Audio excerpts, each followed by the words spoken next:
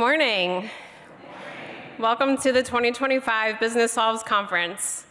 We are thrilled to have you all here, leaders from 29 states, Washington, D.C., and even some international guests. This is a truly cross-sector gathering. And today is a powerful moment to come together. Leaders from business, government, nonprofits, and communities to talk not just about how we're solving our problems of today, but how we can solve the most pressing challenges for the next 250 years. Before I dive in, I want to express heartfelt thanks to our sponsors that make today's program possible. You'll see their logos, videos, and images circling through the event screens today, but I want to give a special nod to Niagara Cares, the PepsiCo Foundation, and United for being this year's premier sponsors. Thank you.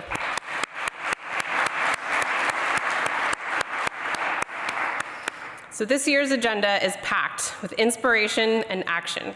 You'll hear from CEOs, entrepreneurs, community leaders, and change makers that are tackling some of these most pressing challenges, from trust and civic engagement to health, education, and economic opportunity. And it's not just about inspiration, but it's about action. You'll hear stories of trust restored, partnerships forged, and impact scaled. We'll kick off with the keynote from Tom Wilson, Chair and CEO of Allstate, who will explore the power of trust and how rebuilding it across our communities is essential to unlocking optimism and potential. Then we'll look at civic engagement as a real building block of growth and prosperity, with leaders from the Maryland Chamber of Commerce and travelers joining me on stage. Later, we'll hear from Chris Gardner, who I'm excited to hear from, inspired the movie The Pursuit of Happiness. And we'll hear about how today he's helping others follow their dreams through immersive career training. You'll also hear from Pfizer's Dr. Albert Bourla, Ross Perot Jr., and many others who are leading the way, creating systems-level change through partnerships, innovation, and purpose. And of course, later, we will celebrate the Citizens Awards, the finalists and winners across 9 categories, honoring businesses, creating real change, and making a difference in their communities. So as we look ahead, you may know that next year will be America's 250th birthday. And when I think about that, we're not just commemorating our history, but really it's an opportunity to shape our future. Research from the U.S. Chamber Foundation shows that 80% of Americans believe that business has a critical role to play, both in strengthening our communities and our democracy. And over 2/3 of Americans believe that our problems can be fixed eventually. So that optimism I see as a call to action, a belief that progress is possible when we work together. So what does it take to solve problems for the next 250 years? Well, I think it focuses on 3 things. It takes trust. Trust in our institutions, trust in each other, and belief that progress is possible when we work side by side. Rebuilding that trust is essential to unlocking innovation, optimism, and long-term prosperity. It takes civic and community engagement, because strong communities don't just happen by chance. They are built by people like all of you who show up, who speak up, and who take part. And finally, it takes shared purpose. When innovation meets empathy and business aligns with community needs, we can unlock solutions that are not just effective, but enduring. So when we lead with trust, we engage with purpose, and work together, there's no challenge that business and our communities cannot solve. So in that spirit, I'm excited to announce that today we're launching our America 250 playbook to help guide businesses as they think about how they step up in America's 250th birthday. This resource will help you think about how to plan inclusive, nonpartisan celebrations, as well as provide thought leadership, best practices, partnership strategies, and more.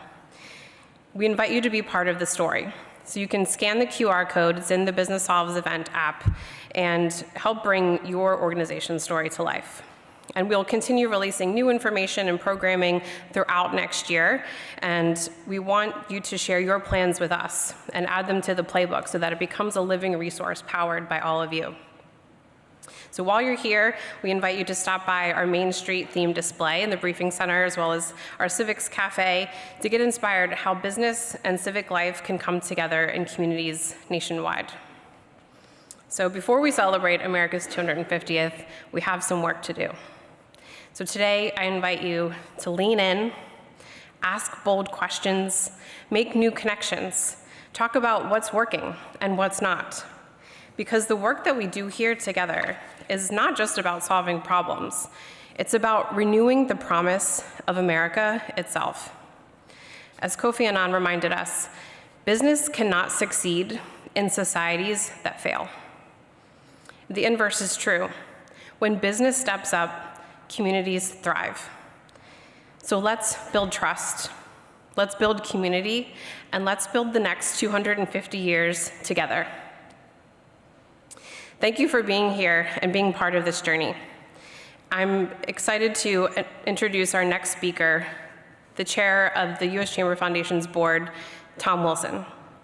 Tom is chair, president, and CEO of the Allstate Corporation. We are honored he's joined us today to talk about one of these timely topics, which is trust. As Tom has said, businesses have 4 roles: to serve customers, to earn returns for their shareholders, to create opportunity for their teams, and to improve communities. With the foundation of trust, it's all possible. So I can think of no better way to kick off today's conference. And please join me in giving a warm welcome to Tom Wilson.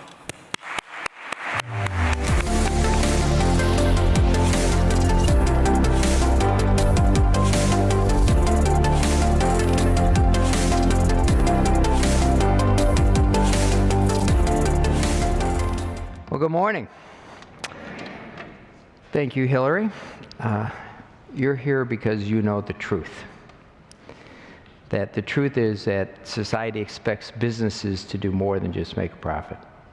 So when we think about it, as Hillary just said, we think businesses have 4 requirements by society. One is to serve our customers, that's obvious. Second is to make a profit. We do need to make a profit for our shareholders. Third is to create opportunities for our team. And fourth is to improve communities. So your investment of time today shows you're aligned with the U.S. Chamber of Commerce Foundation and Michael's quest, which is to harness the power of business to make the world better.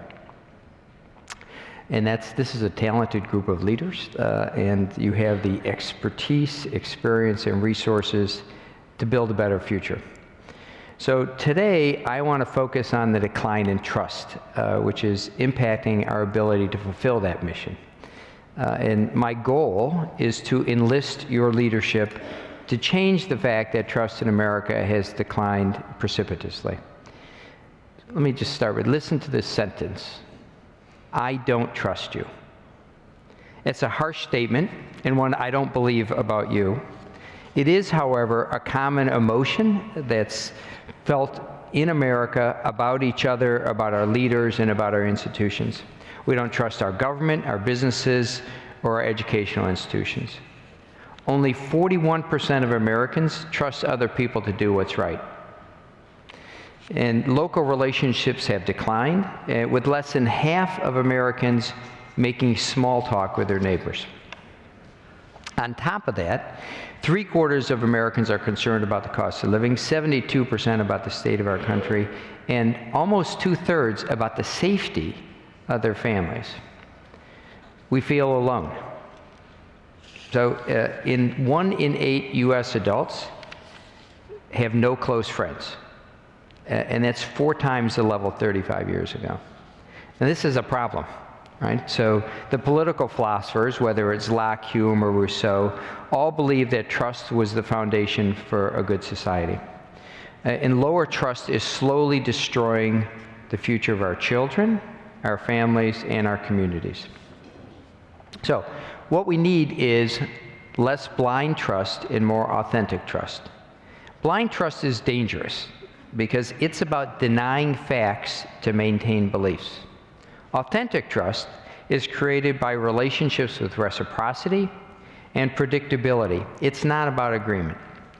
So authentic trust is necessary for us to be a functioning society. Trust is also necessary for one of the most basic of American principles, freedom. You know, trust is freedom in itself, because if you don't trust, you won't try new things.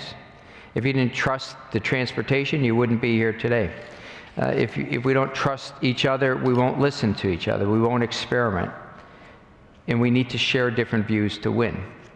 So America has succeeded by innovating and by trusting each other, and we need to get back to that foundation.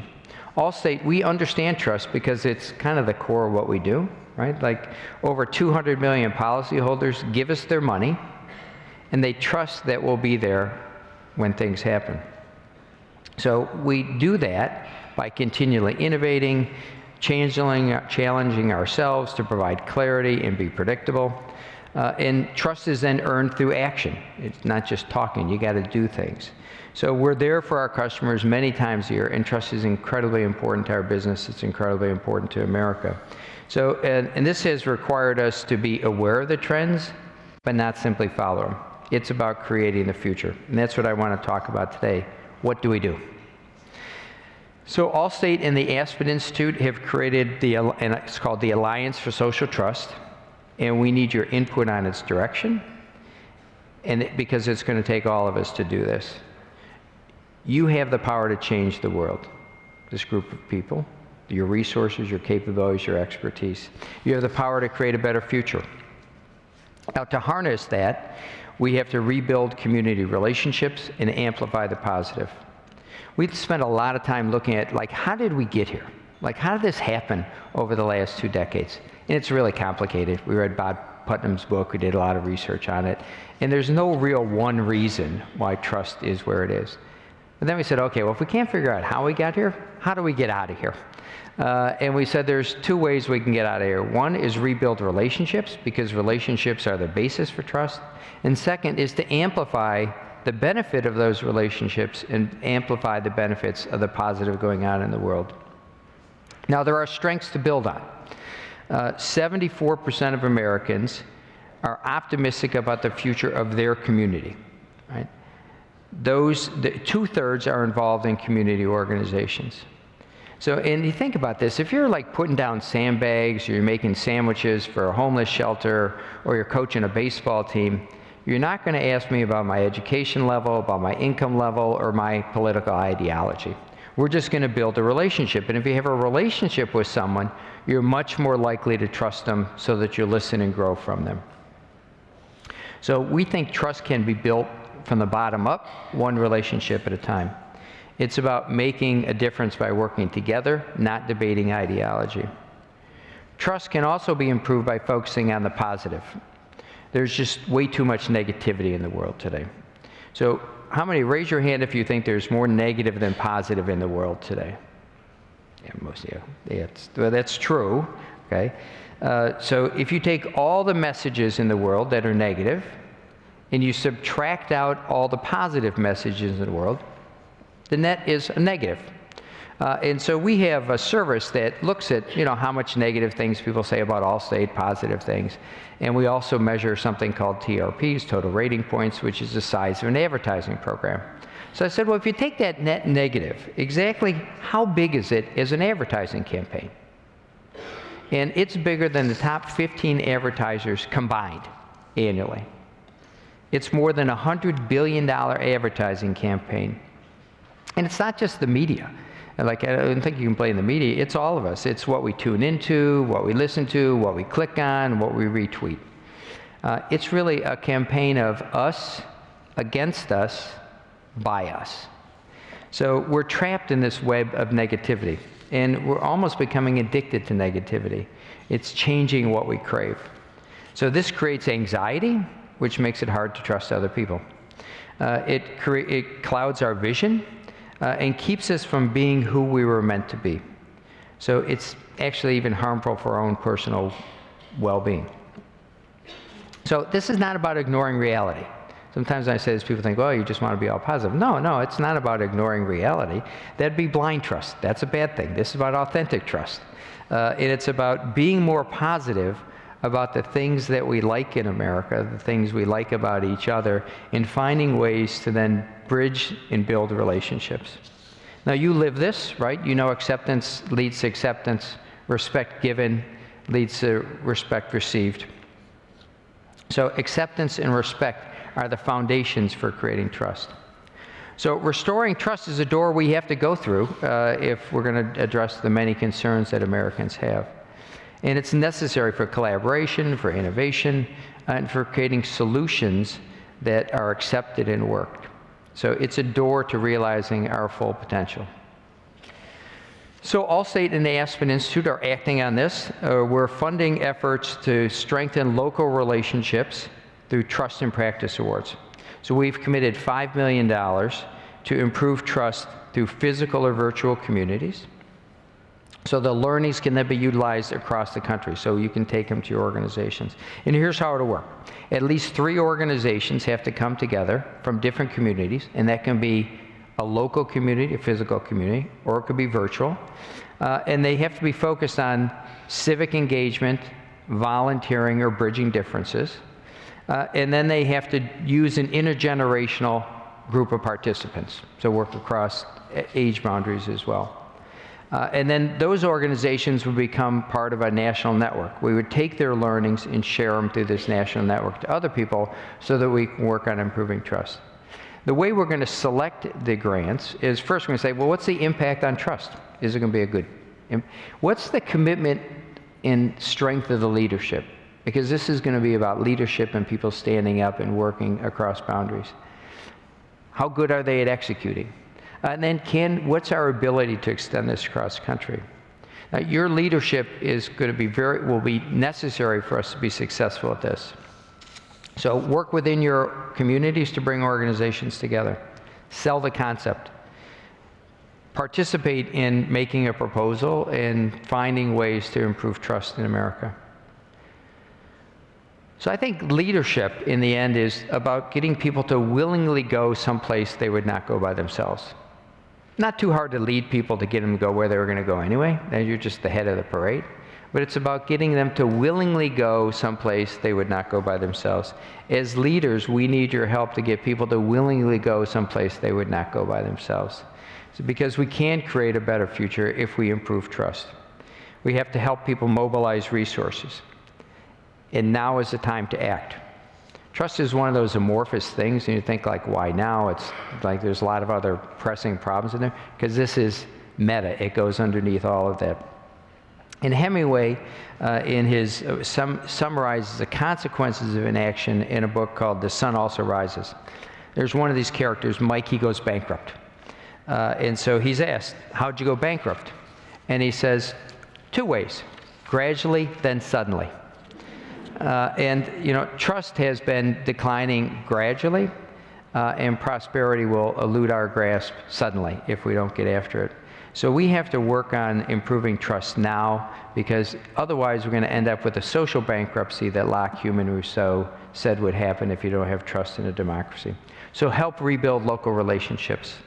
Help us start and sustain a movement to improve trust in America by getting people to do the work they're doing today, but doing it across boundaries and bringing a broader group in. And then help celebrate the success. You know, avoid the trap of negativity, find those things you like, celebrate those, let people know about those so that we have inspiration and momentum to continue to build trust. I do trust you. I believe you will create a better future. And the time to act is now. So let's make the world better together. One relationship, one positive thought at a time. Thank you for being here.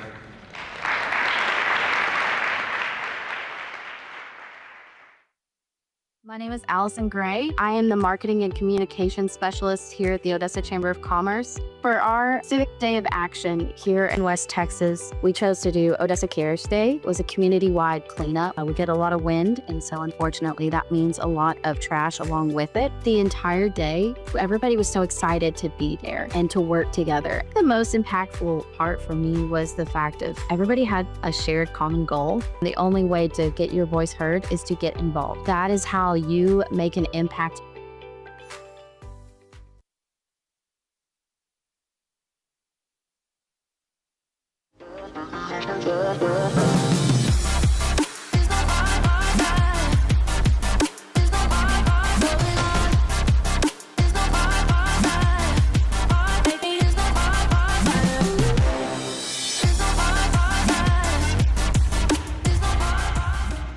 Well, what inspiring remarks from Tom Wilson on the importance of trust. Before we dive in, I have to say, it's because of him and his leadership that we can take some big swings and bring some new exciting programs to the U.S. Chamber Foundation. So just want to thank Tom for all of his support and trust in us and our team. So speaking of trust, I think that's going to be a common theme throughout the conference today. Trust in how we live, how we lead, how we do business, and certainly part of the message of our conversation today. So if you joined us at Business Solves last year, you might remember that we started a conversation about how business can have a role in strengthening our democracy through civics. And we're here to continue that conversation a bit today with two inspiring leaders who live that mission every day in their personal and professional lives. So I'm pleased to introduce Ojala Naeem, who's the Senior Director of Design Operations at Travelers and also a member of her local town council. And we have Whitney Harmel, who's the Executive Vice President at the Maryland Chamber of Commerce and the Executive Director of the Maryland Chamber Foundation. So welcome. Thank you. Thank you. I'd love to start off by each of you sharing your personal stories. What inspired you and led you into civic life, and how have your employers sort of embraced that? So Ojala, I'll ask you to start us off. Sure. So my personal journey actually started back when I was in middle school, and I was seeing a bunch of problems in my community and said, I want to figure out how to solve these. And those were with things happening in school. And at the time, I didn't think that meant civic engagement. I didn't think that that meant anything beyond just fixing what was wrong. And then we'll fast forward to during the pandemic. So my background prior to joining Travelers, I was working with a lot of small businesses in the Hartford area. And as many of you know, small businesses took a real impact during the pandemic. And there were a lot of problems stemming from that I really wanted to roll up my sleeves and solve. And so in 2021, I moved to my now hometown, Windsor, Connecticut, and said, okay, how can I help? I got involved in our local Economic Development Commission, spent a couple of years there trying to figure out how do we get businesses back online, how do we bring more companies into our town and really invest in our economic development. And then a couple of years later, there was an opening to run for town council. I said, why not? Let's solve more problems. And today I serve as a town councilor in Windsor, Connecticut. And what's been really great throughout this process has been how Travelers has supported it. So some of you, if you were here last year, you may remember that Travelers has a program called Citizen Travelers. And it's really geared towards empowering their employees to become more civically educated and more civically engaged. And for me, that meant a lot because I was worried if I could actually run for office and still maintain my job as a design operations professional. And I didn't want to give up either of those things. And because they invested in their individuals, they created the space to say, hey, if you're passionate about something, if you want to get more involved, you should go do it and we will support you, made a huge difference for me. So I know we'll talk a little bit more about the program later, but it's really core to me feeling like I'm empowered and have the support to be able to help solve problems in my community. Awesome. Whitney.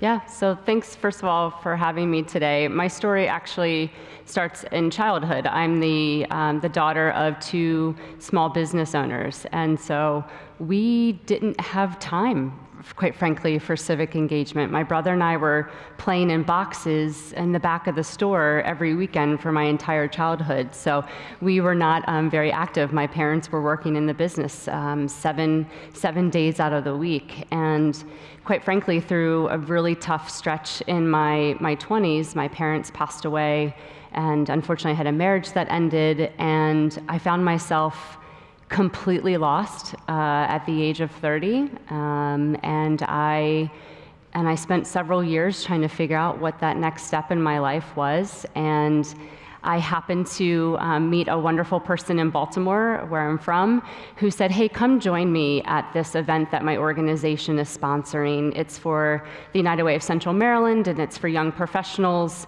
and maybe you'll meet some people that can help you along your journey. And man, you guys, I walked into a room of 300 young professionals that cared about their community, and I had never in my life felt that kind of positive energy. And I felt like I was in a room with people who understood what our community needed and were willing to come together to make some change. And so I had never been involved civically, but I jumped right in. I did everything from volunteering with the homeless to feeding the homeless, a whole number of things. And it just so happens that the person that ran that program knew my CEO. And I happened to get an interview a couple years later, and 8 years I've been at the Chamber. And so there's a lot of woven thread, I would say. But my CEO currently is someone who absolutely wants us to activate in civics. We are encouraged to be involved in boards. We're encouraged to be involved in nonprofits. As a team, we're only 10 people. But we tend to support each other when we have some sort of nonprofit event coming up, and so it's working friendships, it's working professional connections, and we just have a really trusting CEO who lets us be ourselves when it comes to civic engagement. It's really powerful. Thank you for sharing, both of you. It strikes me that, you know, when we give our time, we're not just helping those that we are contributing to, but we get so much value and power out of that ourselves. And I love both of those stories. So thanks for being vulnerable enough to share them. At the Chamber Foundation, we talk a lot about how civic skills are also workplace skills. When we think about things like problem solving, leadership, collaboration, what are some civic skills that you've gained through your civic engagement, and how do those show up in your work life? Patience. No, but seriously, patience, because, you know, what I do from a policy-making perspective and as an elected official focuses around coalition building, around collaboration, around listening to our constituents, understanding what the problems are, and figuring out a way to a resolution that is beneficial for all, but can be agreeable as much as possible by all. And that does require patience, because it doesn't happen in a snap of a finger. It doesn't happen overnight, and it takes time. But it's taught me how important it is to make sure that the people that you are working with, the stakeholders that are involved, may it be other electeds or may it be the people that you are serving, are walking with you each step of the way. That you're not just going out making decisions and saying, all right, you know, you figure out why that's beneficial to you. And when I look at it from a work perspective, all of those things are so critical for my role. So just recently, I've been working on a pretty big project that involves working with leaders from across all of our different business units. Travelers is a 30,000 people company, pretty big, lots of different pieces to move forward. And I remember when I first started Travelers, I was like, man, how does anyone get anything done? Like, I gotta engage so many different people. And I've learned over time that that is how you get things done. You know, you build those relationships, you understand, you listen to what, you know, is of interest to each of those stakeholders, what they want to see happening, and you figure out a way to bring the best possible solution forward that will make as many people as possible happy with the results that are coming out. So all the things that I'm doing, all the skills that I'm developing and learning from a life in public office are playing in directly to the work I do at Travelers. So a lot of wisdom in that response. Whitney? I think for me, there's two different, there's a tangible and there's the intangible. And the intangible is just my growth and empathy for others. I feel like I'm a fairly empathetic person, but when you are volunteering in the way that I have volunteered and how I've come up through different organizations in Maryland, I would say empathy is probably at the top of the list, and really trying to understand and meet someone where they are versus where I think they should be. And that has absolutely come over into my professional life as well. And then the second is public speaking. I shared with you that I walked into a room that night with 300 people, but the part of the story that I didn't tell is that I literally stood up against the wall because I was completely paralyzed in fear. I had, as I mentioned, come out of a pretty tough decade, and I did not think anyone in that room wanted to acknowledge me or speak to me, and I stood against the wall, and nobody came and pulled me off the wall. And I will never forget what that felt like. And I forced myself off the wall. And as I mentioned, I joined this emerging leaders group, and I jumped right in. And before I knew it, I was on the council, and I was working my way up in the leadership of the council. Well, guess what? We had an annual conference. And before I knew it, I was being asked to present. Well, I didn't think I deserved to be presenting, but they thought I deserved to be presenting. And so I practiced on my peers year after year. And then eventually I was asked to be on the board at the United Way of Central Maryland. And if you met me today, you would not think that 10 years ago I was a wallflower that was holding up a wall in a room with 300 people, or that I would be speaking here today. But it is now a big part of my job every day to be speaking to businesses, to be speaking publicly in situations like this, to be representing my organization. And had I not walked in the room that night, and had I not jumped all in in this organization, there's no way that I would be sitting here today, or that I would have the opportunities that I've had. Wow, I think that is such a good lesson for all of us. And I think many of us are still standing against the wall, and we need to have the courage to really dive in, right, and figure out how do we engage locally, how do we get involved in our communities with our teams and our workplaces. Those are just such applicable skills and lessons for both. So Whitney, Ojala, both of your organizations have really supported and participated internally and externally, civic education and engagement programs. Why is that so important right now? And how does that help build trust and prosperity, both in our communities and in our workplaces? Yeah, so I think it's pretty obvious the polarization that a lot of us are feeling and experiencing, whether it's at work or personally or just watching the news. And the Maryland Chamber Foundation was asked 4 years ago, I think at this point, to be one of the piloting programs for the National Civics Bee, which, if you're not familiar with it, it's a program for middle school students to directly address a community problem that they see, that they're passionate about. And we jumped all in. And we thought, what a great way to interact with young minds. And I think, just full disclosure, I am a childless by choice person, so I do not have kids in my home, but it is evident that kids have information that is accessible at any moment in the palm of their hand. And I grew up in an era where it was Desert Storm, and if my parents didn't have it on the nightly news, then we didn't know as middle school students what was happening. The biggest challenge we had was, is our friend going to answer the door when we knocked on it, or am I going to have to ride my bike home? So I think now that kids have access to information and they're so much more knowledgeable about what's happening in our society, they want to be a part of the solution. They want their voice to be heard. And what a better way than to engage them at such a young age. And what we found, and what was so surprising to me over the last 4 years, has been how their families have engaged. So it becomes a family unit, and how parents have embraced the idea that this young mind in their home wants to be more involved, and that they're supporting that, and they're opening up doors. And so it's something that we've just been really proud of. And it actually has activated our team to be more civically engaged. I think we were individually, but as a team, we've been more civically engaged.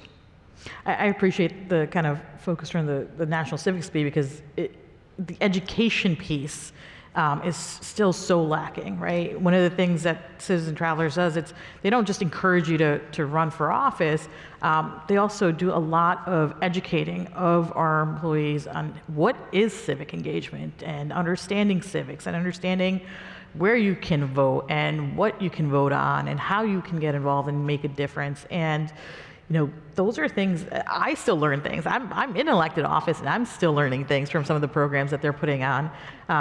And I think we're lacking that education, so I think it's so critical to have these types of programming, supporting getting folks more engaged. The other piece I think right now we're seeing, yes, we have polarization, but we also are seeing individuals feeling disconnected from their communities as well as the institutions that they're a part of, right? And that disconnection, that disengagement leads to more problems being created and no one there to solve them. And I think when employers are saying, hey, we want to create the space for you to get more involved because we believe in your ability to invest in your communities. And we believe that it's important for you to put your voice out there. Oh, and by the way, we want to hear what you're seeing and hearing and learn from you and bring it back into our companies and inside our walls. That's so powerful because it's making individuals not only better employees, but it's helping the communities that they're living in, and it's helping the companies become more, I'll call it, outstanding corporate citizens as well. Absolutely. And you all saw before we came out here a short video that showed a Civic Day of Action. So I just wanted to explain a little bit what that was. So as part of our Civics at Work initiative, which both the Maryland Chamber of Commerce and Travelers have been part of helping us pilot, we launched a pilot earlier this year called Civics Academy, which is an opportunity for employees in the workplace to do a little bit of a Civics 101. And at the end of completing that course, they had an opportunity to do a Civic Day of Action where they went out into their community and volunteered in some form. And so you saw what the Odessa Chamber did down in Texas, which was phenomenal. And we've been gathering some of those stories. And we are launching that as a national program next year and would love for all of you to be a part of it. And just wanted to thank you both for your participation and support in that as well. So we're coming to the end of our time, but before we wrap up, I wanted to ask, for those who may be in the audience that have that spark, who want to get involved, want to be more civically engaged, or want to find ways for their organizations to become engaged, what's your advice for them? Or what's one small step or action that they could take to get started? I think you should look at what drives your passions. What are you most interested in? What is it that you really feel strongly about and care for? Like I shared in kind of my intro, small businesses meant a lot to me into the work that I did, and I wanted to see that community come back online and be thriving again. And so I got involved in the Economic Development Commission. You don't have to just run for office. You don't have to just serve on a board or commission. There's so many different ways to volunteer. And also remember that your vote is a way to take action as well, especially at the local levels. I mean, I know we talk about federal level elections all the time. That's what most people are familiar with, but local elections matter. You might be in a place where there's referendums happening all year round. Get involved. Those are decisions that are going to impact you and your families on the long run. So really ask yourselves, what is it that I am most passionate about? And then find an avenue to be able to really act on that passion. And also talk to your employer, right? Say, hey, how can we get more involved in the community that we're in? How can we make sure that our employees know that they have these opportunities to engage? And for those employers that are in the room, I think, ask your employees. You might be surprised at what many of them are already doing. It's so incredible to me to look at the community that we've grown at Travelers through the Citizen Travelers program. I have so many peers that I didn't even know were involved in their local boards of ed or on different commissions. And so now I've got a whole community of support at work that also helps me think through challenges I'm running into outside of work in public office. Yeah, I couldn't agree with you anymore. I think it's, for any of the young people in the room, lead from the front. Go to the person in the office, go to someone that you trust and float an idea. come up with a solution, come up with a community challenge, or suggest that the team discusses it together even. What a better way to talk about the community than to do it all in your staff meeting instead of talking about the latest numbers. I would love that, actually. And I think, from the employer standpoint, it's be open to opportunity. I'll just give you an example. A couple years ago, one of our coworkers said, I'd like to really support the food bank. And when you think about the disparities that happen when kids are hungry and what happens in schools, and when you think about families who might be in need, it was something that our whole team could get behind. So we floated it to our board of directors and said, hey, do you guys want to get involved in this? Who wants to be a part of it? Well, they didn't just write checks, which we all love when they write checks, but they said, hey, we're going to make it a competition internally. So United Healthcare gets this team, and they get very competitive every year, and they're each given a certain dollar amount, and then they let them loose in Sam's Club. And they say, go have fun with this money and come back and make sure you have nutritious food that we can give to the food bank. And then we meet them there, and we give everything, and we make it an opportunity to connect in different ways. And so we've engaged not just our own team, but we've engaged our board as well. And we have a lot of fun with it. And that's the other thing. You can have a lot of fun engaging in civics, right? And I think whether it's an education board or it's volunteering at a food bank or whatever makes sense for your organization, align it with your mission, align it with what your people care about as well. You can't go wrong, but start somewhere, because at the end of the day, especially the younger generation, they want to be active in those ways, and they want to see that the organization is as well, and nothing bad happens when you are focusing on your community. That sounds like a lot of fun. Maybe next year we can kick off a conference at the local grocery store. Everybody set loose and picks out some non-perishable goods for a local charity. Yeah, you can make it like an old school game show, when they used Supermarket to run sweep, the carts around. Okay, so as we close, what's one final thought or a great lesson that you've learned throughout either your personal or professional journey of civic engagement that you'd like to share? Yeah, I would say lean in. And you said it in your opening remarks today, and it made me smile, because that's what I had thought about today. Just lean into it.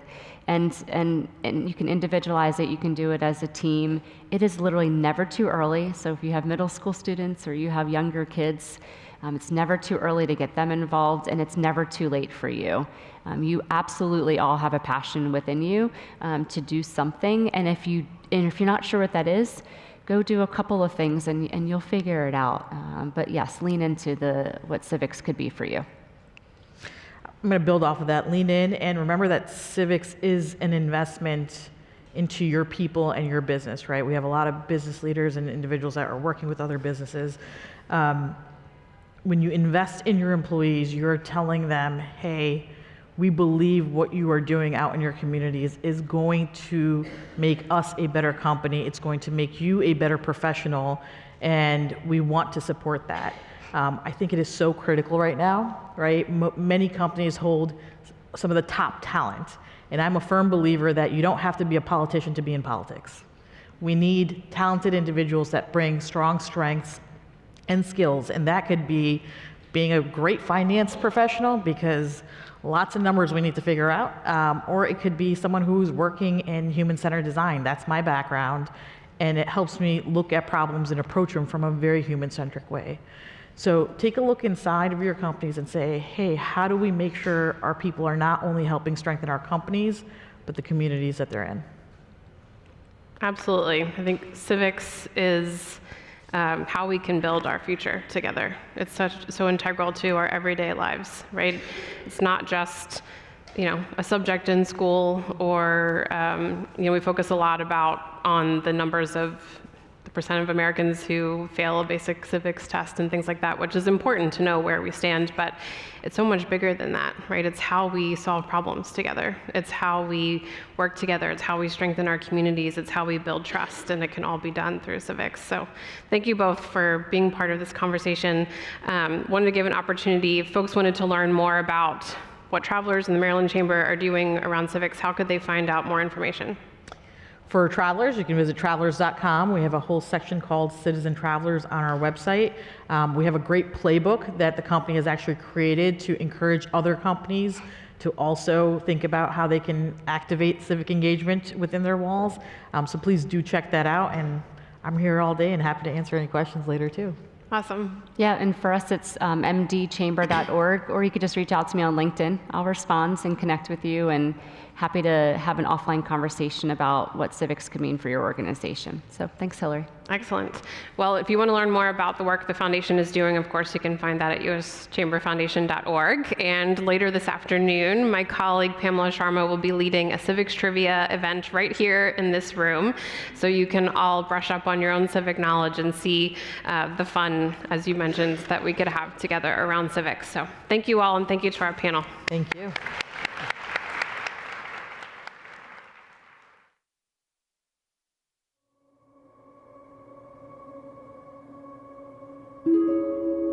Look in the mirror and ask yourself two questions. If I could do anything in the world tomorrow morning, what would it be? What would it look like? What would it feel like? What would it smell like? Engage all your senses. And then ask yourself the second question.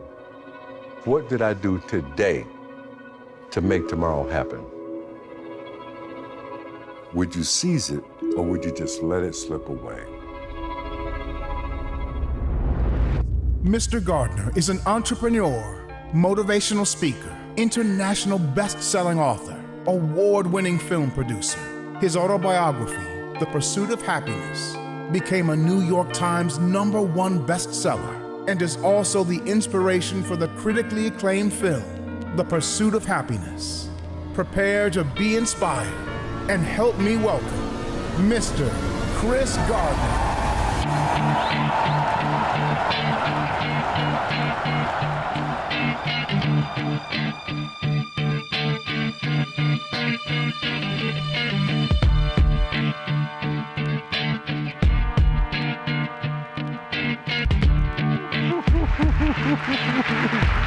Good morning. Oh, good morning, good morning, good morning. Let me say this. I am absolutely honored to be here. Can you guys hear me okay? I'm asking for a reason. I had a experience on a plane the other day where we had to make an emergency landing because the air compressor on the plane didn't work suddenly, and it felt like I've been getting stuck in the ears with ice picks. So I feel like I'm talking loud. Am I talking in a regular tone of voice? Thank you, all right, because I'm starting to get concerned. I will share with you that at this point in time in my life, I've been invited to speak in over 90 countries all around the world, governments, corporations, foundations, trade groups, 3 times at the United Nations. But this is my first U.S. Chamber of Commerce event. So I'm honored to be here. I'm absolutely honored to be here. And it's hard to believe in just a couple of months, I guess about 70 days, we're going to begin the 20th year anniversary of the release of the film, The Pursuit of Happiness. It's hard to believe, but you think about it for a second. If you saw that film when it was initially released, at some point you probably did say to yourself, that poor guy. But with everything that's happened in all of our lives the last 20 years, especially the last 4 to 5 years, at some point you probably looked in the mirror and said, oh shit. Because now it's personal, okay? So let's just do a brief timeline, if you will, and let's look back over the last 20, 25 years, not through our eyes, but through the eyes of young people in your community that are looking to you for a vision of the future. Let's start with the children born in the year 2000. Those young people were conceived in a storm. What do I mean by that? Think about it for a second. In the year 1999, we were all freaked out about what? Remember that? It turned out to be a non-event, but the fear was real. The fear was that everything that used a microprocessor, a microchip, or any technology to function was going to fail. The utilities were going to collapse. The banks were going to fail. All government documents and records were going to be lost forever. Hospitals wouldn't be able to treat patients. Planes wouldn't be able to fly. So I submit to you, the children born in the year 2000, they were conceived in a storm. And you look at that timeline, 2000. Just as many of those babies were learning how to walk, what happens? 9/11. Fast forward on that timeline, 7 years, what happens? Global financial crises. Fast forward on that timeline, 12 years, what happens? Politics, polarization, and a pandemic. What is the one constant in that timeline? Change. Big, dramatic, frightening change. So the question is,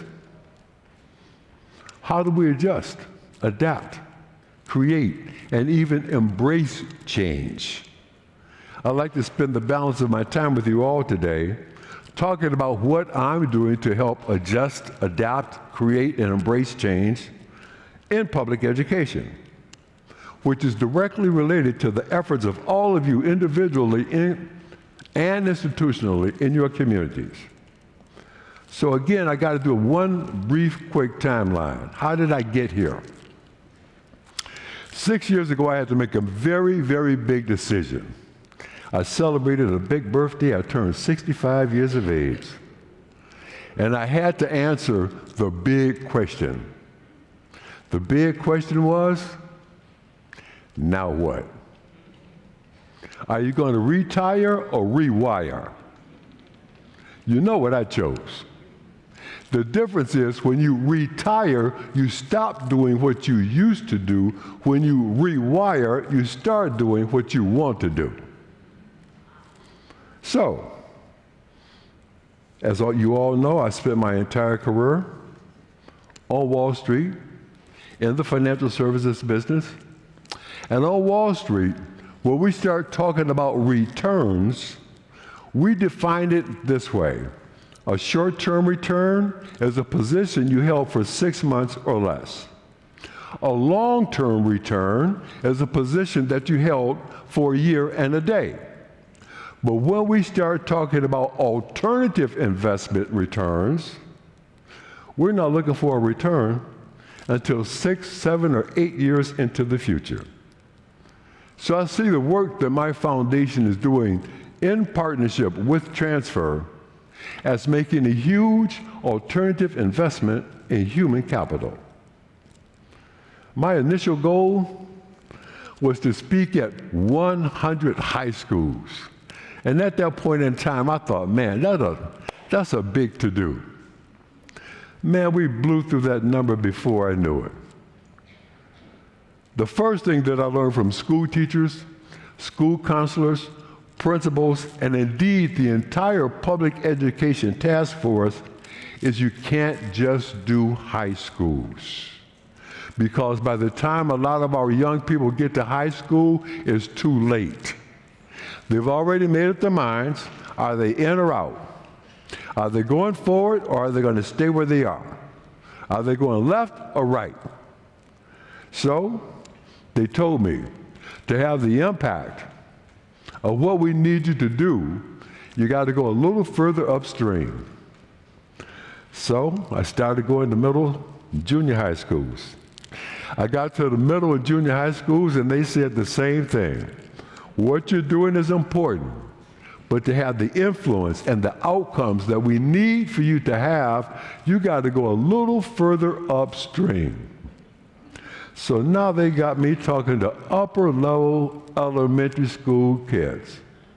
And I got to tell you, those 5th and 6th graders scare me to death.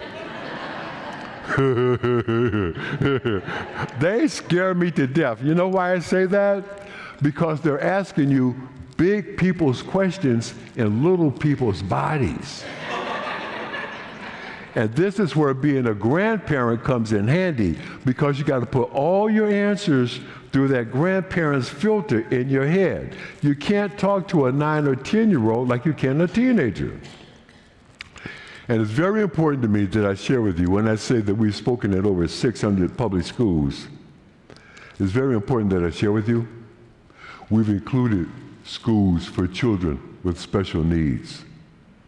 We've included schools for justice-involved or incarcerated youth.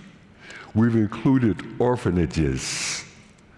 We've included young people who are aging out of foster care. Think about that just for a second.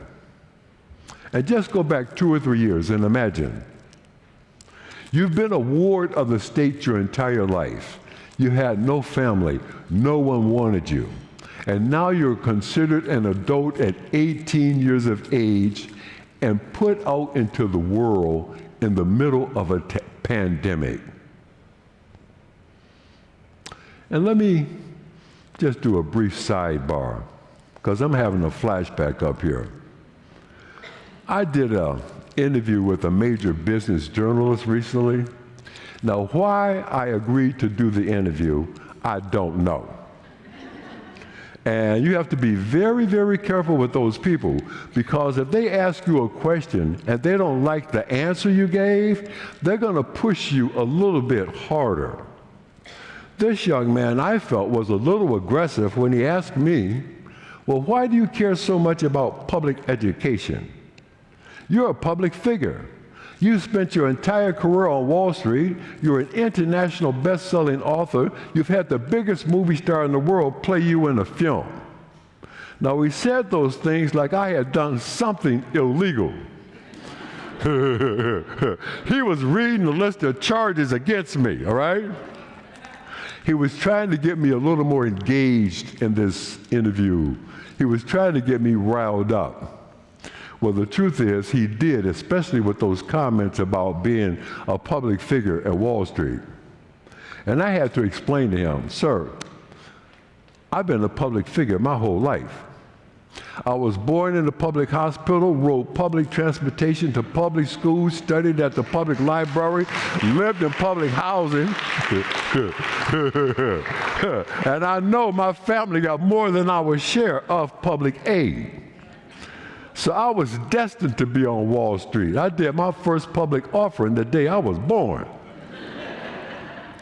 And just like everybody else in this room right now, when you go to a conference, we all ask ourselves some of the same questions. Who's speaking? What's their expertise? What do they got to say that might be a benefit to me, my community, my business?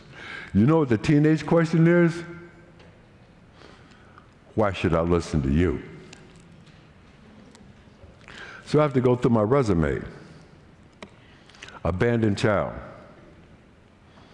foster care, mom in prison, never met my father, domestic violence survivor, sexual assault survivor, veteran, single parent, homeless, entrepreneur, and black.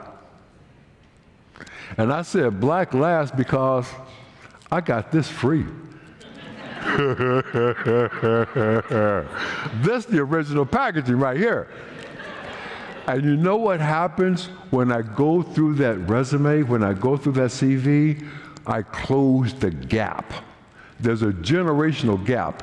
I'm 71, they're 17. And when you close that gap becomes a bridge.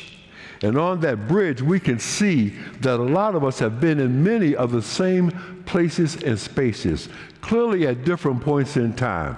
Different cities, same circumstances, different streets, same situations. When I'm with students, I make only one reference to the film, The Pursuit of Happiness, and that's to point out one major reality difference between Hollywood and reality. In the film, Jaden Smith plays my son as a 5-year-old. They did that for the dialogue between the characters. In reality, at this point in our journey, my son was 14 months old. He was still in diapers. That changes everything.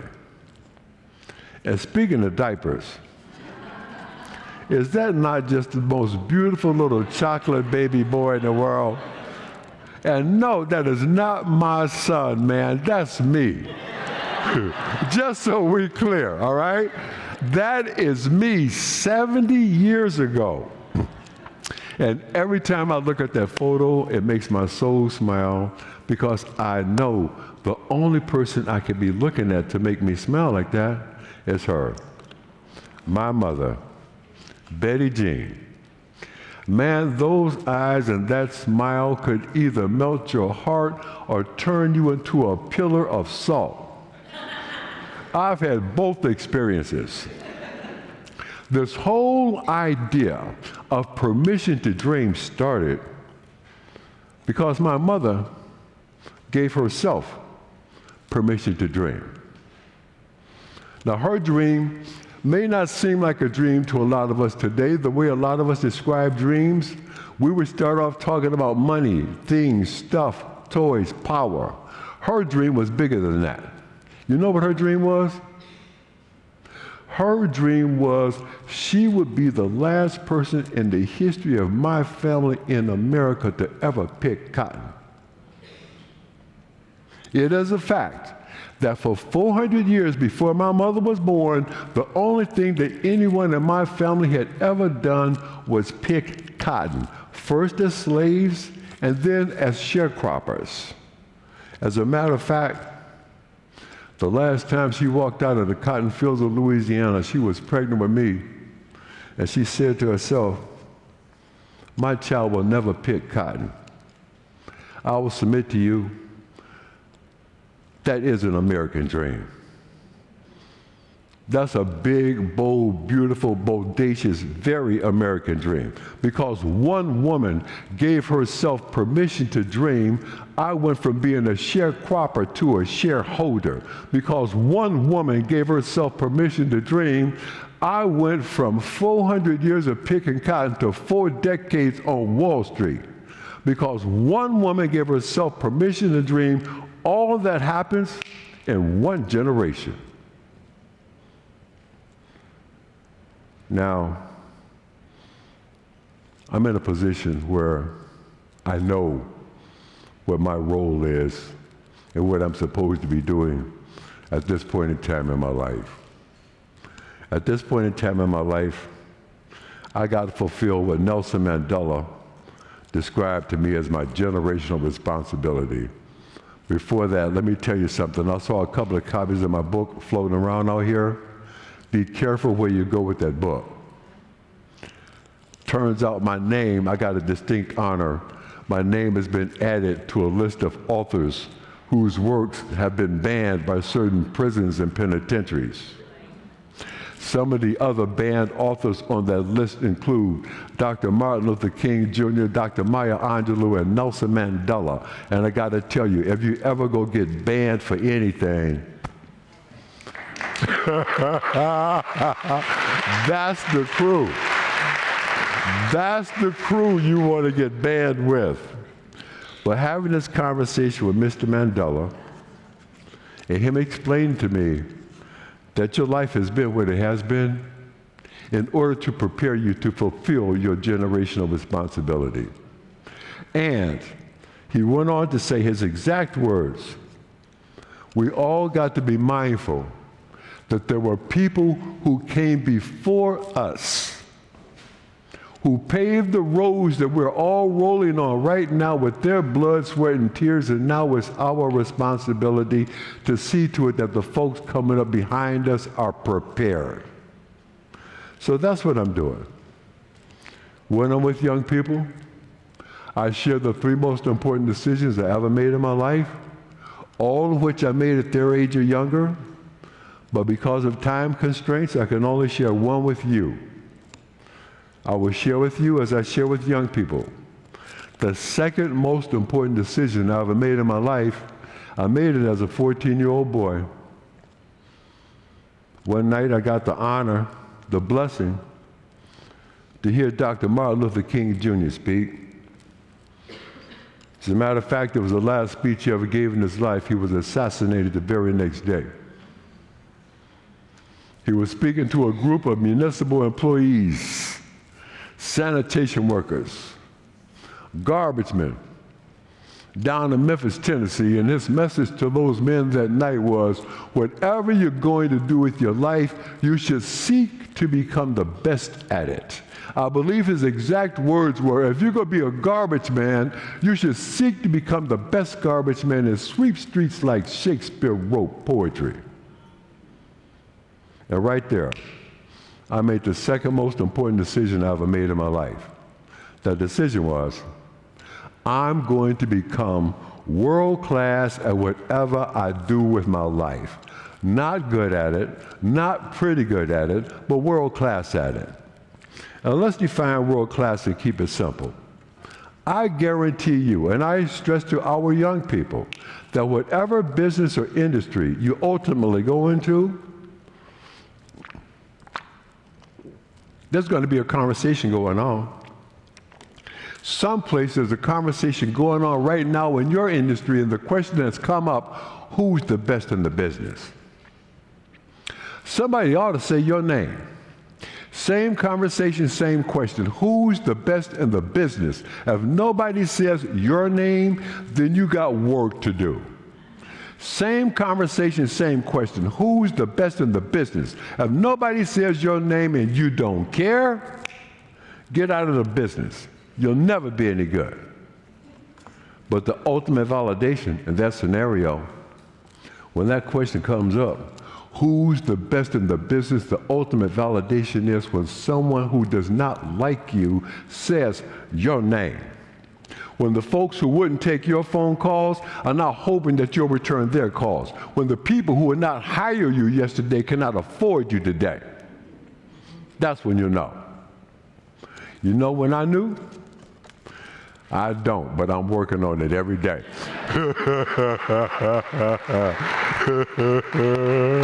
I am working on it every single day. Now, my time with you is too short, but I cannot leave here without sharing something with you. You know, you learn something as you're going along. You're kind of figuring it out as you're doing it. The very first school I spoke to, Monty Technical High School up in a little place called Fitchburg, Massachusetts. Anybody know Fitchburg? You ever seen that movie Get Out? Yeah, well, this was Get Out, Massachusetts. I'm having a flashback, I'm telling you. 1,600 students, and they were the children of rural, working white people. The very first question I got, is the American dream still possible? That's a big question, especially coming from a 16, 17, 18-year-old young man or woman. Man, the next engagement, 3,000 students, the children of urban working minorities. The very first question I got was, is the American dream still possible? Now, I have to say to myself, whoa, wait a minute. I got two totally different demographics asking me the same question. That's a big to-do. So my answer, and I got to be very, very clear here. Let me talk about this big question. I need to do one more little sidebar real quick. I need to be as clear as possible when I talk about and use the words American dream. We're all living in a world right now where every word that you say can be weaponized, can be politicized. When I use the term American dream, I'm talking about the definition that's given to me by my mother, who said to me seemingly every day, son, you can do or be anything. It's very important I share with you what she did not say. She did not say that you could have everything. She did not say that you could buy everything. She did not say that you are guaranteed, assured, owed, or entitled to anything. She said that you could do or be anything. And for me, that was an even bigger statement. Because if you can do or be anything, all this other stuff will come.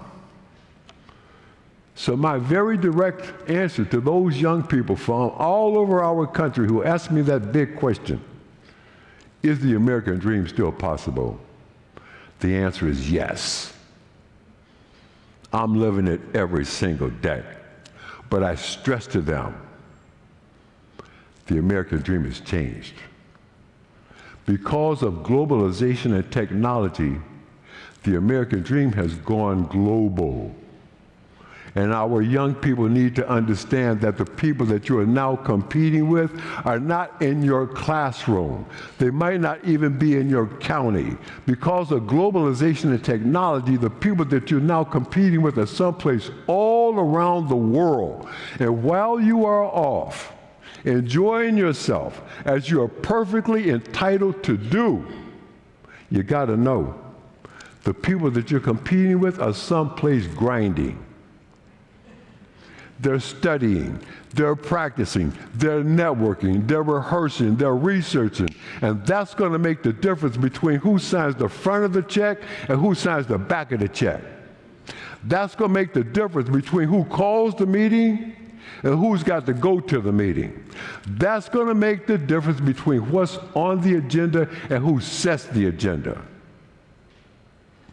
And when you put it to them like that, you see the lights come on. And for a young man or a young woman to come up to you and say, I just never thought of it like that, that's called a good class. And you know what? The truth of the matter is, I now have to make sure I stress to all our young people that because of the tremendous advances in artificial intelligence, some of your competitors right now are not even human. I ain't going to say anybody's name, but I read someplace somebody's about to lay off 30,000 people, replace them with computers. So the primary reason that I'm doing what I'm doing, and tremendously excited about the work that we're doing with Transfer, is that the Transfer folks have created the technology and the platform that will allow our young people to begin career exploration and preparation all the way down into elementary school. And I will share with you, the last thing I stress to our young folks, with everything going on in the world today that you cannot do anything about directly, you can do this. You can do school like a boss. Huh? School like a boss, B-O-S-S. You got to be bold, opportunistic, strategic, and straight. Bold. Some of the biggest bosses in any industry or business that you can think of at some point did say, I need help. That is a bold admission. Opportunistic, the space we've been in, having to learn remotely, having to work remotely. This has also been an opportunity to master the new soft skills that you got to master just to get in the game.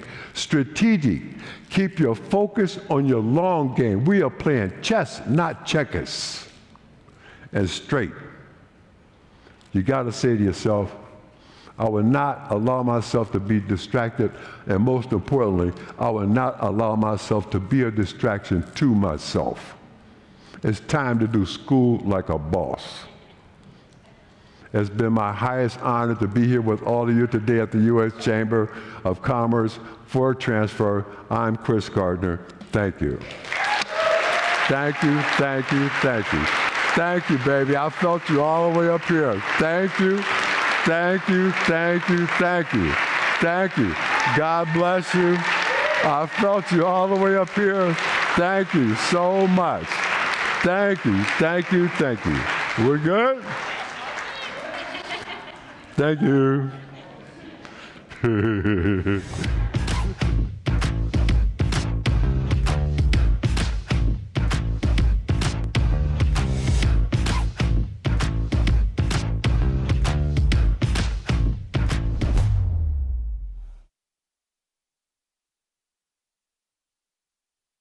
To the Solutions Bench, everyone. I'm joined by Damon Young here, my first official guest of the day. And Damon, I'll say before I get into questions, I mean, you have a unique perspective, a wealth of knowledge, having started businesses, having consulted with businesses, and obviously being chair of the largest chamber in Kansas. That's why I want to kind of frame your perspective on the next 2 days. We're off to a flying start for Business All 2025. Before I get into a couple ideas I want to hear from you, are there any themes or topics that you're looking forward to over the next 2 days? The theme that I didn't know I was looking forward to, but that's emerging for me, even from the few sessions we've gone through, is how, this innovation usually starts from a lonely place. There's like this lonely courage. I love the story about feeling like your back's against the wall and having to pull yourself off. So it's like, it starts with this personal, lonely courage. And then of course it doesn't end there. How do people partner? How do people work with other people? So I think, what is that feeling and sense of loneliness or isolation that leads to motivation to go tackle some big problem in the world?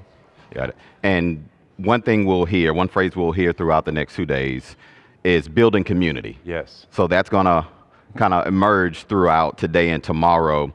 What does building community mean to you as it relates to business and as it relates to development?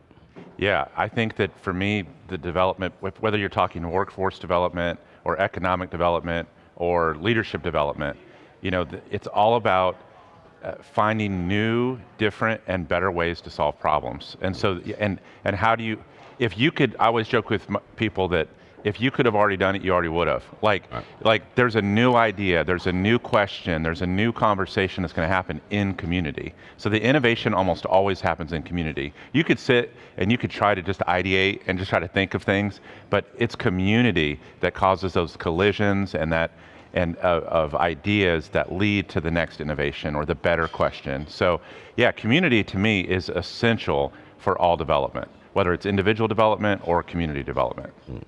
And thinking about that, so that kind of leads us perfectly, it's a perfect segue to my last question. Any advice for attendees, so everyone in attendance over the next 2 days? There's going to be a lot of information. We're going to cover a lot of ground this year for this event. Any advice for how to not kind of fall into information overload and get the most out of the next 2 days? Yeah, my advice to everyone is to really lock in. I see that it's easy to be on our phones or on computers, and we all understand you got stuff to do. But to whatever degree it's possible, turn those things off. Number one. Number two, I would say, really think about what your problem is that you want to solve. What is your unique problem that you're well positioned, maybe because of a role of authority, or maybe because of a role of positionality of department. But there's a problem that someone in the audience can uniquely see, and that's what I'm curious about. So what's your problem? And when we're networking the next 2 days, I'm going to come up to people and say, hey, Joe, what's your problem? And it's not because I have beef, it's because I want to know, what problem are you thinking about? And then, of course, what partner are you going to need to make progress? Because if that problem could have been solved by just you, it already would have been. Right. You're going to have to find another partner. So that's my advice. What is your problem that you're considering solving? And then what partner might you need to make progress on that thing? Got it. So thinking about the problem, being engaged, and being intentional about the next 2 days. Damon, thanks so much for joining me here. We're going to take a quick break, and the show will begin again at 10:35.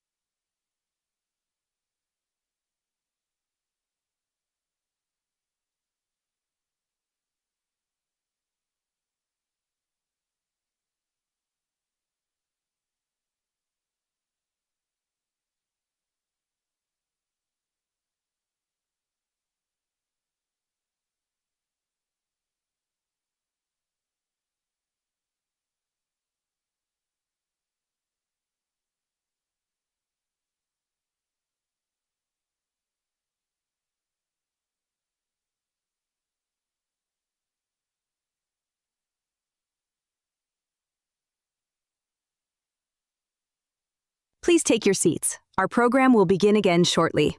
Please silence all mobile devices and enjoy the show.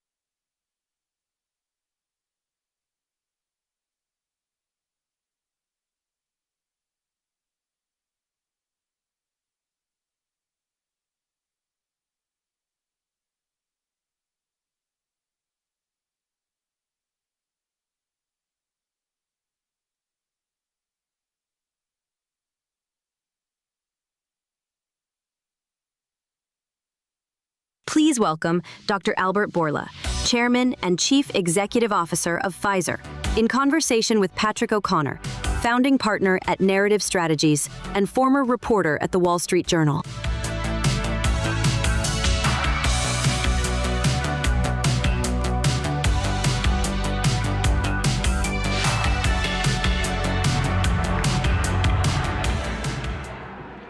Thank you. Well, first off, welcome. Thank you for being part of this event. As you know, this is an opportunity to showcase business and how they're leaning into some of the major global challenges. And I can't think of an industry more central to that mission than yours. So I wanted to start by asking you what you see as some of the biggest challenges for global health as we face today, and how we're positioned to deal with some of those challenges. Thank you very much for the opportunity to communicate with you. I think that the biggest challenges are the result of the big opportunity that it is ahead of us. And this opportunity is that human lives longer.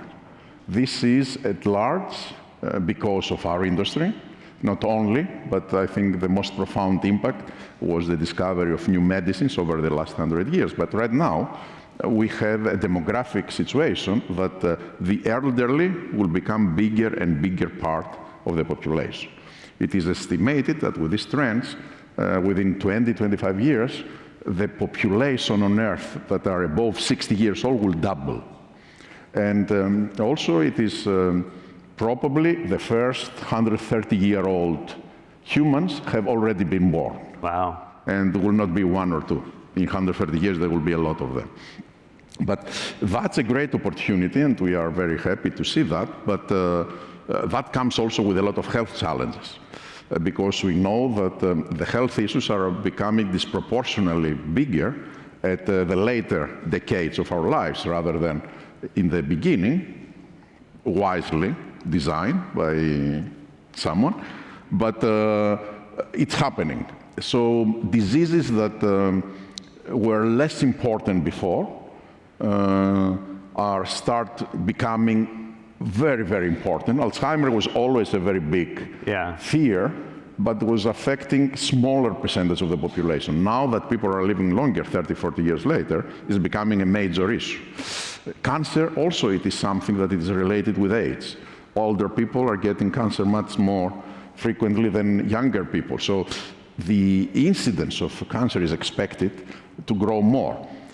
So it is something that needs to be resolved. And I would say also there is a financial dimension to this whole equation, that you need to make sure that the elderly people are as much self-served and self-dependent, because the cost for the society at that level of age to provide these supports for that long period of time is going to be almost catastrophic for the social security network. And for this reason, you need to make sure that the best way to keep people self-served and self-dependent, it is to keep them healthy, to improve their health. And that's what I see as the mission of our industry and of science. Yeah, I've heard you talk about us being on the cusp of a scientific renaissance. I'd love it if you could drill down a little bit more in terms of how the biopharmaceutical industry is positioned to rise to meet some of these challenges, because I know you're doing things with medicine that would have been unthinkable maybe 20, 30 years ago. That's correct, and we are right now at the cusp of a scientific renaissance that will see discoveries, will see solutions that we couldn't dream of before. The reasons are multiple, of course, because science is progressing logarithmically. It's exponential, the growth of science. So whatever you used to have 100 years for something to be discovered, then 10 years, then 1 year, and now it's coming to 1 month, right? So we have very new things coming every here and then. It is also that we have now two power forces that are colliding, and they are creating tremendous synergistic effects. One, it is biotechnology. One, it is our understanding of the biology of the disease, of how the molecules work with our cells, what is the whole system of biological system of the human body operates. We have very profound understanding of how that is happening. We don't know everything, and there is probably more than we don't know than we know. But what we know today, it is multiples of what we knew 30 years ago. So it's very important. The second thing it is that we have an unprecedented development of technology with the digitization that started in the beginning, and then with using computational models that could enhance the work of the scientists. But clearly, after the discovery and development of AI, this is now really can make a revolution in the way that we discover and develop medicines. It's profound, the impact that something like that will have. So I'm very optimistic that from one hand, as I said before, the demand for healthcare solutions will be very high because of all these demographic issues that we discussed. But also I'm very optimistic that the offer will be very rich as well, because the science will be able to deliver solutions. So I wanted to drill down a little bit on AI. I know you're a big proponent. I know Pfizer has been aggressive about adopting it.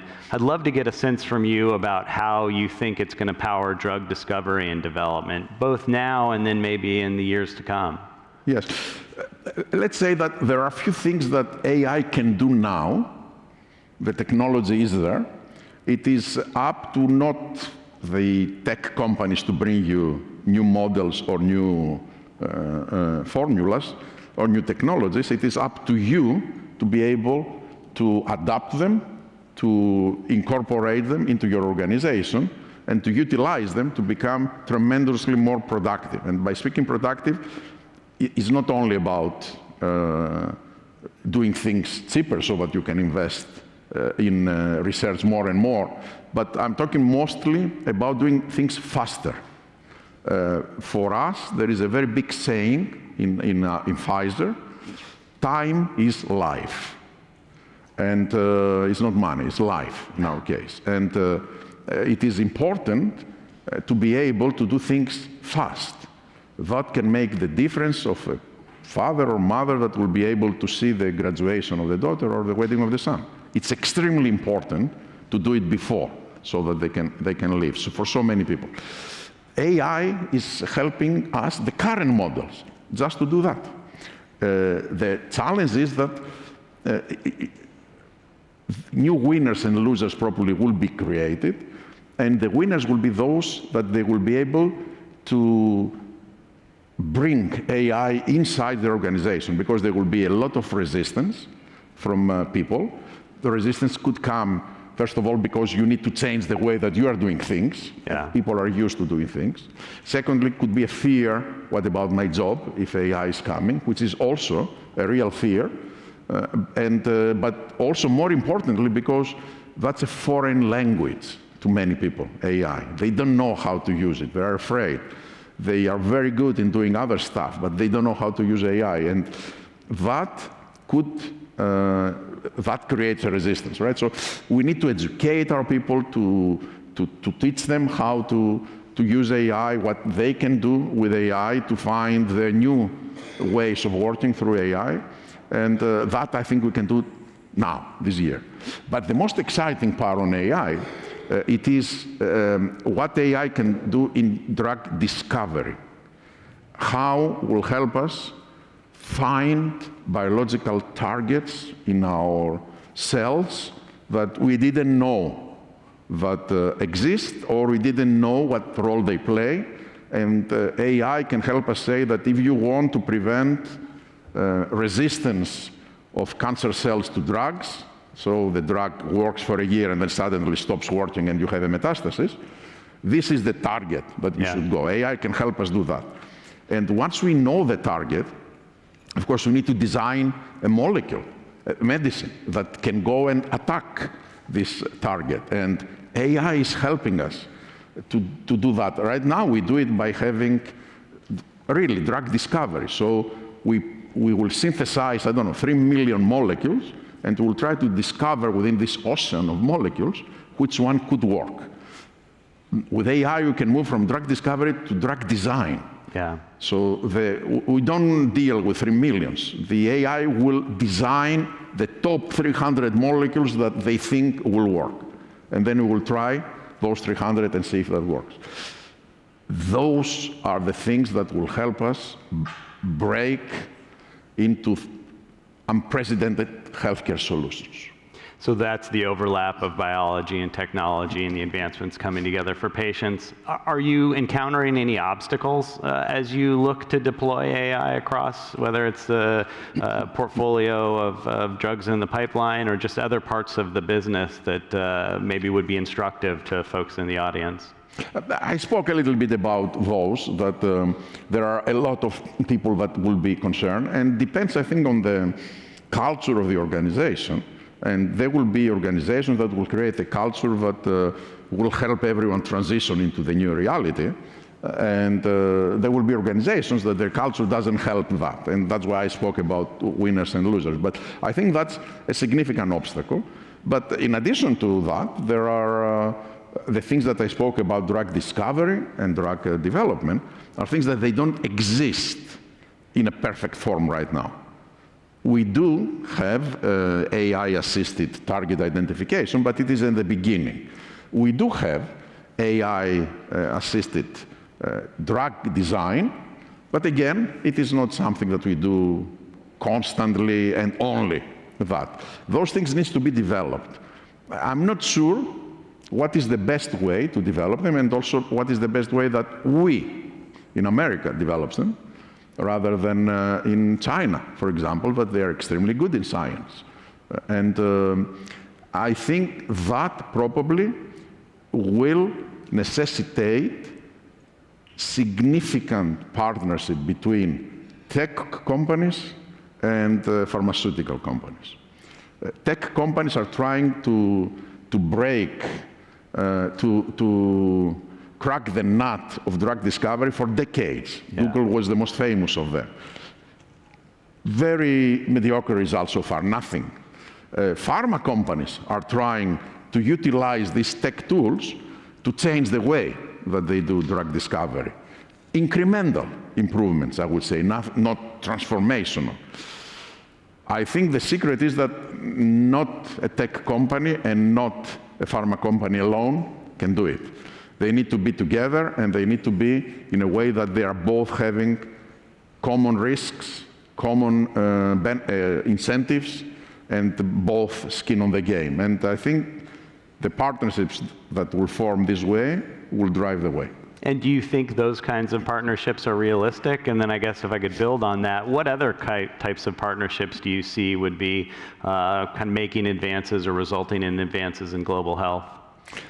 Let's start with the partnerships between tech companies and health companies. No, they are not going to be that easy, because the DNA of the two is very different. In our world, when we speak about, I'm confident we will have a solution, when I go to my board to present I think based on our pipeline, this is what will happen. I'm talking to them a decade from now, 10 years from now, because that's how long it takes to be able to develop a medicine right now. So we are used in a very lengthy, long time cycle. Yeah. When Sam Altman, I'm sure, goes to his board, he speaks about next 6 months. Yeah, and right? different time cycle. And by the way, in the next 6 months will be the whole world will be very different. That is not a small gap to bridge. It's a big one, because the cultural fit, it is what really can make or break a partnership. And I would think that how to get the tech companies becoming a little bit more patient and long-term thinkers, and how to make ourselves, how to develop a sense of urgency like the tech companies, that will be the winning combination. Yeah, speaking of decisions with long-term implications, when you were early as CEO, you made a decision to really focus in on innovative medicine. It was a risk, but could you talk to us about the importance of why you felt it was necessary for the company to focus in there? And then obviously, it seems that it's been a very fruitful decision, but I'd love to get a sense of, why you made it in the beginning and how it's played out over the last, 7 or 8 years. For several reasons. One of them was this deep belief that I have that we are about to live a scientific renaissance that I spoke, and that science will deliver. Science was mature and science will deliver. Also, I was feeling very good about the capabilities of Pfizer to focus on their scientific, let's say, assets, so that we can ride this wave of science that it is going up and deliver solutions. Before, we were a conglomerate of multiple businesses. We had several businesses. One of them, the biggest one, was the science-driven business, but we had other businesses that were not science-driven, and we divested those businesses. Just to give you a sense of the magnitude, in 19, the business that we divested was 25% of our revenues. So it was not a small thing. Still, 75% was, but by doing that, we were able to have a single focus on science, which means that we were able to build the right culture in the company, that it is good match for science. The right culture is not the same if you are a consumer-based company, if you are Walmart, right? Or if you are science-based, that you have your success depends on scientists thinking big, thinking creatively. It's very different, right? What you need to be successful. So we were able to do that, and I think because we did that, within 2 years, which was at the end of 20, we were able to have that breakthrough with COVID, because it was almost like the entire 18 and 19 we were preparing for a moment like that we will have courage.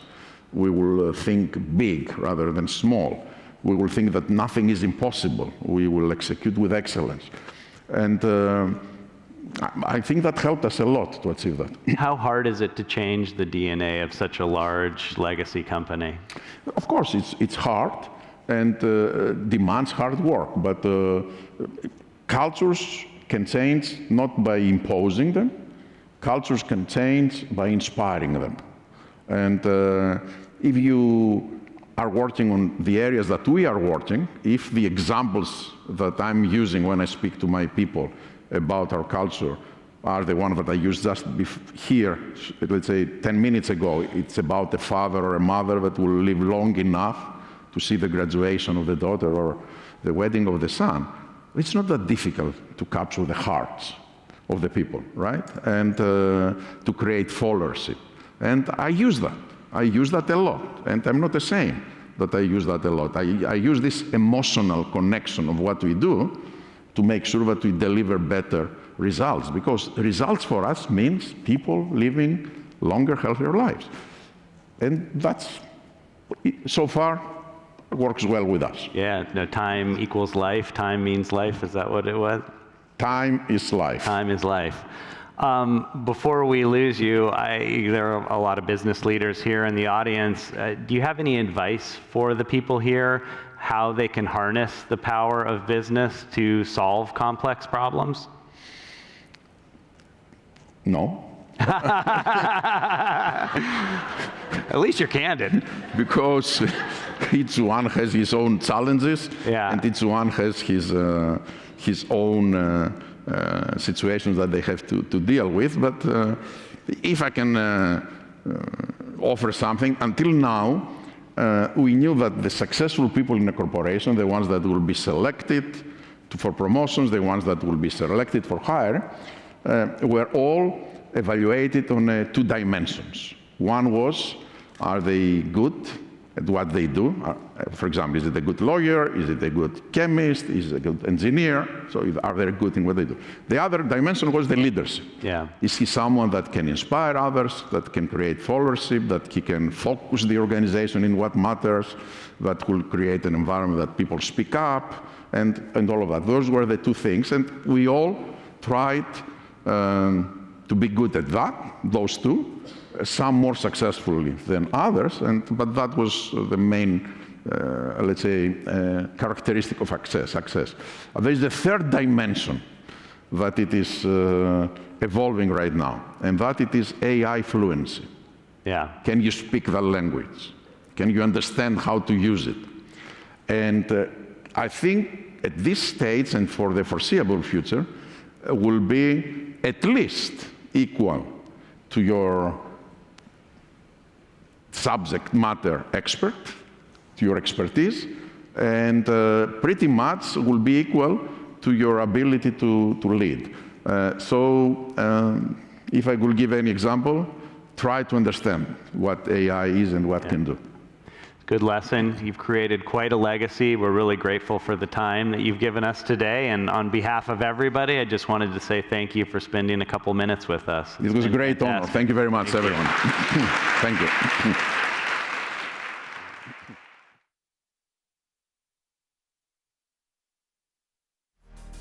What can our children become?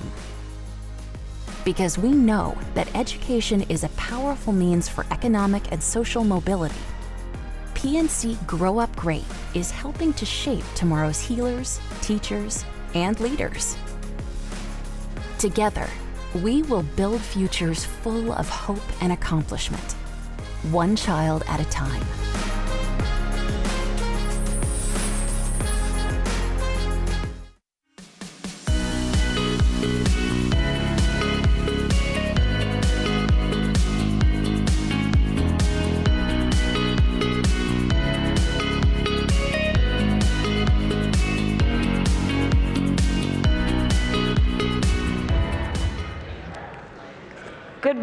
Good morning. My name is Brittany Scott, and I'm a senior manager on the early childhood education team here at the U.S. Chamber of Commerce Foundation.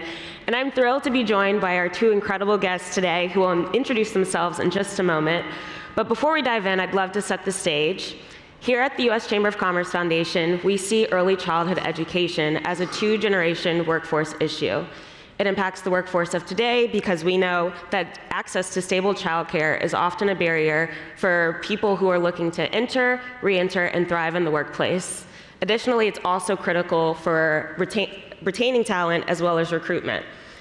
It also shapes the workforce of tomorrow because we know that children need to have the foundational skills necessary to excel in a job market that we can't even understand and can't yet imagine.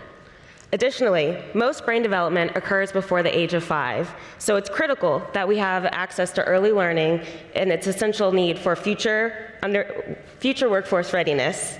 Additionally, businesses in the economy pay the price for underinvestment. Insufficient childcare costs billions for employers annually. Additionally, and absenteeism and turnover. So simply put, a world-class workforce is essential, and it starts with a world-class care system. And with that, I'm going to pass it over to my colleagues here to introduce themselves and the role that they play at their organizations. Hi, I'm Kara Simonello, Executive Director for Trying Together. We're an early childhood nonprofit based in Pittsburgh that works to advance early learning for children ages birth through age 8. in Southwest Pennsylvania. Our work spans two big areas. One is direct supports to the caregiving community and the developmental needs of children and families. So we do that through professional development, coaching, behavioral health consultation, child care navigation tools, etc. The second big area is advocacy and system change. So we partner with philanthropy, government, business community to help bring about long-term policy solutions. Sort of the through line through our work is that childcare is the workforce behind all other workforces. So we really work to elevate those who care for and teach young children, because that's what helps us have a thriving economy. Thanks, Kara. My name is Mark Bazilla. I manage the corporate volunteer programs at PNC. I'm based in Pittsburgh, just like Kara and her organization. And at PNC, we have two volunteer programs. One is PNC Grow Up Great, which I'll focus on primarily, and then we also have Economic Opportunity. And these two programs we bring to life through our 53 regional president offices across the company, all of our lines of businesses, groups like our employee business resource groups, to strategically activate these volunteer initiatives.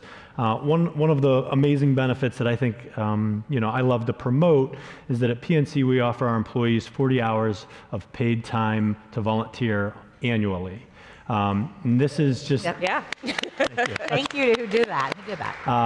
And in addition to that, as our volunteers are out in the community at organizations like Trying Together, building relationships, whatever needs that organization has, we also have a Dollars for Doers program. So these volunteers, if they reach certain grant goals within a 12-month period, they're earning grants from $1,000 to $3,000 in support of our volunteer partner centers.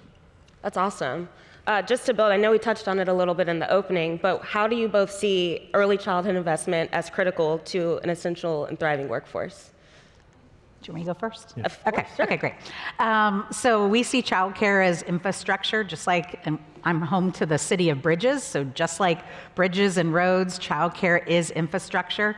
In Pennsylvania, more than 75 chambers of commerce have actually endorsed childcare as a top policy priority. That's very meaningful for us in the advocacy space.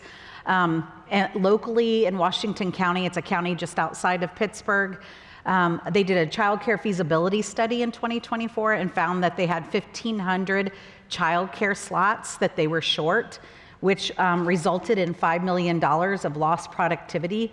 So we know that childcare is not only the infrastructure of a child, right? So it's first 5 years is when all the brain architecture is built, but it's also the infrastructure for our economy because it allows parents to provide for their families to go into the workforce in advance. Yeah, and so at PNC, back in 2004, our leaders made the decision that they wanted to focus their philanthropy and their volunteerism. So what they did was they pooled our employees at the time to try to understand what they were passionate about. And overwhelmingly, the responses that came back were children and education. So as we began to do our research and better understand how critical early childhood education is in the life of a young child, we realized and had heard loud and clear, as you had alluded to, Brittany, that 90% of a child's brain develops by the time they turn 5. So we know that time period is critical, and if we're not helping and supporting them at that age in their life, that a gap persists, and it gets harder and more costly to make up ground later in life. So, we see early childhood education, there being a significant return on investment, and the research even shows that there's a 13% return on investment for $1 that goes into early childhood education. So we just want to give every child an opportunity to thrive and succeed, and we see it as an investment, not just in the child, which is critical and the most important, but in society as a whole. That's awesome. It's great to hear that so many chambers in Pennsylvania have made childcare a priority.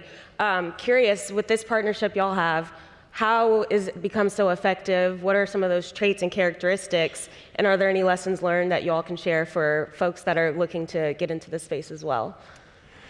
Yeah. You go first. All right. I think it just starts with a simple dialogue, like so many other things. We have thousands of wonderful partners, but we make it at a local level, and it's a one-on-one conversation where we learn about the work that Kara is passionate about and her organization is supporting.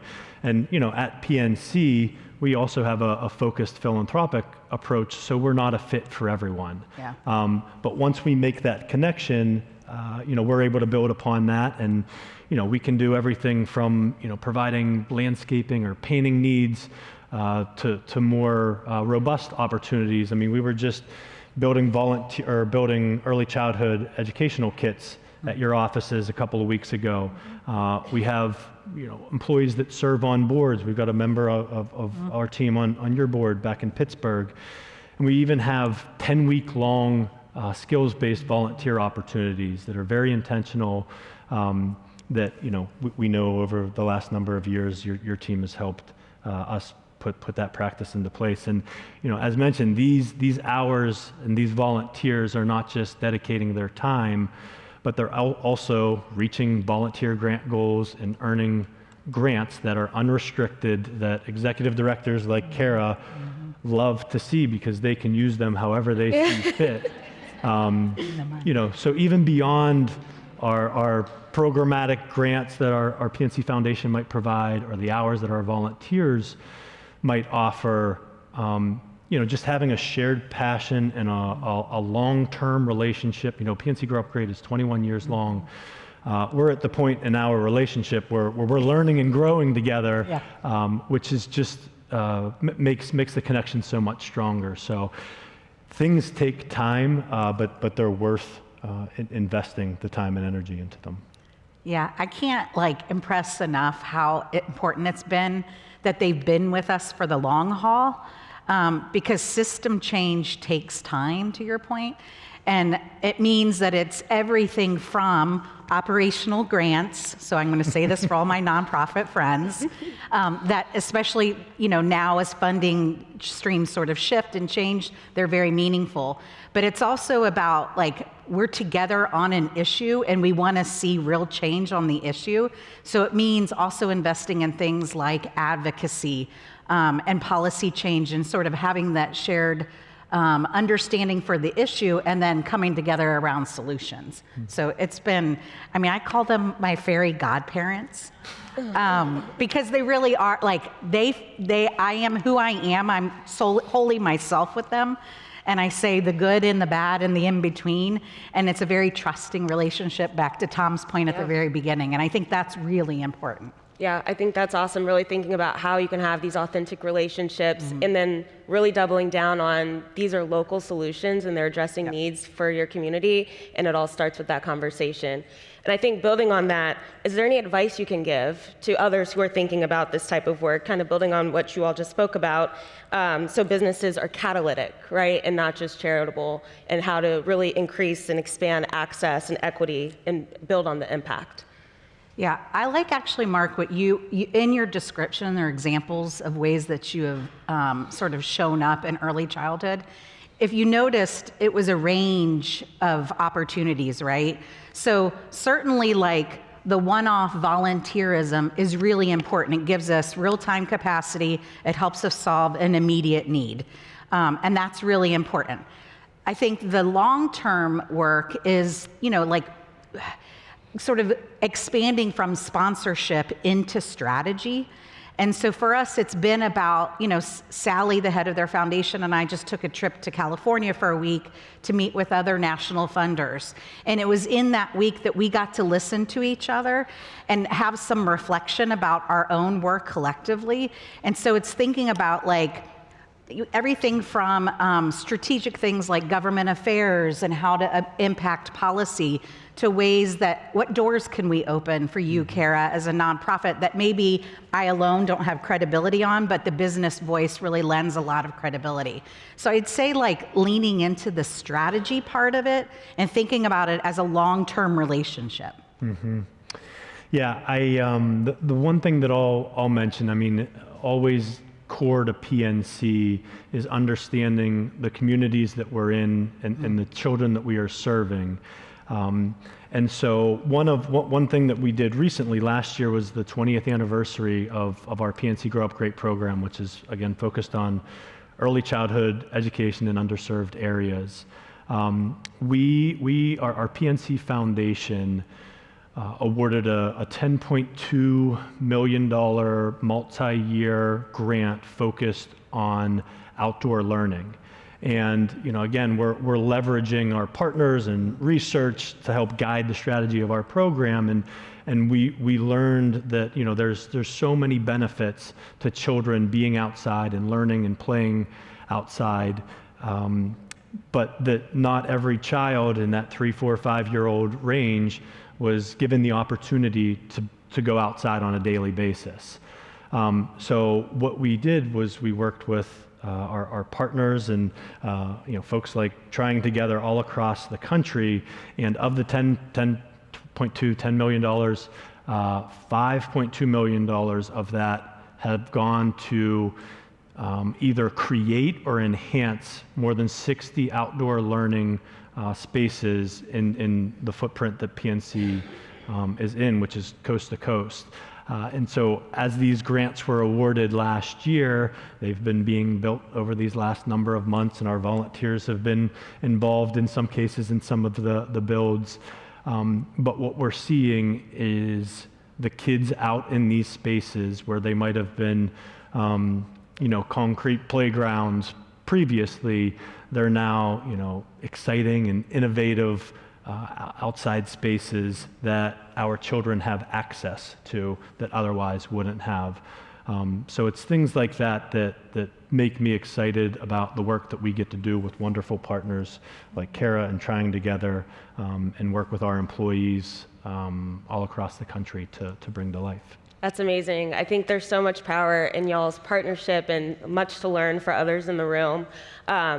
Curious, how can people learn more, stay connected, get involved with Trying Together and PNC? Yeah, I mean, like everybody, we've got a website, pncgrowupgreat.com. On there, we've got a ton of wonderful resources for both parents and caregivers, but also educators. Since 2004, when we launched Grow Up Great, we've partnered with Sesame Workshop to create and develop age-appropriate early childhood resources that have their name attached to it, provide it credibility, because at the end of the day, we're still bankers. So we need to lean on the folks to help guide our program. So we've got a bunch of resources out on our website and other ways to stay connected.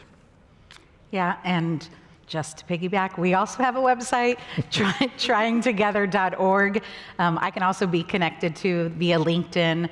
But I would say, if you check out our website, I imagine there is a nonprofit, hopefully similar to us. If not, don't hesitate to reach out to us. While we work primarily in Pennsylvania, we also are definitely providing technical assistance and just sort of thought discussion and leadership for especially areas in the policy and advocacy.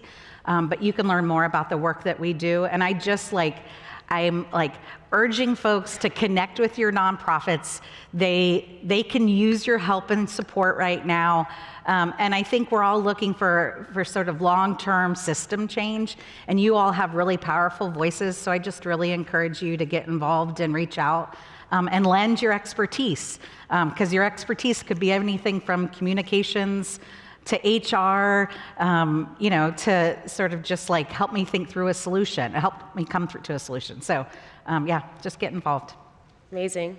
And if you want to learn more about our early childhood education portfolio here at the U.S. Chamber of Commerce Foundation, you can check us out on our website as well, or send us an email at education@uschamber.com.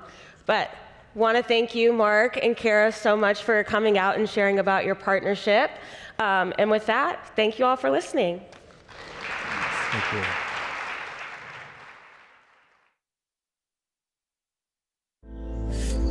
If you've ever worked on solving a problem in your life, it can seem impossible, especially when it's something big that really matters to you.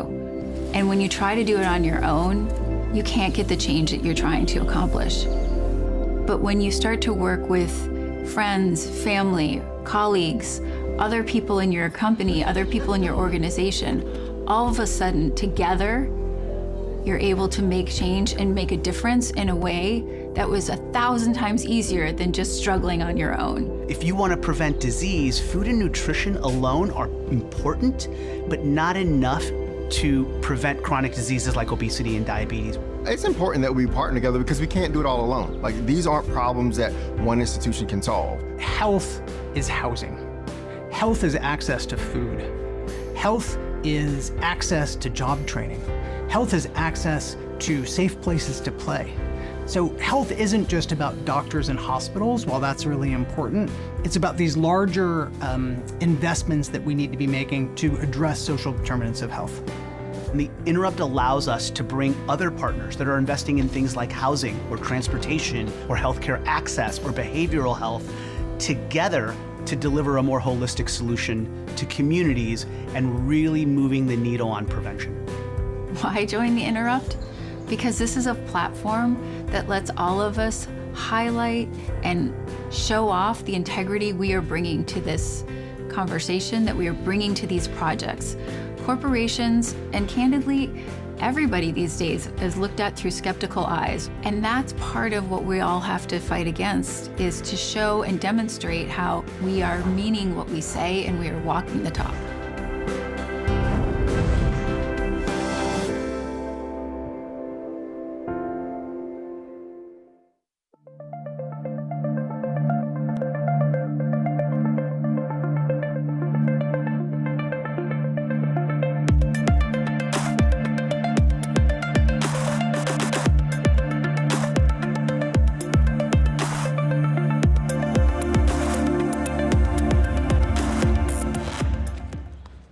Well, good morning, everyone. I'm Mark DeCourcy, the Senior Vice President here at the Chamber Foundation, and we're here to talk about collaborations in health. I'm delighted to be joined by three people who are really making a difference, not just here in the greater Washington, D.C. area, but in other places across the country. To my left, I have Jennifer Duck. She is the Vice President of Public Affairs at Novo Nordisk. Derek Perkins is next to her. He is the Market Executive for Bank of America here in the greater Washington, D.C. area. And then Scott, all the way down the end, Scott Kratz, he is the President and CEO of Building Bridges Across the River. And we have a great project that you saw a little bit about on the video that we wanted to talk about as an example of what's possible when different organizations collaborate.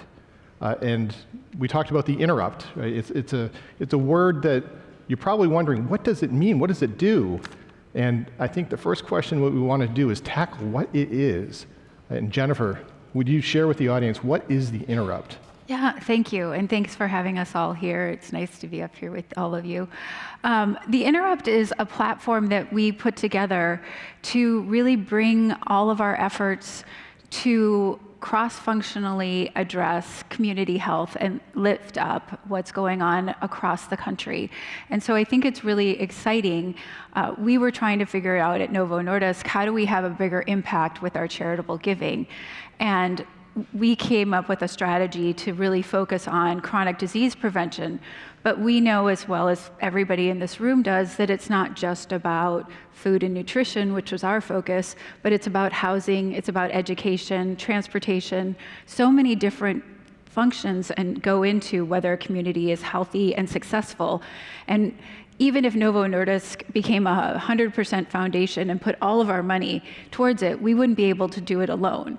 But when we work with partners like Bank of America and others across the organizations, we can be much more successful, and Scott can show us kind of how to have a real impact in communities. Yeah, thank you for that. And Derek, when you talk about health, and you think about companies who are addressing health disparities across the United States, you don't first think of banks. But here you are, Bank of America, making a huge difference. Tell us about that and how you're getting involved and what superpower Bank of America is bringing to the challenge. Well, again, thank you, Mark, for having us today, and thank you, Jennifer and Scott, for joining me. And I will say, Mark, before I get into answering your question, I want to say thank you to you, because of the conference, I think it was 2 years ago, that we did here at the Chamber. I met Apu at Novo Nordisk. We started talking about the work that we were doing and figured out, well, hey, I'm doing this thing and you're doing this thing, and maybe we can do these things together. And so, thank you for that, for bringing us together. So I really appreciate that. And to your point, I don't know if we necessarily have a superpower per se, but one, we want to make sure that we're impactful in our communities in which we live and work. And so that's near and dear to Bank of America. And then, on its face, it's pretty basic.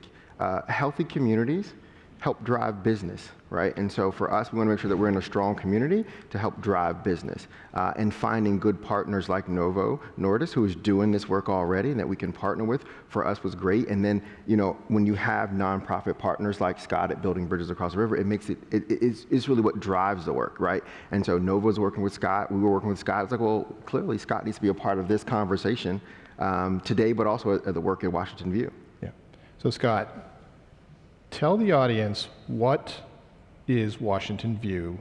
What was it like? And what you are doing to make a difference there with building these bridges across the river? And kind of, what is the vision of what it's going to be because of partnerships like this? Yeah, so the nonprofit that's my honor to lead, Building Bridges Across the River, we serve the east of the river communities. So those who might not know Washington, D.C., Washington, D.C. is very much divided by the Anacostia River, and every single data metric that you could look at, there's great discrepancy. There's a 20-year life expectancy gap depending on where you grew up in Washington, D.C. Think about that, 20 years, right? So what we're doing with Washington View in the collaboration with with Bank of America, Novo Nordisk, and others, is Washington View is a place-based approach to really tackle the larger social determinants of health and break down some of the silos that sometimes traditionally we've addressed those issues. So Washington View is a affordable housing development, 353 units, about 2,500 residents, where we've brought in sort of best-in-class funders and best-in-class nonprofits to collaborate to serve and connect these initiatives. So I'll give you a couple examples. Food access is a huge issue east of the river. There's only one full-service grocery store east of the river serving 75,000 residents. So we built a farm that's on site. Food that's grown on site, where we hire local residents to work on that farm, is then harvested on a weekly basis and distributed at no charge in a fresh market that is on site, that's open 2 days a week. But if we need to tackle more than just food access, we need to tackle workforce and building opportunities to build intergenerational wealth. So we just graduated our 3rd construction training program on site. So we've seen dozens of residents who've now gone through our construction training program and now have been employed in jobs, right? So if you take these, what seemingly would be disparate connections of workforce, of food access, of health access, Bank of America has been supporting a collaboration with American Diabetes Association and Black Nurses Rock to do health screenings. We're just about to launch I'm happy to, I don't think we've said this publicly, but the Marriott Foundation, we've heard great news, will bring on additional partners with a $1.4 million investment in Washington View, right? So we bring sort of all of these resources to the table to connect the dots to make a much bigger impact, right? Because we need to recognize that we are stronger together. So can we stick with that for a second, Scott? And this collaboration called the Interrupt, when they first came to you, were you skeptical at all, or were you hopeful? Like, what was the emotion that you had that companies wanted to work together to help support your efforts? One word is relief, I think, because like we're out there, we have to raise money every year, and often it's these sort of single conversations that we're having. So to be able to connect the dots, to be able, most importantly, to connect the dots for the residents that we serve, right?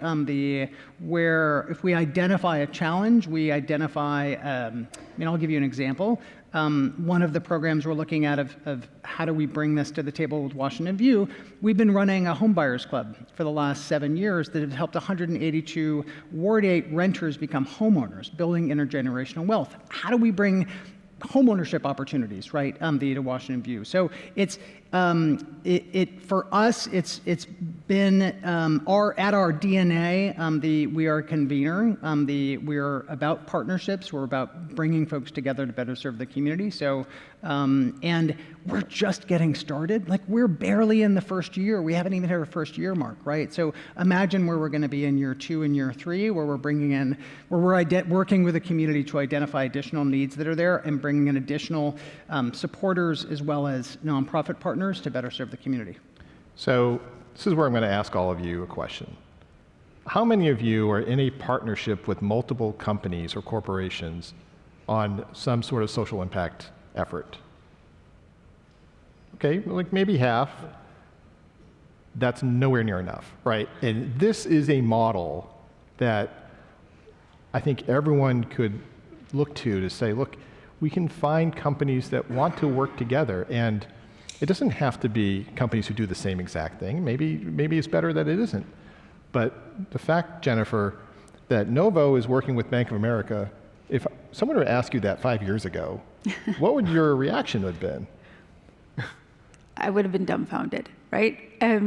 First of all, you'd be like, wait, I don't even understand the connection. How would we get there? I mean, I think when we were first talking about the Interrupt, we were trying to think of different industries that would have similar interests in their charitable giving and in their social impact work. And so we were trying to think of like fitness and food, but it is one of those things when once you start kind of opening the aperture and realizing exactly what everybody else is doing and seeing the good work, like you guys, everybody who raised your hand, even those who didn't, your companies are doing incredible work. And what we're all asked for when we do that is, what's the return on investment? Why should the company keep giving this money beyond just it's the right thing to do? And when you work with other companies and you work with organizations like Scott and Building Bridges, you actually can say, here's the impact of our money, here's why this matters. And for a company like ours, Novo Nordisk, where we're trying to treat chronic diseases, the idea of preventing chronic diseases is even better. And I just am looking at these maps, and if we want to have an impact on these maps that are around the room, we can't do it alone. And that's why the Interrupt is so exciting, is it brings together all these different ideas, and it's not about like, how do you fit into the Novo Nordisk view of prevention, or how do you fit into Bank of America's view on driving the economy and driving business and driving economic growth in different communities. It's how do we together make a change on these maps. And Mark, could I sort of jump in on that piece of it? And Jennifer touched on it earlier. We had started this work 3 years ago, sort of looking at the entire district. And then I thought, well, we can't really boil the ocean. Let's focus on one affordable housing project. And so we started doing that work, and we were doing a couple of components of it, right? We were focused on health screenings and sort of health outcomes, and then some food access. We were doing that. But when I met the folks at Novo Nordisk and they talked to me about the Interrupt, they were like, look, we're going to come in and we're going to plug into this gap. And oh yeah, by the way, we're already working with one of your good partners. So it just made it easy. It made it seamless to sort of fit into the program. We do what we do, and we continue to focus on the things that we're focused on, led by American Diabetes. And then Novo Nordisk sort of brought their wraparound piece to it, and now Marriott's going to bring their piece to it, right? Because as we continue to talk, we talk about all these social determinants. There are things that need to be addressed that we might address through our philanthropic giving and our support that Novo might address, but then someone else has another component, right?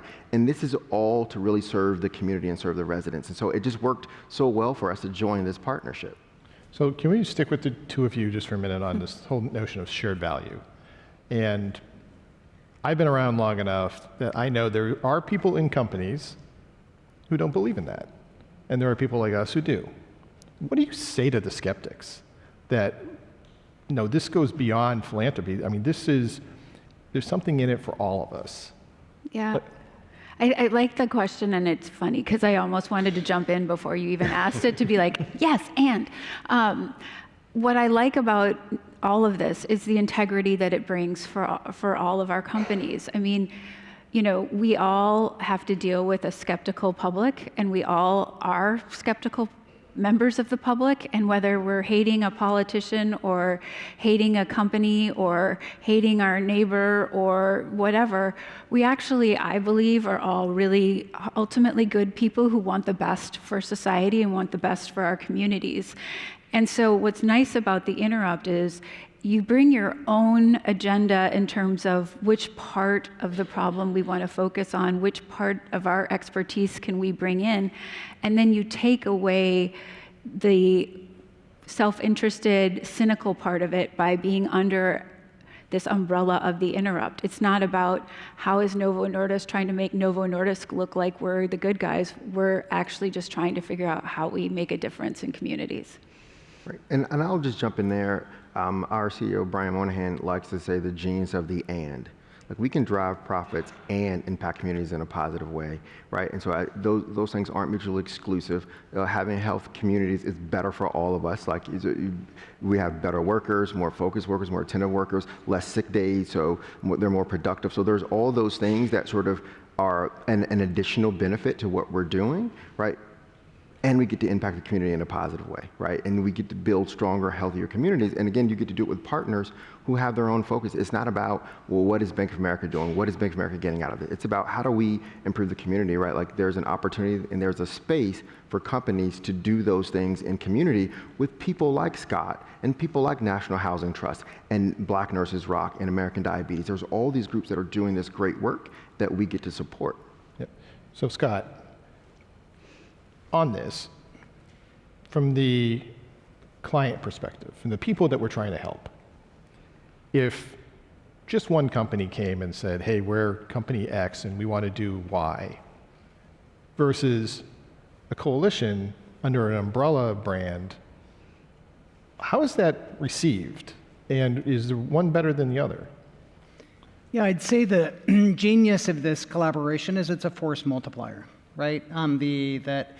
If it was just one company coming in, there's impact, but that can be limited impact, right? But this, bringing in multiple partners, multiple skill sets, multiple talents together, it can expand that initial investment. And the great thing is, I think even though everyone can bring in their own sort of special assets that they bring to the table, everyone can take credit, like each partner can take credit for the entire investment, right? Which is huge. And I think from the resident perspective, which is, what gets us up in the morning, just like all of us, we don't live our lives in silos, right? I mean, every day we're thinking about our financial health, we're thinking about our physical health, we're thinking about our environmental health, we're thinking about our kids, we're thinking about education, right?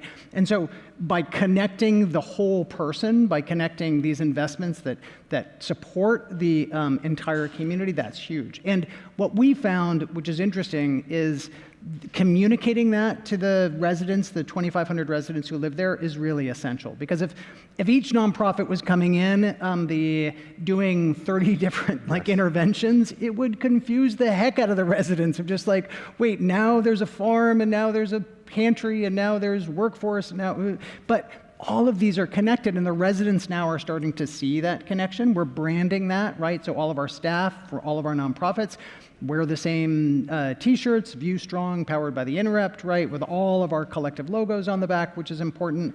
And just last Tuesday, we started a new initiative as part of this, the intervention, where we've brought on staff residents, hired staff residents as ambassadors for the program, which is really important to do two things. One, be those trusted sharers of information, right, conveyors of the different programs, but just as importantly, provide a feedback loop of what are we getting right, and what are we getting wrong. So one thing that we heard is, we're coming up on the holiday season, and there was.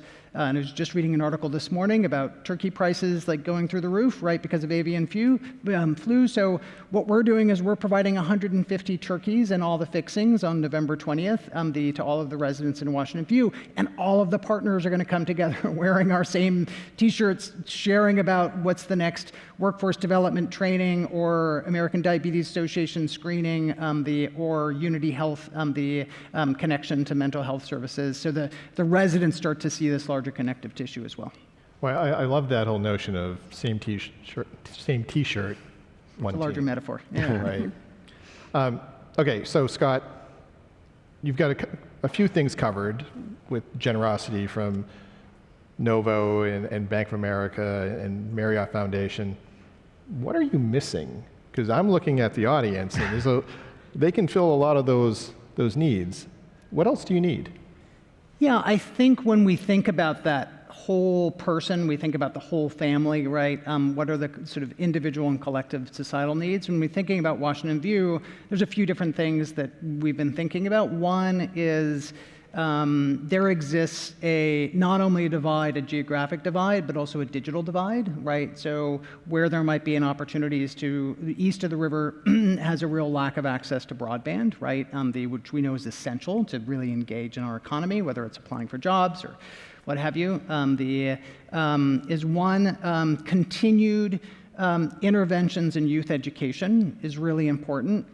East of the river, although it's getting a lot better, the east of the river has the highest rates of violence in this city, right? So where is there an opportunity to have positive connections to the youth that are there? The east of the river, Ward 7 and 8, represent over half of the kids that are in this city, in the nation's capital. So where is there an opportunity to bring things like basketball leagues, when the sports, opportunities that are there?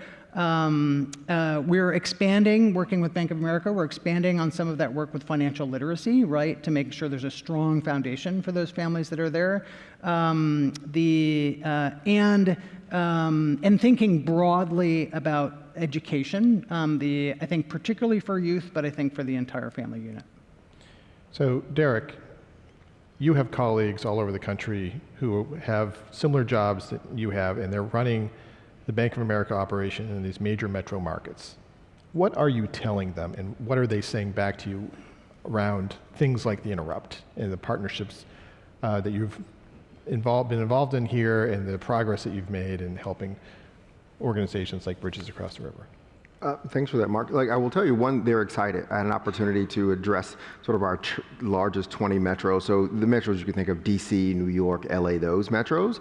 And a lot of those metros are already doing some of the health work. And they were doing it not necessarily alone, but not necessarily in partnership, in concert with a group like the Interrupt. So I had an opportunity to talk to them about that. And so we're already getting engaged in Philly with some of the work. And the goal is to now move it to those other markets, right? Because it makes the work a lot easier. You can get a lot more done. I want to touch on something Scott said, he touched on mental health. That's something that I actually wanted to do initially, but when I was looking at my initial rollout, I was like, well, I can't quite get there now. Well, now we have a partner who's going to come in and do that work, right? And that's what the Interrupt can do. You can figure out how to get others involved in it. And this is sort of a platform which you can just sort of plug into. And that's what my colleagues now know, that this is a platform they can easily plug into. It's up and running. I wouldn't call it sort of plug and play, but it's getting close. And I figure in another year or so, we'll be in a plug and play model. Hey, these are the things that we're working on. This is what our lane is, and this is where you can plug into the work. And so that they're excited about. And Jennifer, this isn't the only project that Novo Nordisk is involved in. Can you tell us a little bit about what else is going on across the country? Yeah, thank you. And it's like you read my mind every time that I'm about to jump in on Derek's answer, because I was just thinking about the work we're doing in Alabama with the University of Alabama. We were just there last year, and they've been doing a lot of work on food and nutrition and bringing in healthy fruits and vegetables throughout Birmingham, and they were expanding to Tuscaloosa and then also to other areas throughout Alabama. And we were really excited to be part of it because we were going to be investing in a new park that was going to be created in the neighborhood while others were bringing in health services. And then because we were there with the University of Alabama, Birmingham, and we were showing that we were going to invest, the local Alabama Power and Light came in and provided lights for and lighting all the way on the streets and then through the park. the construction companies in the local area were providing the materials. We were able to get a whole group of folks together in order to really make a difference in that community. We've also been doing a lot of great work in Oklahoma and South Dakota with a lot of, and South Carolina with the Native American populations, and what they've been doing in terms of trying to, again, we focus on food and nutrition and connecting food systems. And in fact, since 2022, when we started this effort, we've either spent or committed over $50 million to these efforts across the United States, and we have projects in 22 states, and it's really exciting because it's all work like what Scott's doing, and we work with the local communities and the folks who know who else, like who should you be partnering with? Like, it's not for us to come in and say, it's for Scott to identify who are the nonprofits, who are the folks in the community that they trust that we should be engaged with, and also helping us meet and connect with Derek. I mean, or with the chamber, having us connect with all of you to say, oh, well, we're doing this in this neighborhood. You're reading my mind now. Yeah, and that's kind of where I was going to go next. And well, I always say this, and you look around this building, right, and you look at the name tags, and there's lots of Fortune 500 companies in this room. That is a good thing, but it's also a challenge because there's only 500 Fortune 500 companies. They can't do everything everywhere. But when you think about local businesses like you did in Alabama and what they can bring to the table, it can really be a game changer in these communities where there is not a huge corporate presence. And Jennifer, I was just wondering, like, how did you even approach them where they're like, Novo Nordisk, like, we don't know much about that company, but their intentions are spot on what we're trying to address here in this community.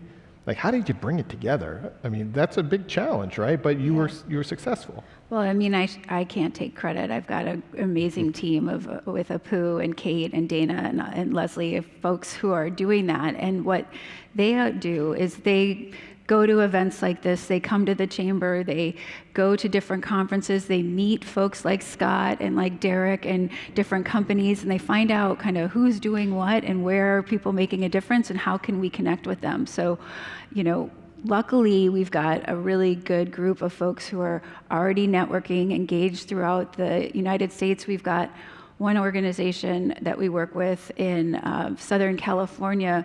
And it just so happens it was a guy in the neighborhood who was like, hey, I'm in Southern California and there are fruit trees everywhere and it's all just going to waste. So he started going around and collecting the fruit and vegetables from his neighbor's yard. And now it's this huge organization and it's moving millions of pounds of food from Southern California, from the neighborhoods where it was just going to rot on the trees because you can only make so much jam, and getting it to the food pantries and the different communities that need fresh fruits and vegetables. So it's really the networking that makes a difference. And Derek, same with you. I mean, Bank of America actually has physical presence in so many communities across the country, right? I would submit that is a superpower in itself. You know, how do you and your colleagues activate on that to do projects like this? One, you're right, that we are operating in 97 markets around the country, which covers virtually the entire country. But the idea is that we take the scale of this really big bank and we try to drive it locally because we've decided that local decision making matters, right? To know who the partners are to connect with. So like I think about Scott. Scott has the ability to be a credible messenger in Washington View, right? So Bank of America showing up in Washington View, or Bank of America showing up anywhere in the communities without a credible messenger, right? It's taking a little caution. I don't know why, but everyone doesn't feel warm and fuzzy when I show up. However, when you have nonprofit partners that are already trusted, that are already doing that work, and we have it again around the 97 communities around the country, like they bring that message, so then we can support the great work that folks like Scott and other nonprofits around the country are doing each and every day. So Scott, if somebody in this room wanted to help you, how do they do that? What's really exciting, I'll answer that question directly, but I think what's really exciting about this is building on the work in Alabama, now in DC, now at Washington View. This is still in the pilot phase, and what that means is that we are building a replicatable model, right? We are building a model where we're already scoping, we're already looking at other communities in Washington, D.C. to make this kind of place-based investment, right? So because we're the nation's capital, right? This should be the place where we get this right, or at the very least, we shouldn't be making the same mistakes at the same time across the country, right? So I think if folks were interested in saying, hey, I have something to bring to the table, I have a data visualization, I have athletic company, I have the broadband, I have education, X, Y, and Z, right? Or you work with nonprofits, right, that are already sort of working in Washington, D.C. or working nationally. They're looking for a connection where that can fit. Reach out to us, right? I mean, this is only the beginning. This is a minimum of a 3-year commitment. So, and that's really important, I think. And I'll just give a little the credit to the two here of Novo Nordisk and Bank of America and now the Marriott Foundation. Oftentimes in communities, there is an enormous and justifiable trust deficit, right? Because people have come in, and then the grant money goes away, and then they leave, and sometimes that does even more damage than the original intention, right? So making this sort of multi-year commitment where we can build on that, we can build that trust, because trust is about shared experiences over time and keeping your word, right? Allows us to leverage this foundation that we have to continue to put these more investments. So reach out to us, reach out to Bank of America, reach out to Novo Nordisk, and join this sort of larger pilot as it replicates across the city and across the United States. And I will be that person. Go to theinterrupt.org and join. So we're almost out of time, so I was going to let Derek and Jennifer have the last 2 words here. The audience has had a lot of information thrown at it over the last couple hours. This is a long 2 days of great content. Derek, Jennifer, if you wanted the audience to remember one thing about this partnership and how they can replicate it, what would it be? Go ahead. So I'll start. I think, one, the outcome, focus on the outcome, focus on the center of the people in the community that you're impacting. And then 2, something that when I started working with the team at Novo Nordisk, we didn't get bogged down into who needs to own what, right? We got focused on the results. Like, how do we get to the result? It wasn't about, well, what is my brand? How does my logo look here? How does my logo look there? It wasn't about all those things that Apu and I used to joke about. Well, I know our comms and our legal folks will do their thing, but we're here to do the work and fund the work. And so we didn't get bogged down on why it couldn't work. We focused on how we're going to make it work and how we're going to put these 2 brands together under this umbrella. And I'll go with the 2 words of join us. We're stronger together at theinterrupt.org. And we can really make a difference and have an impact on these maps. So thank you. Thank you. Let's give it up for the panel.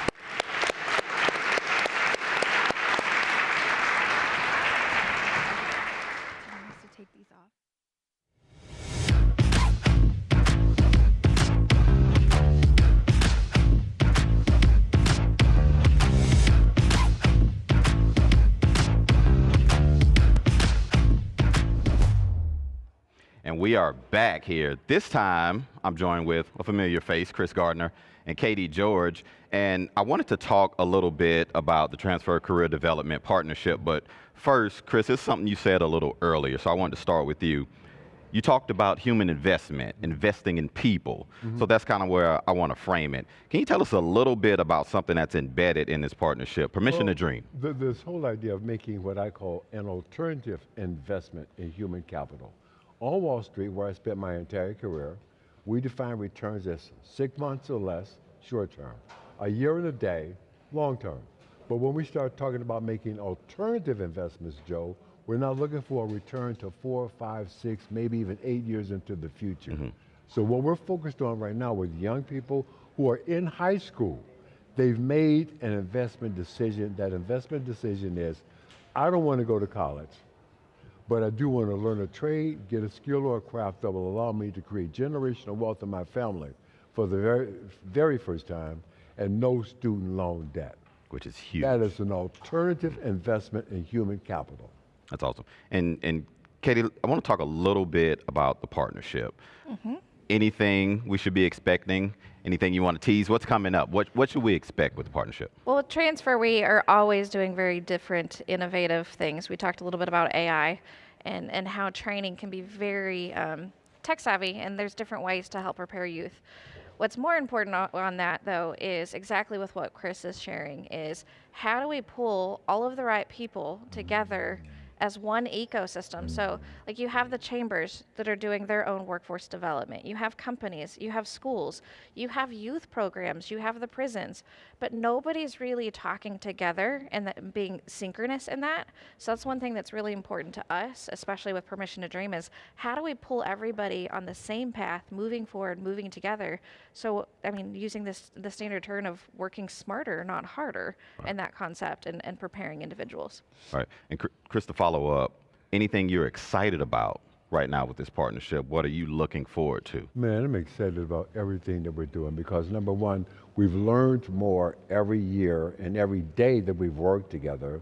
We just pulled something together earlier this year in Detroit, working with a family office, the Gilbert Family Foundation in Detroit, A. Philip Randolph, the top vocational high school in Detroit, and labor in Detroit.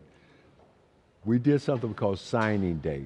Signing Day, traditionally, all the big athletes from high school announce where they're going to college. Our signing day was, where am I going to work? Right? Graduate on Thursday, be at work on Monday. 100 kids. That's exciting for me. And we're going to be doing it again. We're seeking opportunities right now in development. New York City, Detroit, Chicago, and Atlanta. That's awesome. Yes, sir. That's awesome. And Katie, thinking about the moment we're in right now, and also this partnership, where does it fit in the moment right now in terms of getting people jobs and thinking about the jobs of tomorrow? Where does it fit in that right now? That's critical right now. So especially here with this audience is what businesses want to sign on and be a part of this. And with them and joining this forces, we get to help shape and mold the training that's going to be preparing those kids for those future jobs. And so that's something that's very different and unique than the common practice that is today, where that's a big complaint, is education doesn't match the jobs for today. Well, when we create these ecosystem partnerships, we're matching the education directly to what the companies need. So what we need right now is more companies that are willing to sign on and say, how do we get a part of this program that you guys are doing and these ecosystems so that we are making our pipeline stronger and more streamlined? And let me add one thing to what you just said. I got to say this. It's not a big deal, but it is a big deal. We're not trying to help people get jobs. We're talking being prepared for career opportunities. Got it. There's a difference. You want a job, you can probably go someplace else. But career opportunities that can create generational wealth and no student loan debt. That is the sweet spot for us. That's the big thing. That's great. I appreciate both of you for joining me here. And Chris, just so you know, after listening to you a little bit earlier, I will be learning and behaving like a boss from here on out. Right? Just so you know, that's what I'll be doing. But thank you both for joining me here. No, sir. Thank you. We're going to break now for lunch in the Briefing Center. If you haven't been in the Briefing Center yet, come in, check it out. We have some great activations in here right now. And one note for folks that signed up for the Americares Impact Lunch that'll be happening in the Great Hall. You want to grab your lunch in here and head back over because we'll kick that off in about 15 minutes. See you soon. Thank you. We'll be right back after this.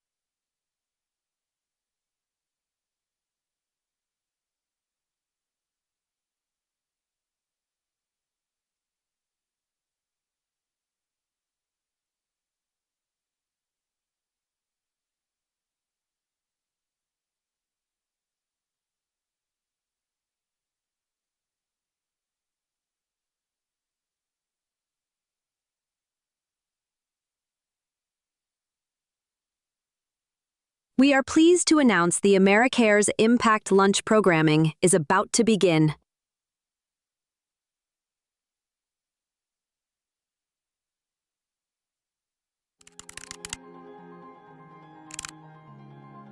Days before Hurricane Helene made landfall, Americares was ready. We're always prepared. Americares maintains a roster of 850 trained emergency health experts ready to deploy. And our network of partners gives us a foothold. These are organizations that know Americares and the range of resources we can provide. I'm Kennedy Cease, Americares Senior Associate for Humanitarian Response, and I was on Americares' team of 30 responding to Hurricanes Helene and Milton. Our team was watching the storm, and before Hurricane Helene came ashore, we reached out to nearly 200 organizations in 3 states to offer assistance. Hurricane Helene pounded Florida, Georgia, South and North Carolina, Tennessee, and Virginia as a powerful Category 4 hurricane, nearly 400 miles wide. Many partners in Hurricane Helene's path had Americares Climate Resilience for Frontline Clinics Toolkit, which is available on our website at no cost. Well, being in South Carolina, we were invited to be one of the pilot clinics that was involved in the Climate Resilience for Frontline Clinics Toolkit project. Boy, did we see that had paid off when we were able to quickly and immediately put into place a plan that helped salvage $250,000 worth of insulin and vaccines. The storm was relentless. Over 6 days, Helene dumped more than 30 inches of rain in North Carolina, fueling deadly and destructive floods throughout the Appalachian region. More than 230 people died. Hundreds were rescued, and thousands of people were cut off from their basic needs, leaving entire towns underwater. We immediately deployed teams to meet with partners across 5 states and assess real-time needs. We rode along with local partners to check on rural communities and forged new connections. With needs lists in hand, Americares filled urgent requests for medicine and supplies, ultimately providing 17 tons of medicine and supplies to local organizations across the region. So Americares was an absolute blessing from the get-go. And all of a sudden, this angel from Americares was in the building saying, we're here to help. We can help in a number of ways. Mental health is at risk after disasters. After Hurricane Helene, Americares deployed 8 mental health specialists to work in rotations in affected communities. In 13 health centers and our own mobile clinic, Americares provided immediate support, including psychological first aid, so that frontline health workers could return to their jobs, recover, and help their neighbors. Our mental health specialists reached more than 500 survivors. Just days after Helene, Hurricane Milton made landfall in Florida, battering many of the same communities that were still responding to Helene. An additional Americares emergency team deployed to Florida. They quickly coordinated shipments and emergency grants to frontline organizations. In North Carolina, when we learned that access to basic health services was a critical issue, we launched a mobile clinic. Over 17 days, Americares provided healthcare to survivors in 5 counties. Our mobile clinic was invited by local organizations known and trusted in each of the communities we served. Response experts from Americares' global roster staffed the clinic and included bilingual providers. At the clinic, survivors could access both medical and mental health services. For weeks after Hurricane Helene, there was no running water in Asheville, which is a real threat to health. To restore access to water, we installed 4 water filtration units, each hosted by a community member. The opportunity to be connected with Americares, to bring in the tools and the resources to actually deliver on the needs for the community. We'd be doing something, but it wouldn't be able to meet the needs that we can meet now with these units all over the city. Americares also provided more than $1 million in emergency funding to 35 clinics and community organizations across the region. These funds were available quickly, so clinics could fill gaps, replace equipment, extend hours, restock medicine, pay staff, whatever they needed. Every dollar helped restore access to health services. That is our goal and Americares' mission. A year later, Americares is still active in Western North Carolina, helping communities recover. Our mental health programs are for caregivers such as healthcare workers, so they can process their own needs to be able to continue meeting the needs of others. With resilient health staff, frontline clinics will be ready for any challenge ahead, including floods and storms. We felt seen when Americares reached out, and since then we have some concrete plans in place to offer some trainings to staff, such as psychological first aid trainings and trainings for our behavioral health team. And I think those things only strengthen our teams and our staff and help them to know how to move forward from when this terrible thing happens. 1 year later, Americares is still here, listening to local health organizations and providing critical resources. This is the work you make possible. Thank you for your support. On behalf of Americares and the communities and partners we serve, thank you.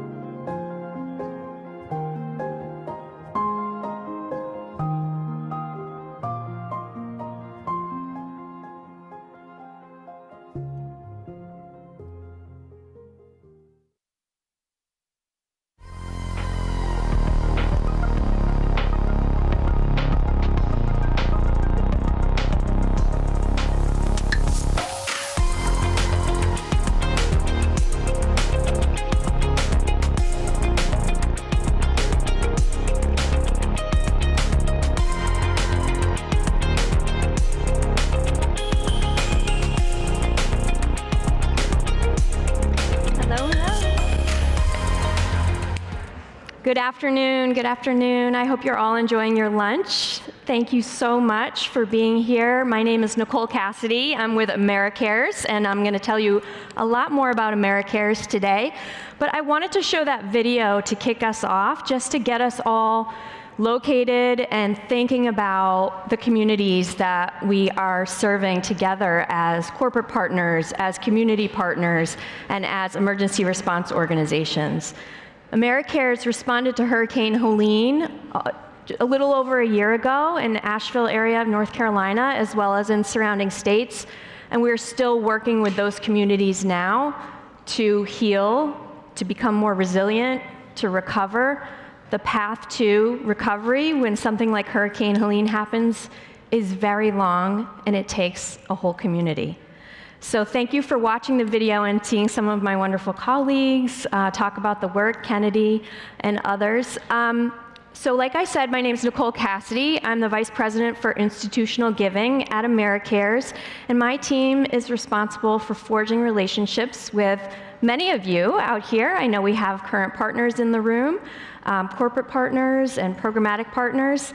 And Americares is an organization that is focused on health in emergencies, health leading up to emergencies, health in emergencies, and health following emergencies. And I just want to call the room's attention to the fact that Hurricane Melissa is making landfall in Jamaica right now. It is a Category 5 hurricane with sustained winds of 185 miles per hour. That's 5 miles per hour short of the highest wind speeds on record for a hurricane. And it is 5 miles per hour higher than Hurricane Katrina. We are in active response mode right now, as I'm sure many of my peers in the room here are right now. And I was hoping that we could take some time a little bit later in this half-hour session for you all to talk to one another about what the sort of health implications of the current disaster that is happening at this very moment will mean for Jamaica, Haiti, the Dominican Republic, and hopefully maybe the Bahamas a little bit, but we'll see. But before I get there, I just want to tell you a little bit more about Americares. We were founded in 1979, so we've been doing this a long time. And we were founded on the idea and the principle that there's always something that you can do. Our founder, Bob McCauley, was a private businessman, and he was moved to act towards the very end of the Vietnam conflict, and there was a plane full of children who needed medvacs out of northern part of Vietnam before the Iron Curtain closed. And he mortgaged his house and chartered a plane, and he got those kids to medical care safely.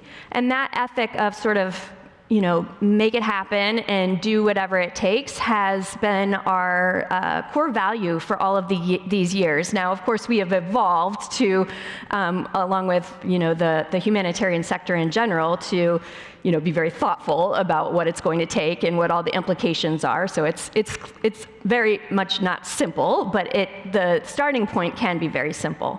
And Americares works all over the world, and in the US, we do, like I said, health-focused emergency response. We also have health programs that are designed to build the resilience of communities in partnership with those communities so that they are healthy every day and in times of disaster. So it's really a cycle. You know, you think about health on the day-to-day, and it's, you know, we want to sustain our everyday health. We want those who have the least amount of access to be able to sustain everyday health, but emergencies are inevitable.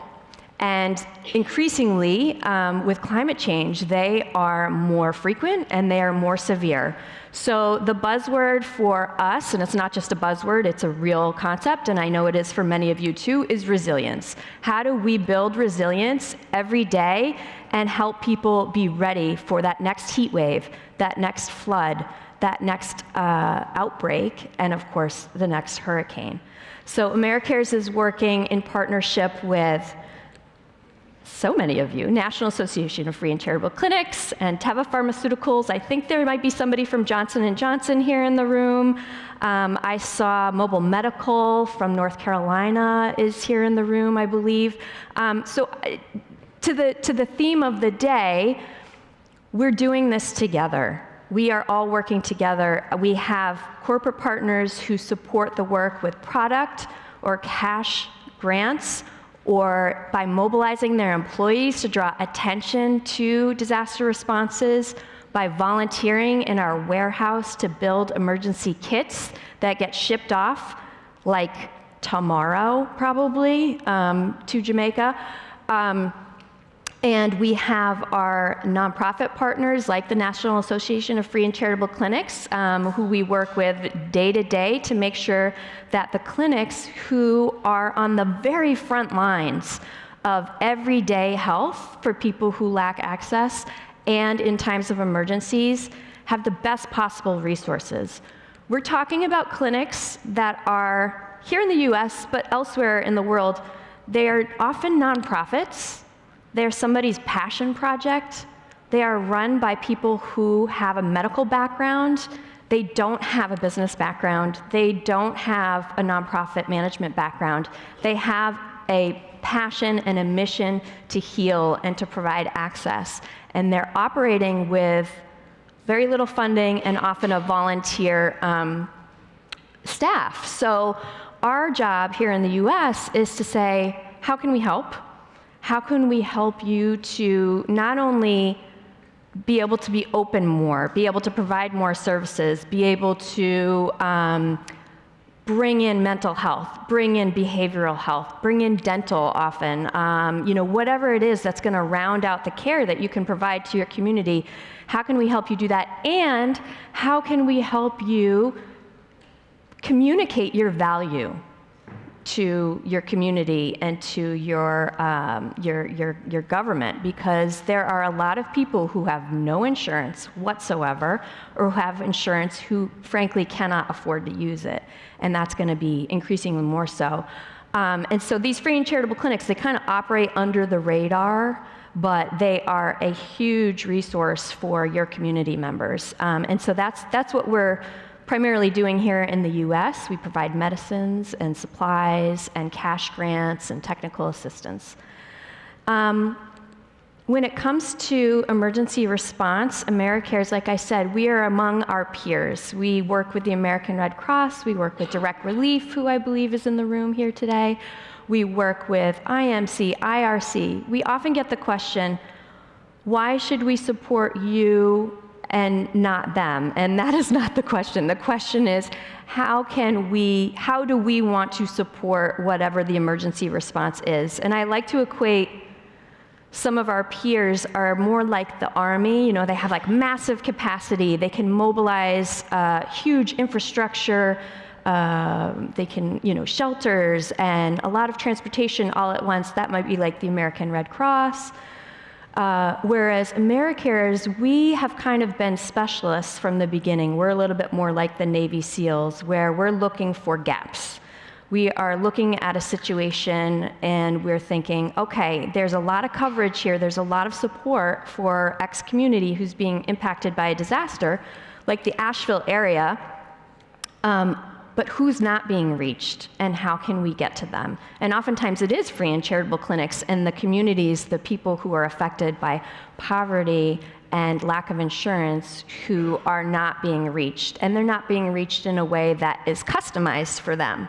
So we lead with questions. We lead with, everybody does, you know, needs analysis, but we take a lot of time to ask, what exactly do you need today? What are you going to need tomorrow? What are you going to need next week, months from now, a year from now? And sometimes that can be as simple as a cash grant to a clinic to provide gas cards to their staff so that they can get to work, or to provide you know, rental cars so that they can get to work. Like in the Asheville area, a lot of people's cars were totally destroyed, and they wanted to work. They wanted to show up to their clinics so that they could care for people who had been so badly impacted, but they just couldn't get there. So it's really precise and it's really customized. We are often asked, like, well, what will you do in this response? Like right now, we're looking at Hurricane Melissa, and we want to be able to say what we're going to do. And we do know some of the things that we're going to do. Americares is going to ship medicines. We are going to ship supplies. We are sending a team to Jamaica as soon as possible, probably on Thursday, so that they can start doing that local needs assessment and start asking those questions. And we will also most likely provide, we will also provide surge medical support, so doctors, nurses, pharmacists. And that doesn't necessarily mean that we're going to have people fly in from outside the country. We have a roster of 850 people around the world who are doctors, nurses, pharmacists, logisticians, mental health professionals that can mobilize and you know, go to a place where they're needed, and they're most often local. So we know that, but there are probably hundreds of other things that we will do over the next months and years, and in partnership with other peer organizations that I can't tell you what we're going to do right now. We don't know what's going to be needed. So that's a little bit about how we respond. This was going to be a very interactive session, because originally it was going to be a small group. So I do want to just pause there and see if there are any questions from the crowd at this point. Okay. All right. Oh, great. Yeah, sure. Oh, you're good.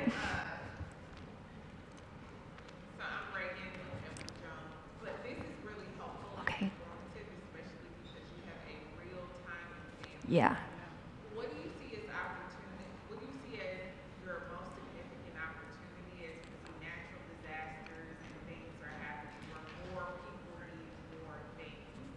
What do you see as the biggest opportunity for maybe like other organizations to lean in or people to lean in? Yeah. All right, thank you so much. So the question is, what is the biggest opportunity for other organizations or people to lean in as we're facing more frequent, more intense, and sometimes unexpected emergencies? The answer there is, it's challenging, but one thing that we're really focused on is preparation. As we are facing down more and more climate threats, we want, especially again, our particular focus is those frontline community clinics. We want frontline community clinics to be confident that they are ready as they can be for these threats. And so we have partnered with Johnson & Johnson and Biogen and CVS and some other companies to help clinics build that preparedness. We have toolkits that focus on specific threats. So we have a heat health action plan that clinics can use to go through the exercise of what are we going to do here in Arizona with our patients, our patient community, many of whom have chronic disease, hypertension, diabetes, asthma, these conditions that are very much at risk in a heat wave, for example. What are we going to do to make sure that our staff is safe and we can stay open, and to make sure that they're safe, not in the moment, but ahead of time. And so just to get real practical and tactical, that will look like for the clinic, they're going to have a database, obviously their medical records system with the right technology can alert them when there's a heat wave coming, and can provide alerts on which patients are at the highest risk, so they can get out in front of it and call and say, you know, do you know where your cooling station is? Do you have a way to get there? Do you have enough asthma medication to get through the next few weeks if the power goes down and you're not able to charge your phone and call us to say that you need another, prescription? It's very small tactical things that come together to keep people safe. Thanks for asking that question. Yeah, go ahead.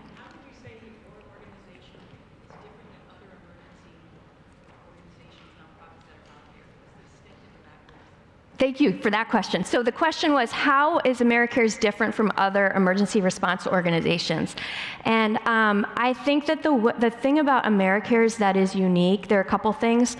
One is that we have this network of partners in the US and around the world that we are in contact with throughout the year. We are shipping medicines and supplies to partners in 85 countries around the world throughout the year, and we are shipping medicines and supplies to just under 1,000 partners in the US throughout the year. And we also have programs that we're doing with some of those partners. So when something like this happens, we are calling Food for the Poor in Jamaica ahead of time. And we have the relationship, we have the trust. We talked about trust this morning. And they know that we are going to be consistent and are reliable. So we're calling them ahead of time and saying, this is what we have in our warehouse right now. What would you like us to think about or get ready to ship you on Thursday? Or we can say, do you anticipate being able to deploy mobile medical teams? Okay, do you need help with that? Let's call up those people in our roster who are in Jamaica or in the Caribbean who can help. So it's that local network of existing partners that's really helpful. And also it's, like I said, that kind of precision action where we don't come in with a playbook necessarily and say, this is how we respond. Does it fit the situation? Obviously we have core capabilities that we rely on and that we deploy a lot, but we are coming in with our ears open and asking, what's going to be needed in North Carolina following Hurricane Helene is very different from what's going to be needed in South Florida following Hurricane Ian. They're just different types of communities. There's different transportation logistics. There's different, the clinics in Florida tend to be larger and have more resources. The clinics in rural North Carolina tend to be smaller and are, a little bit more off the beaten path. So it's that kind of ability to flex that I would say is a differentiator for us. The ability to flex. Yeah. Keep them coming, this is great. Let me see the time. I've got 7 minutes left. So one thing that I was going to ask you all to do, if you don't mind, everyone in my family is a high school teacher. So They were all encouraging me to get you to talk to each other. It's apparently called a turn and talk. My husband's a high school history teacher. So is for a few minutes, just get together and talk about what would you anticipate the health needs are going to be in the Caribbean in the next 3 days, like this week. What would you anticipate the health needs to be over the next 3 weeks? Let's say it's beginning, over the next month, the end of November. And what would you anticipate the health needs to be over the next year? And to just talk with one another about, are there ways that you or your organization or your community might be able to help meet those needs? So I'll give you 5 minutes, then we'll come back together briefly.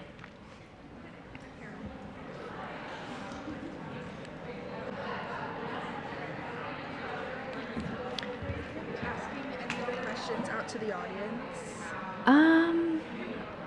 Only. Am I still mic'd? Yes.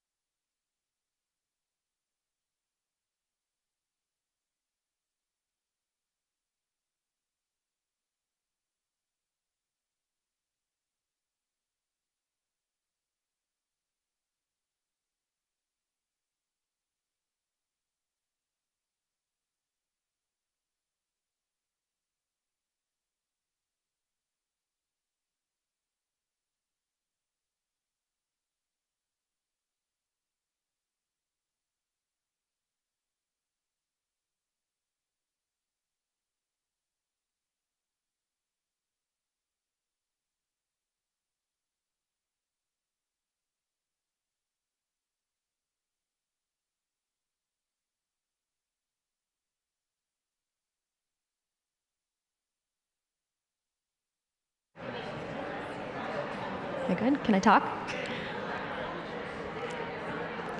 Okay, well, thank you, everyone. We have to wrap it up now, but I really appreciate your time and attention, and I'm sure there were some great ideas generated at the tables. I'm here today and tomorrow. If you'd like to chat, I would love to chat with you, and I certainly appreciate the questions, and let's all hold a good thought for the Caribbean over the next 24 hours and weeks and months. Thank you so much.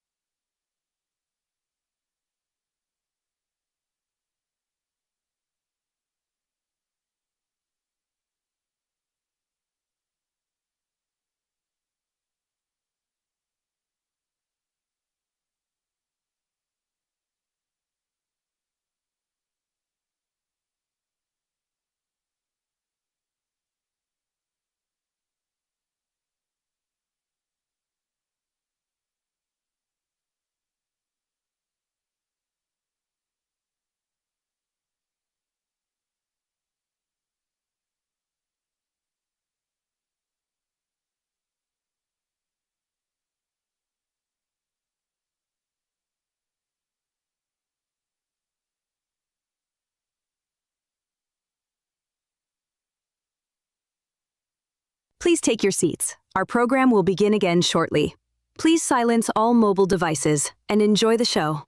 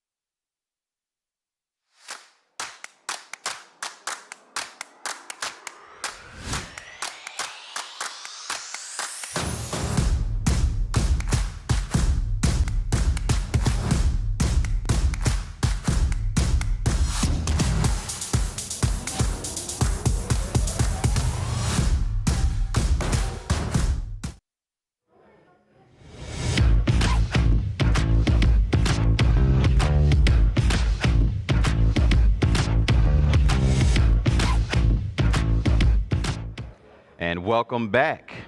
We're here with Ann Cannella, who's joining me now. And before we kind of get into a couple things I wanted to ask you, I wanted to make a call back to something Damon Young was talking about earlier this morning, and that's thinking about what the challenge is, what the problem is we're trying to solve. So for you, thinking about that right now and kind of framing the day, what's the challenge you're thinking about right now? One of the big things that we think about, and I personally think about ongoing, is, we do a lot of investments in the environmental space, and there's a lot of grief in that space. There's a lot of uncertainty. There's a lot of innovation and other things, but I've been obsessed with optimism and also sort of things like theory of play and other ways to combat what otherwise could become apathy. So I think there's a lot of issues in our world in general, and the emotional response to that is something that I think about quite a bit. Got it. And when I think about your organization, so I really like the mission of Niagara Cares. So for the people that may not know, can you tell us a little bit about the organization and some of the things you're working on right now? Okay. So Niagara Cares is the philanthropic division of Niagara Bottling. Niagara Bottling is the largest U.S. beverage manufacturer in the United States and maybe getting close to the world right now. So we create beverages from soup to nuts, from everything from waters to teas to power drinks, on and on and on. And because of that, we have been able to create a philanthropic strategy that supports the impacts of some of the work that we're doing. So we invest in recycling. We do millions of dollars worth of investments in recycling access, infrastructure, and literacy. We invest in watershed management. So we've got some big goals. We work on the Colorado River. We're restoring millions and millions of gallons of water to the Colorado River. We're on a mission to plant 1 million trees. And we have some other really big goals about keeping pollution out of the ocean and other things like that. So lots and lots of fun KPIs. And then our final pillar is community wellness, and that's how do we show up in the areas where we have plants or operations. And one of the biggest things we focus on in those communities, which is an issue across the United States, is food insecurity. Got it.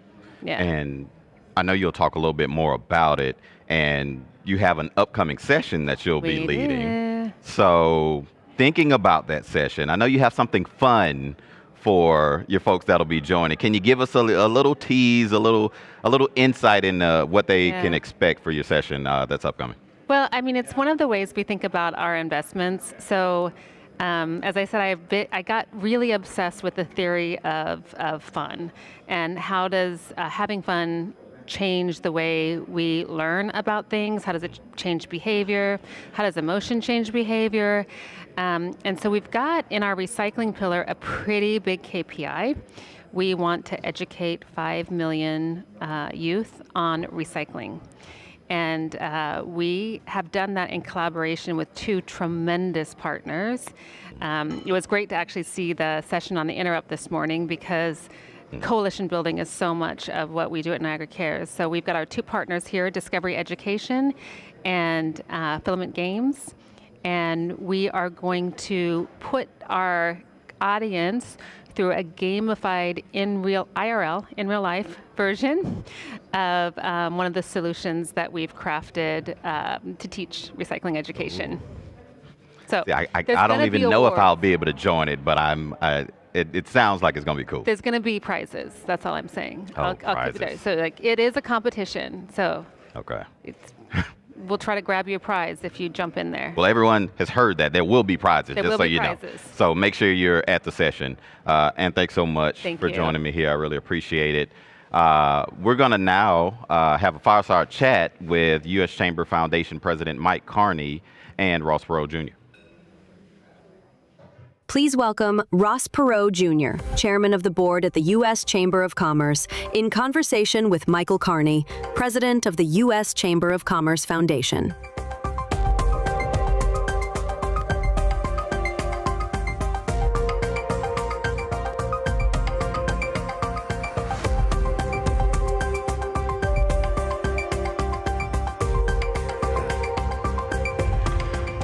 Ross, thank you for doing this. Mike, thank you. And thanks everybody for being with us at the Chamber. What a great event.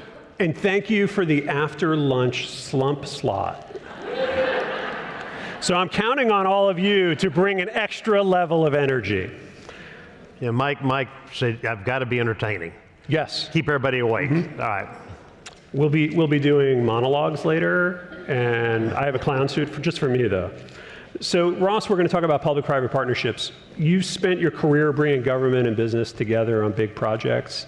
But for those who haven't done it, why should they consider it? Why don't we just let government do government stuff and businesses do business stuff? Yeah, Mike, it's a great question. And I'm in the real estate business. And so in real estate, half of what we do is politics. You think about, we're in zoning. Every week we're in zoning. We're in planning meetings. We're working with the counties and the cities and the state. And so these are big projects. It takes a lot of political oversight. So if you're in real estate, you're in a public-private partnership already. So now the question is, how can you enhance that? How can you make it better? So I think the first question is, we don't have a choice in real estate. The second is, how can you enhance it and make it better? And Mike, the biggest program we have is Alliance, Texas. It's 27,000 acres in size. And it started with an airport. And we had 2,500 acres of land and basically ranch land. And the FAA and the city of Fort Worth came to us, so public coming to private, and they said, would you donate land for a new airport? And that is a little bit of the Texas culture, that we all work together, and that's not unusual, that we will work together to build our cities. And so we agreed to donate the land. Then they came in. I said, well, how long is it going to take to build the airport? And I was in the Air Force at a time. So I was a pilot. I was in the Air Force, a real estate developer. I thought an airport project would be a great project to work on. I said, how long is it going to take to build an airport? And they said, it's going to take 10 to 15 years. And I go, well, we don't have 10 to 15 years. That ain't going to work. I said, so what can I do? And the important part of a public-private partnership is you really give your public partner huge respect. And you spend a lot of time with that public partner. I said, look, how do we help you? You want to build an airport. It's going to take 15 years. What can the private sector do to help? And I said, can we do the environmental work? They said, well, sure.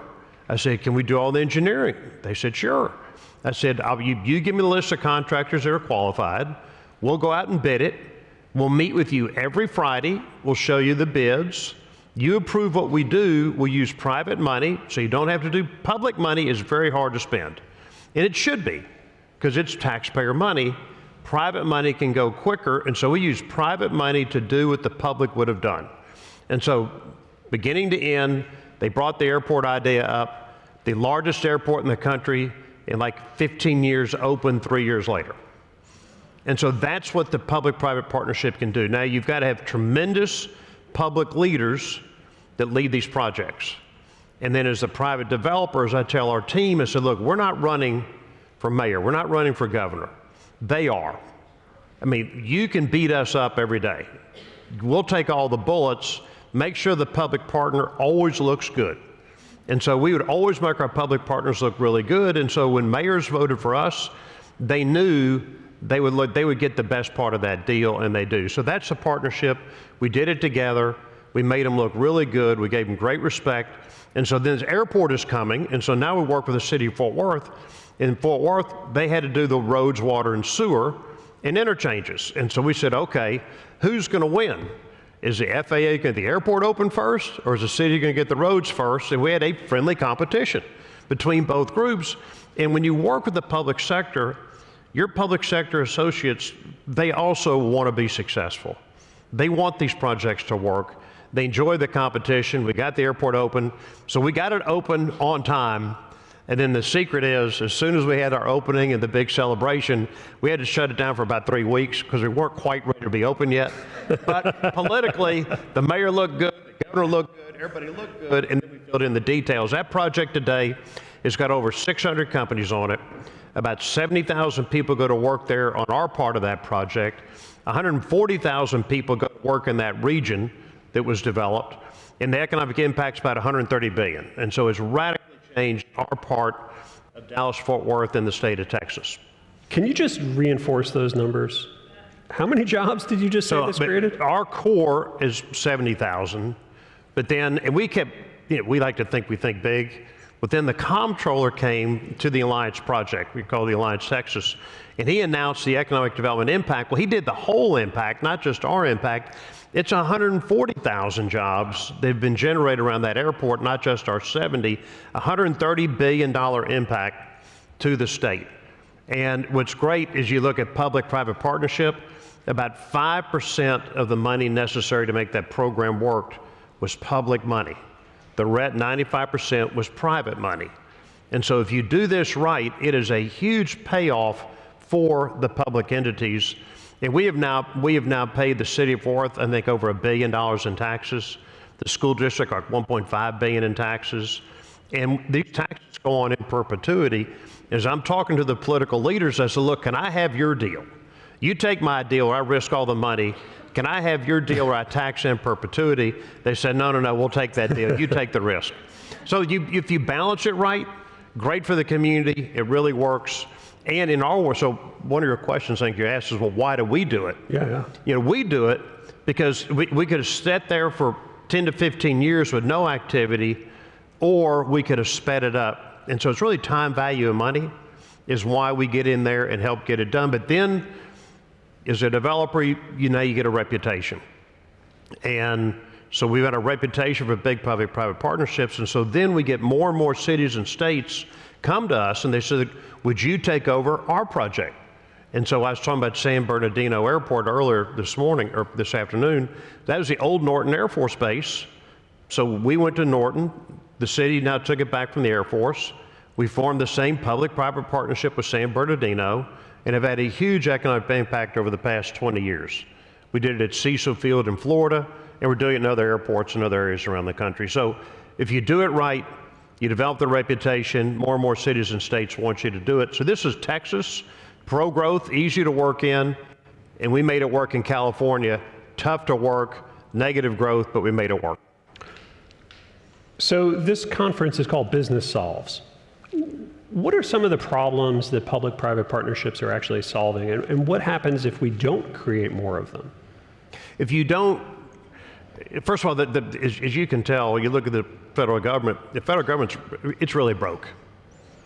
I mean, almost a $30 trillion deficit, 26, 27 trillion. We're spending $2 trillion more a year than we have. That isn't going to last.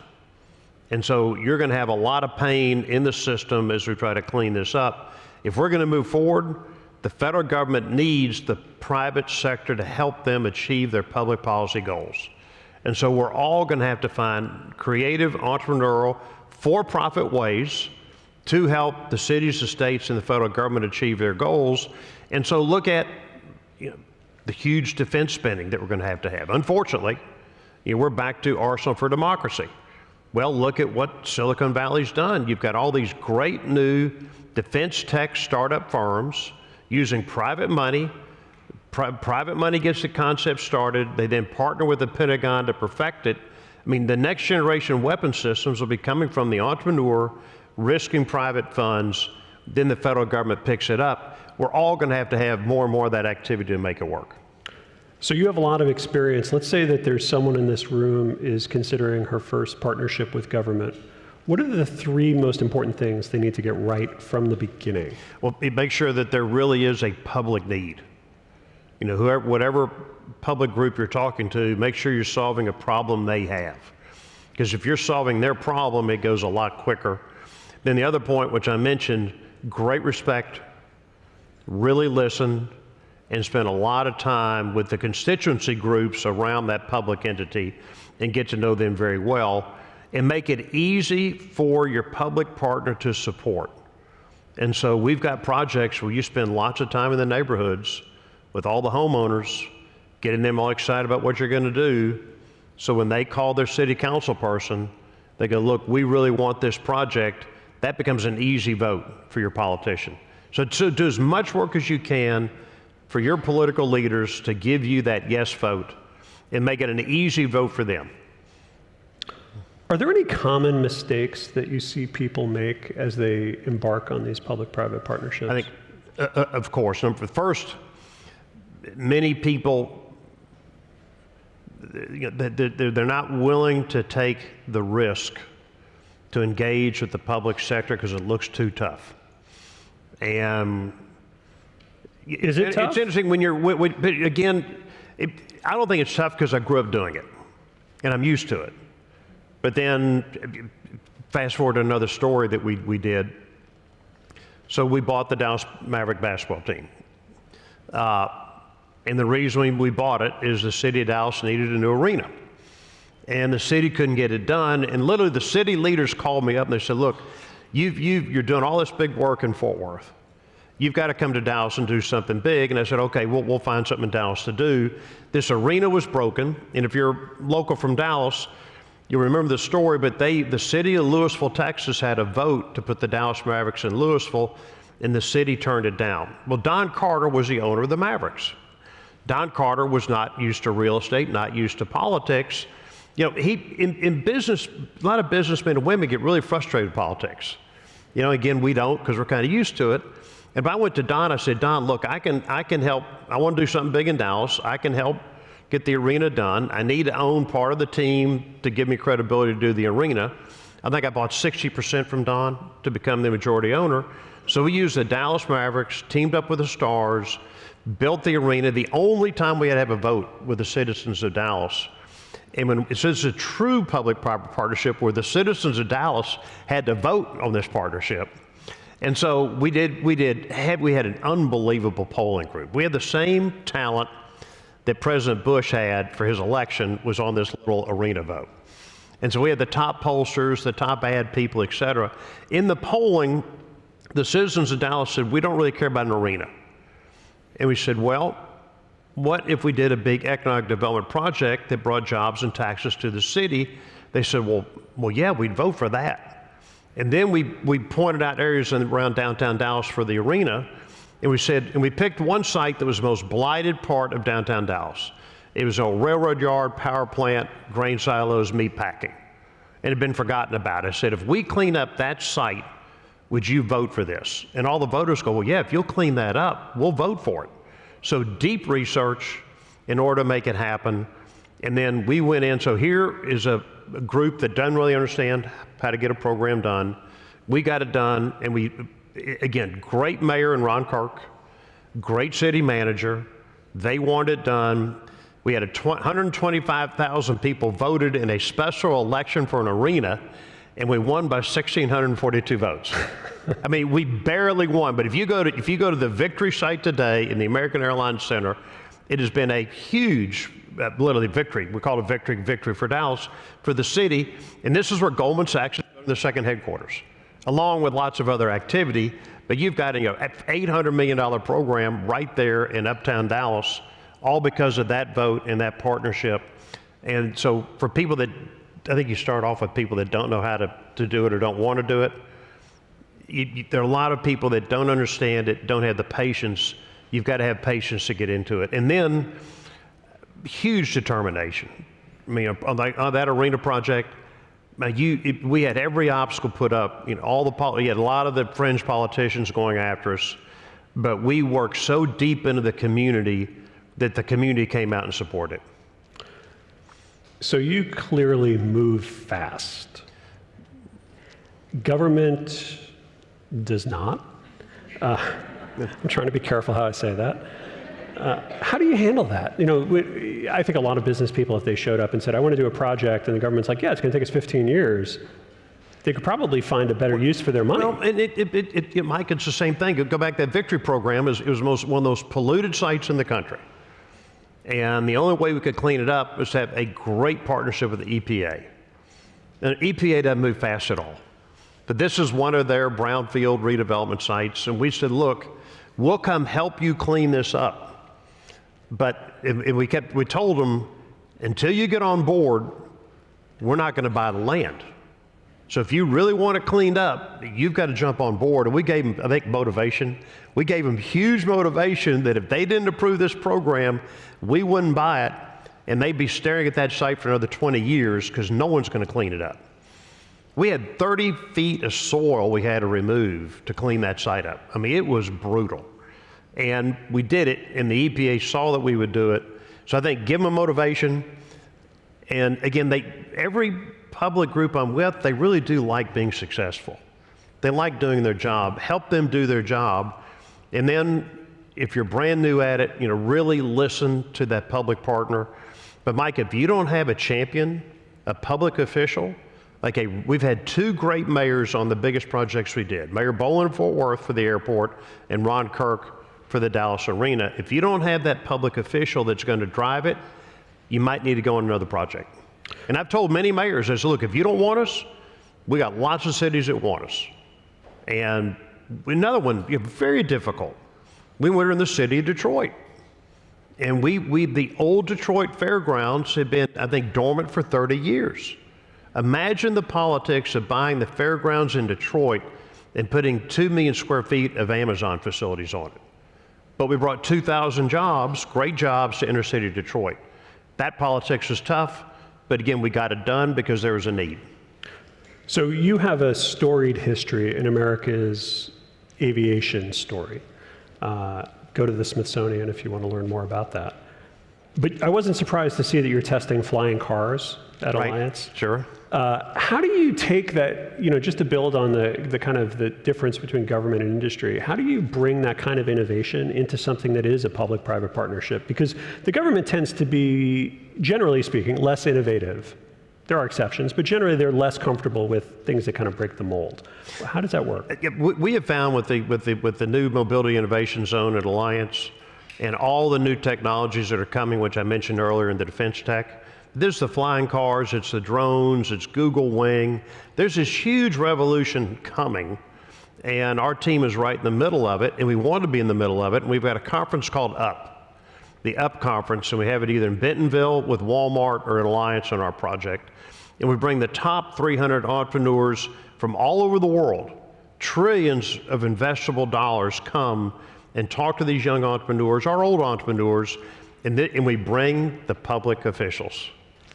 And so we bring the head of the FAA, we bring the head of Army Futures Command, we bring the people from the intelligence community. We bring all these different groups together in a room, and they see the idea, they see the vision, and that's how you get your public partner excited. Because the military's got huge demands on how they're going to fight the next war. This entrepreneurial group can help solve their problem. And again, these men and women want to be successful. We help them be successful. So we bring them together. We let them talk. They see the vision. We're solving a problem that we know they have. And that's how you get them to really move. And our government, our military sector can move quickly. And if this project is smaller, there's pretty good R&D money out there for small projects. As they get bigger, it gets more complicated. Well, I can't think of a better way to make the point that business solves than what you just said.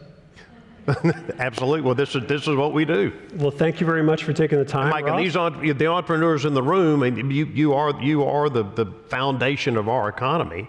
And it's the ideas that you have and your vision, your passion, your enthusiasm. That's why our country continues to lead the world with the strongest economy in the world. And we will continue to do so.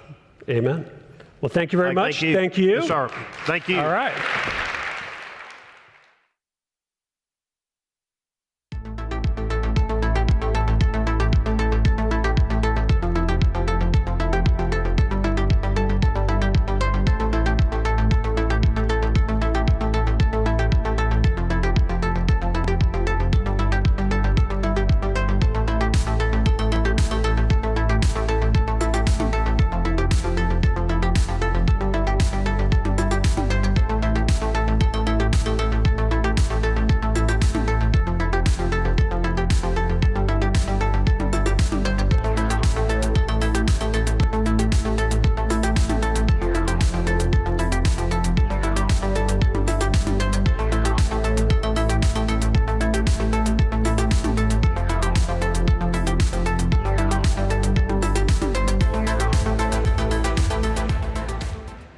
Welcome, everyone. Thank you for joining us for this discussion on how professional sports organizations are reimagining family-forward care as essential infrastructure for performance. I'm your moderator today. I'm Justine Fedronic, the Community Impact and Partnerships Manager at For All Mothers Plus. We're a nonprofit organization working at the intersection of sports and motherhood to expose and dismantle the motherhood penalty. This is the phenomenon by which women face economic, social, and health disadvantages after becoming moms. We research the key barriers to motherhood and then work closely with stakeholders across the sports industry to design, develop, and implement solutions that power performance, well-being, and business benefit. I'll share one stat with you to set the stage. One of the key barriers to motherhood is childcare. Each year, the US economy loses $120 billion a year due to lack of childcare. Why are we discussing this through sports? Sports are a public lens for society and culture, serving as inspiration for people of all ages, community anchors, and economic drivers. As the sports ecosystem continues to grow, we have the opportunity to model infrastructure that can be applied across industries to promote both business and community outcomes. A recent Wasserman Collective study predicted that by 2030, women will control 75% of global discretionary spending, and 91% of female sports fans believe it's important for brands to support social issues. This identifies a big opportunity for brands and leagues to differentiate themselves to consumers. Our panelists here today represent unique facets of the sports industry and will share more on the perspectives and programs they guide. Could each of you please introduce yourselves, your roles, and your work? Hi. Hello, I'm Nicole Preston, President and CEO of Special Olympics DC. We are not directly child care, but certainly child care for youth with disabilities is an even more difficult program issue for families.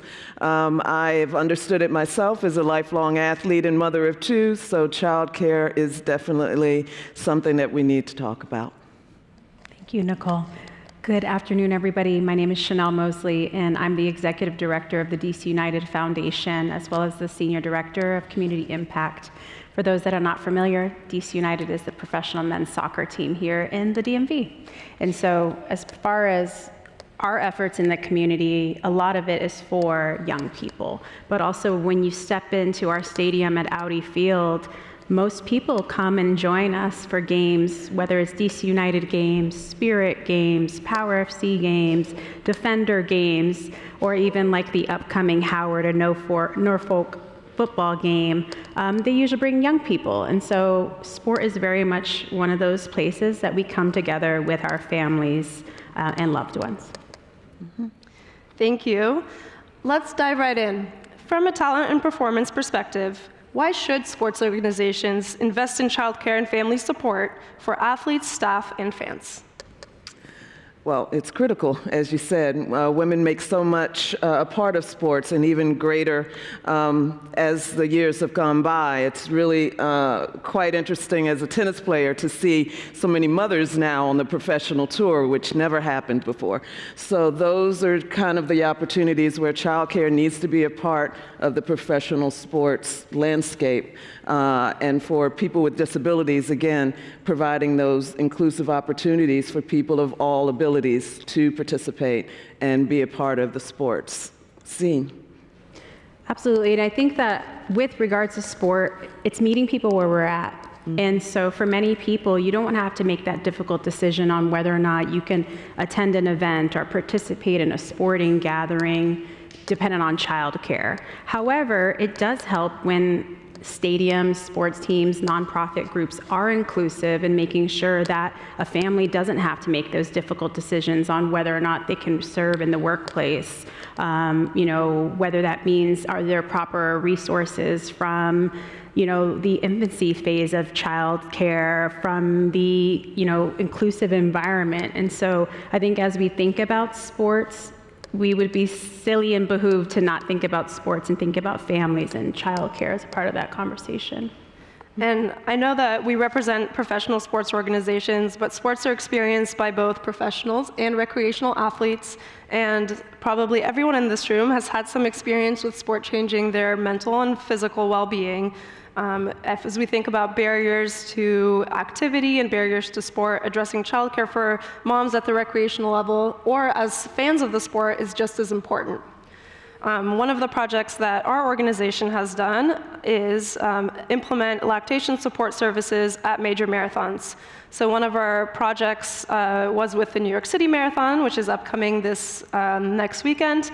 And we ensured that there would be lactation support space at the start, the finish, and halfway through. This has led to a big increase in the number of postpartum moms who are able to participate in their marathon experiences.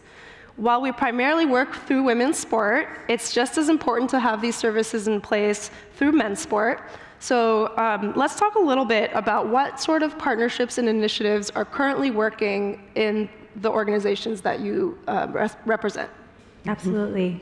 Well, at DC United, one of the things that you'll see in our supporters section, it's a sign that they hang for every single match. All are welcome and all are united. And we very much believe in that philosophy in our approach to community. And so, for example, when people are coming to sporting events, we have our breastfeeding pods, our nursing pods, where if parents or mothers need to feed their infant, they have a private, clean space to be able to do that.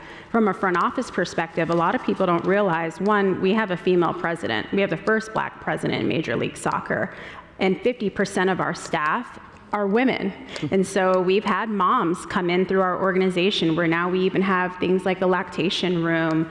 We have our women's ERG, Women United, and also Mosaic United. That's programming for our staff is very much through the lens of inclusivity and not just bringing people together, but educating them, creating opportunities for resources, creating partnerships. Nicole in Special Olympics DC is very much one of our major partners, but then also working with other nonprofit organizations, both on the large scale and also on the grassroots scale to meet people where they're at. Right. So to follow up on that, we're also, our slogan, Uniting the District Through Sports, bringing kids with and without intellectual disabilities together on the playing field. We had the great opportunity to have a unified soccer match at DC United at Audi Field, which really exposes youth with disabilities to the greater public and shows their abilities, shows the things that they can do.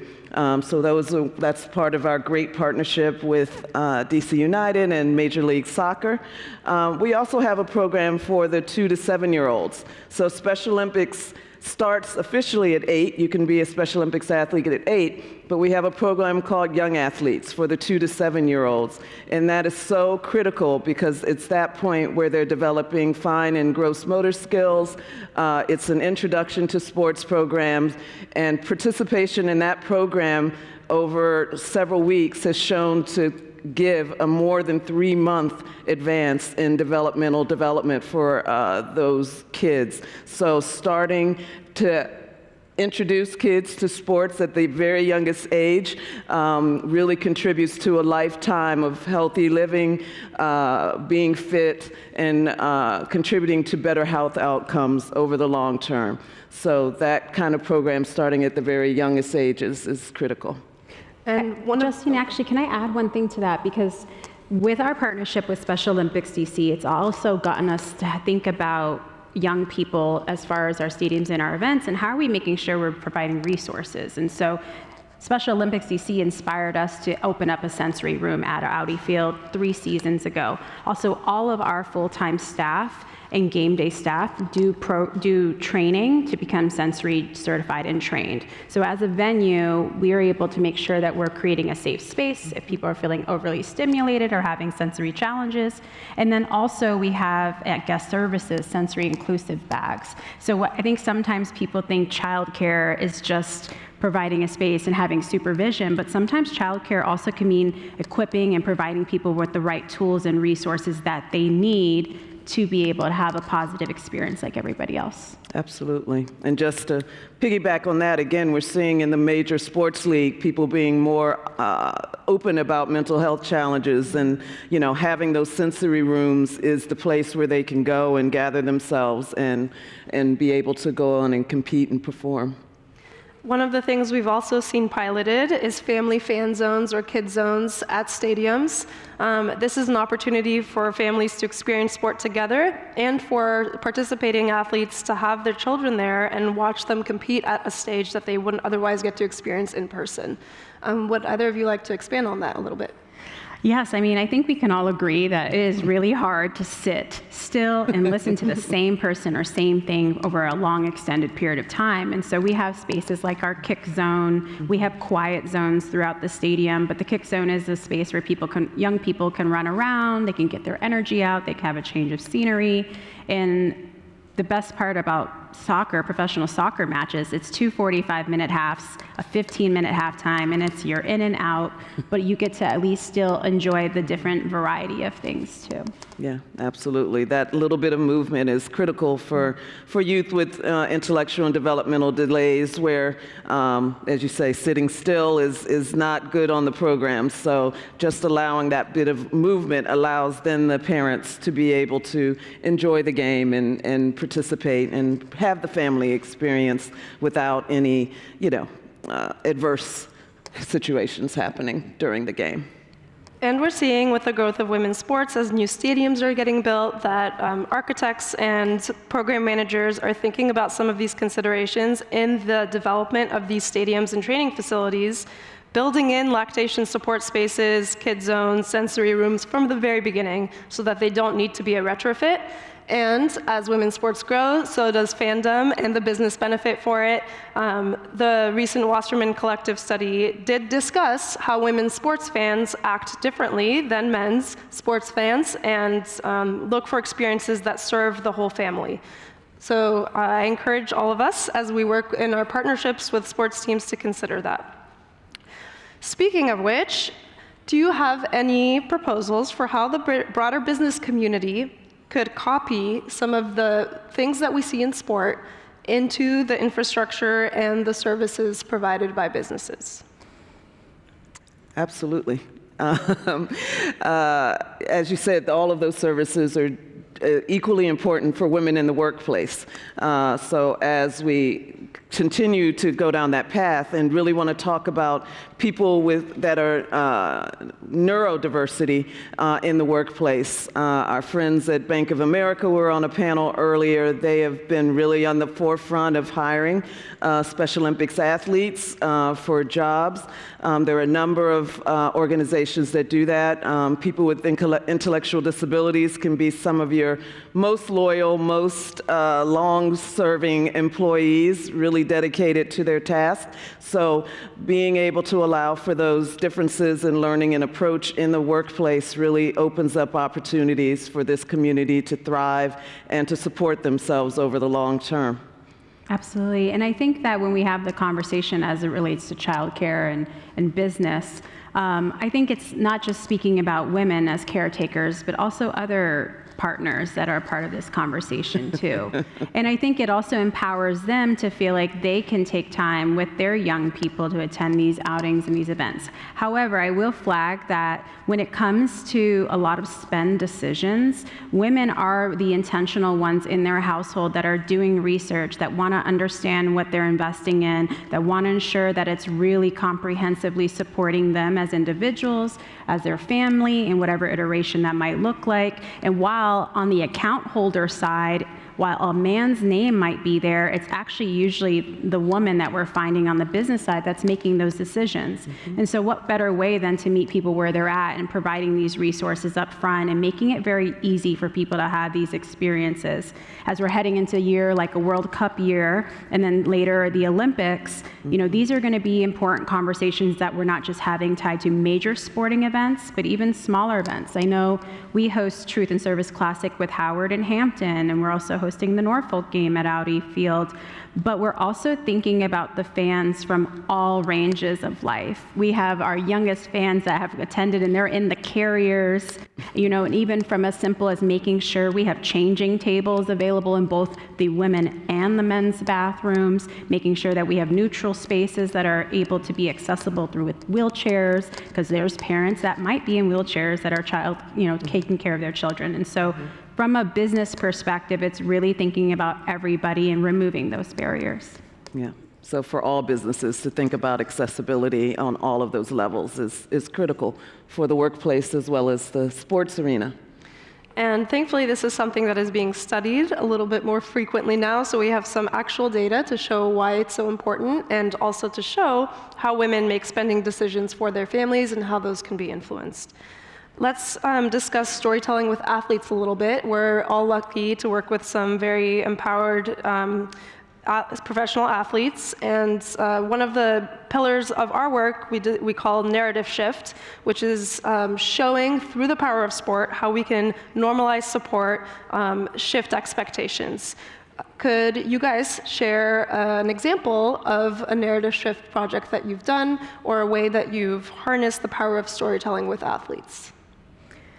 Oh, this is a good one, and I think there's a lot, but a lot of people don't realize on the professional soccer side of things, we just signed a 16-year-old player to the team a couple weeks ago. And so when you think about childcare, it's not just parents and their children, but also we have a 16-year-old who's very much probably living at home with their parents, and yet we have other professional athletes that could be parents and have young children. So we have things like our family room, and we have these spaces that we can support them in year-round programming throughout the year to ensure that their families get to be a part of those moments. And so as I think about narrative shift, it doesn't have to be rocket science, but I do think it's a big part of having listening meetings, understanding what people's needs are, getting creative, because we have a number of incredible corporate partners that have been able to help us meet those needs, or in some instances collaborating with community partners that are the subject matter expert and bringing them into these conversations. And so really it's partnership, it's collaboration, and I think being thoughtful and intentional about those things. Mm-hmm. Narratives are very strong in the Special Olympics movement on all ages. We have throughout the spectrum, as you know, people with intellectual developmental disabilities. There's a wide spectrum, and equally wide spectrum of athletic performance. We were proud to take a team to compete in the pin relays, where they won their race. So we have really high-level performance from the lowest to the high, and everything in between. And then talking about childcare, we have a few families. We have some of our athletes who have had children. People with intellectual disabilities had to fight for the right to marry and to have children, and some do. So now they're at that level of needing child care as well. But just really showing the power of changing the expectations of people with disabilities and what they can do in terms of their athleticism, their leadership, their ability to work. So many stories.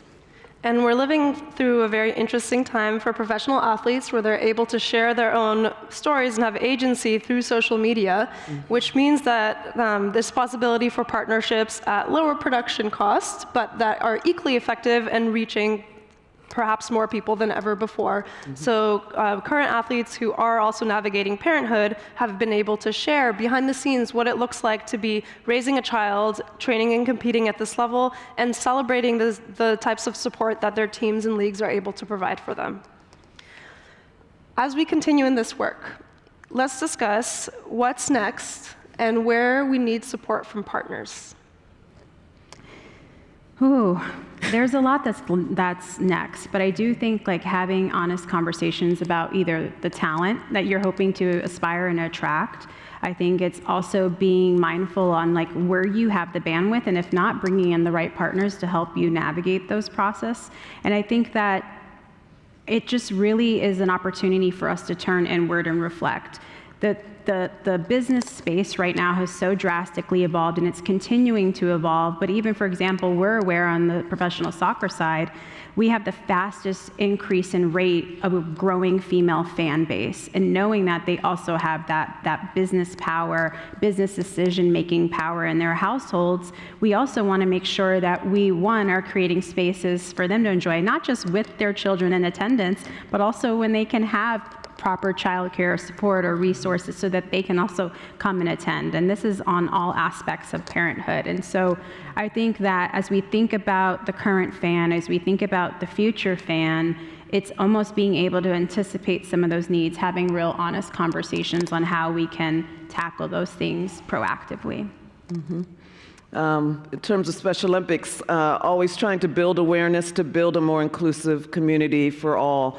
We're preparing for our 2026 USA Games that will be in Minnesota, where more than 5,000 athletes from around the country will all gather to compete. So that's one of the big occasions where everyone can really show what they can do and really bring partners in, bring businesses, bring organizations. We have, I think, more than 40,000 volunteers for that from different organizations. So it brings companies in to see and to, again, learn the value of what these people can do, all the abilities, and how they can then take that knowledge back to their organizations and make spaces for people with neurodiversity and get involved to support the community to make it more inclusive for the long term.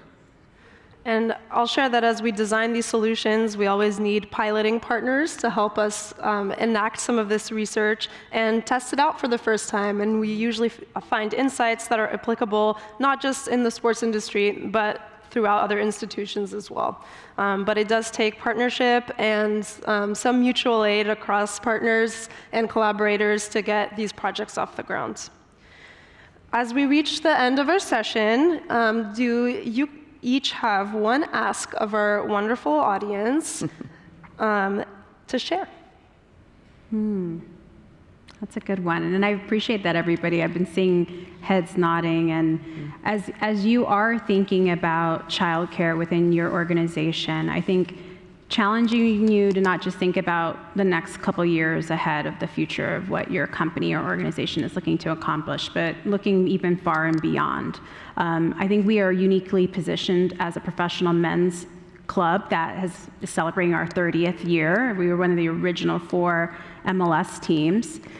Excited for us to come back for next season and really, to kick things up a notch. But I think that anticipating those things and meeting people where they're at. For me, as a military kid, sport was that entry point for us. And it created an opportunity for us to come together to build community, but it's made me the person that I am today. And so without programs like Special Olympics programming or DC Scores programming, opportunities may not exist for young people. And I think having free or low cost or supportive resources can just help remove some of the barriers that parents may have, but then also creates an opportunity for kids to explore something that they can also become a great contributing citizen to our society, and particularly the DMV as well. Absolutely. All of that, and yes, and just creating more spaces for youth and adults with disabilities to be able to connect and interact in the communities, meeting people where they are. That's what we do. That's what Special Olympics is founded on, meeting our athletes where they are and allowing them the spaces to compete and show how they can perform. So really partnering, asking of everyone in the audience, to keep that in mind. Often things with disabilities are not considered when you're making plans, when you're thinking about things. Maybe accessibility sometimes is the last thought, or not on the thought process. So keeping accessibility for people in mind, of all needs, all abilities, so that they can truly meaningfully interact, meaningfully get involved in work and in community and social programming. Special Olympics has a great program called Unified Sports, where any of you could come out and play with our athletes. I warn you, they talk a lot of trash. They are very competitive, so bring your A game. But you can play with us in sports. We have youth and adult programs that are unified. So those really break down those barriers. Every single person who signs up for our unified sports thinks they're coming to do something nice for a population. 100% of them say they get more out of it than they think they're giving. So it's those kind of programs that really bring us together as a community, and obviously there's a lot we need to do in terms of bringing ourselves together in these times. Indeed. And I think, too, the reality is, as businesses, if you do the same thing, you get the same results. And the reality is we want to continue to drive that bottom line. And so if you view it from a business perspective, doing good is great for business, and we've heard that phrase many a time, but I think also, there's so many more positive implications into making sure that we're supporting childcare and being inclusive in our environment that have bottom line, great outputs. Absolutely. And togetherness is at the core of sport. If we think of stadiums and sports teams as community anchors, I think all of us can picture sitting on the couch with our friends and family, cheering on our teams, going to the stadium for the first time. Integrating some of these support structures from the very beginning allows for greater accessibility and a greater community of folks who will continue to be fans for life. And we've seen the ramifications that sports on a young person's lives has on their future careers. We see there's a direct tie to future positions in leadership, to future academic success, and all of these family support structures allow for greater integration at an earlier stage. We've come near the end of our time, so I'll summarize some of our takeaways. We heard some effective examples of how businesses can co-create care infrastructure that improves both performance and community outcomes. Very importantly, social care and intent are core to performance, retention, and brand trust. We've talked a lot about trust today, and we've also talked about some studies showing that women especially are looking to spend with brands that they trust. A great way to to prove trust is to invest in these social issues. That means partnering strategically with teams, athletes, and brands to design with inclusivity and family support in mind. If you design for accessibility, it allows for greater scalability and for more folks down the line, long term, to engage in your product, venues, and services. I'll leave us with one last consideration. We have the World Cup coming up next year. We have the Special Olympics. And in 2028, we'll be welcoming the Olympic and Paralympic Games back to the United States for the first time in 25 years.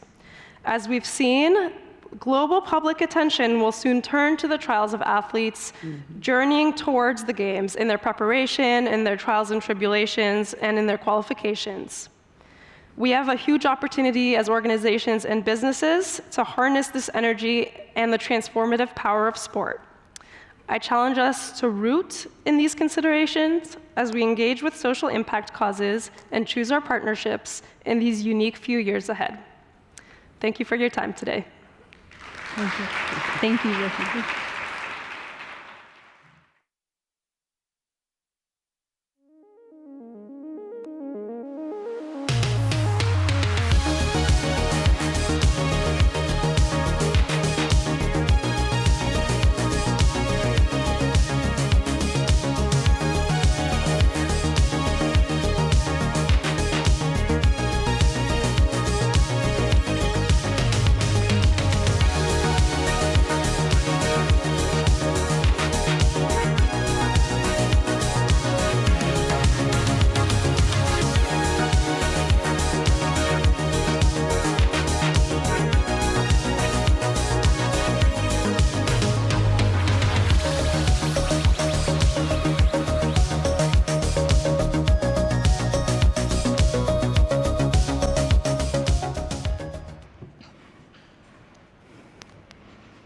Good afternoon.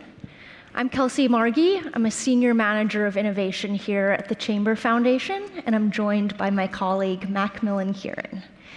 Mac is an innovation scholar who has been an integral part of a cross-functional team that's been working on a brand new product over the past year.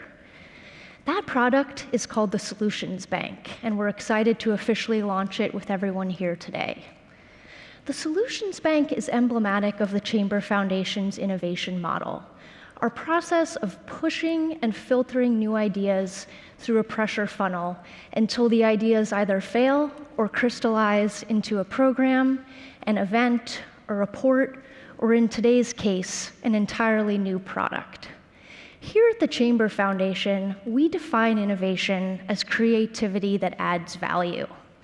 We keep our fingers on the pulse of new and emerging challenges impacting local communities, and we assemble cross-functional teams to quickly develop solutions to address those challenges. The innovation model has generated a range of impressive solutions, such as a global task force on pandemic response, a multi-layered civics education portfolio, and a judicial fellowship program engaging judges and magistrates from hundreds of different countries. We share these examples to accentuate that the innovation model is not confined to specific subject matters. The innovation model welcomes ideas from all disciplines and sculpts them into action-oriented solutions through rigorous testing. The most recent outgrowth of the innovation model is the Solutions Bank. The genesis for this product came forward a year ago at one of the Chamber's cornerstone conferences, CCC 100.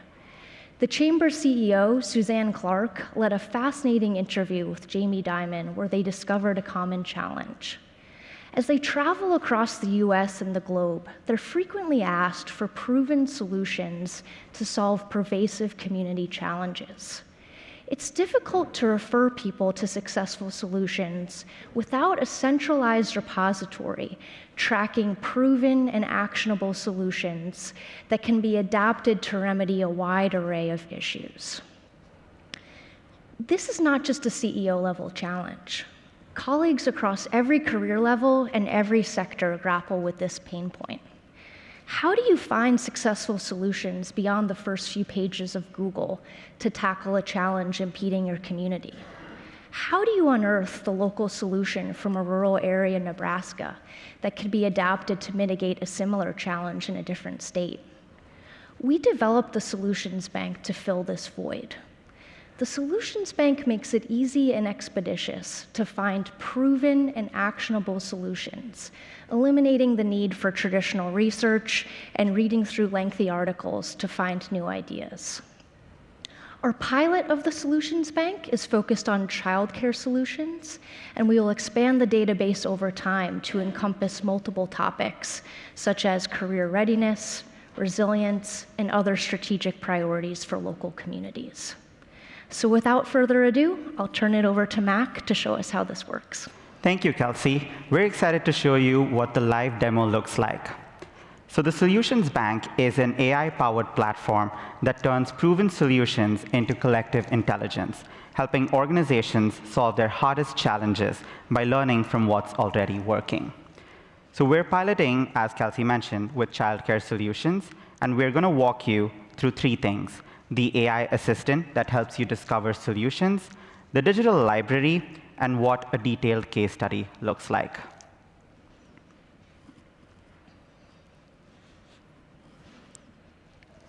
All right, here it is. So as you can see, this is our home page, and as we scroll down, we can see the AI assistant that's live on our website. It's built with the kind of usability that we're all familiar with. Ask it anything, and the way you'd naturally describe a challenge is how it would respond to you.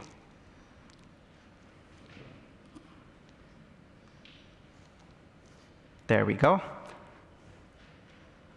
The Solutions Bank AI Assistant is explicitly trained on our database of verified solutions from businesses, nonprofits, and community organizations. So instead of generic advice, it draws from actual models that have worked in the real world. So let's see it work. Say you're a small business in a rural town and you have limited options for childcare. You have some space on site that could be converted, and you want to know how other small or mid-sized employers have approached this challenge. So what patterns connect the different success stories, and what's a realistic plan that we could follow? Let's see what the AI comes up with. So as we hit enter, the AI assistant analyzes our entire database, comparing models, identifying what's worked across different contexts, and builds a response specific to your challenge. And here's what it found. Let's look at how it structures the answer. It starts with a real-world example. So as you can see, it talks about Red Rooster Coffee in Virginia. It also highlights some key numbers. It surfaces patterns across multiple solutions. And finally, it gives you a step-by-step implementation plan. So that's the AI assistant in action, pulling from our entire database to build a tailored response for your needs. Now, we can scroll down and see what the digital library looks up close. So as we scroll, we can see a curated repository where every solution is organized, searchable, and comparable at a glance. So we can explore it directly. Let's apply some filters. We'll choose business as our stakeholder and search for solutions in Virginia. Watch how quickly it narrows down to what's relevant. So we've got some options here. Let's take a look. Each solution card gives you a quick snapshot. So if we try to open this one, Red Rooster Coffee is a small business that built an on-site childcare center. So every solution follows the same structure, designed so you can quickly assess whether it's a fit for your context.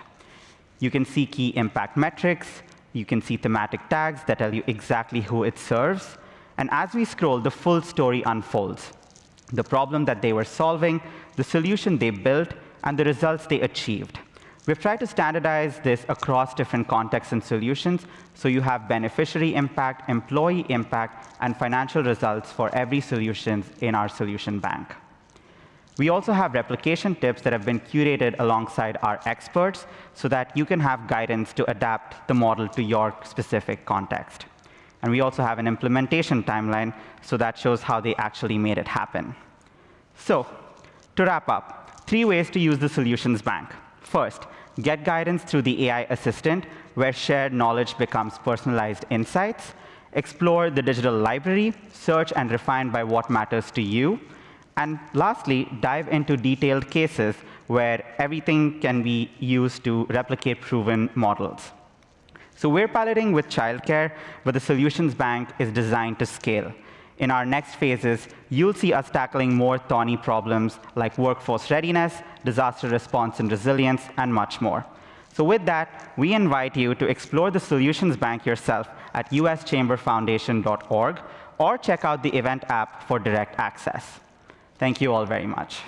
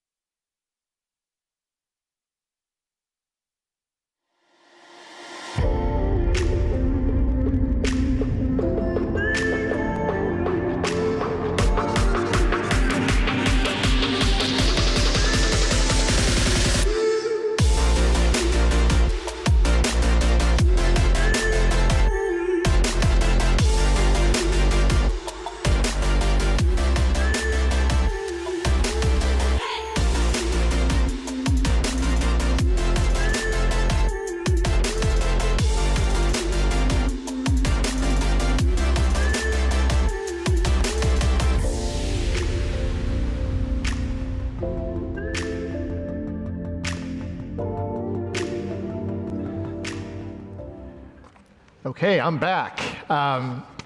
This time I brought Julie Trout from Liberty Mutual. She's an associate vice president of public affairs at Liberty.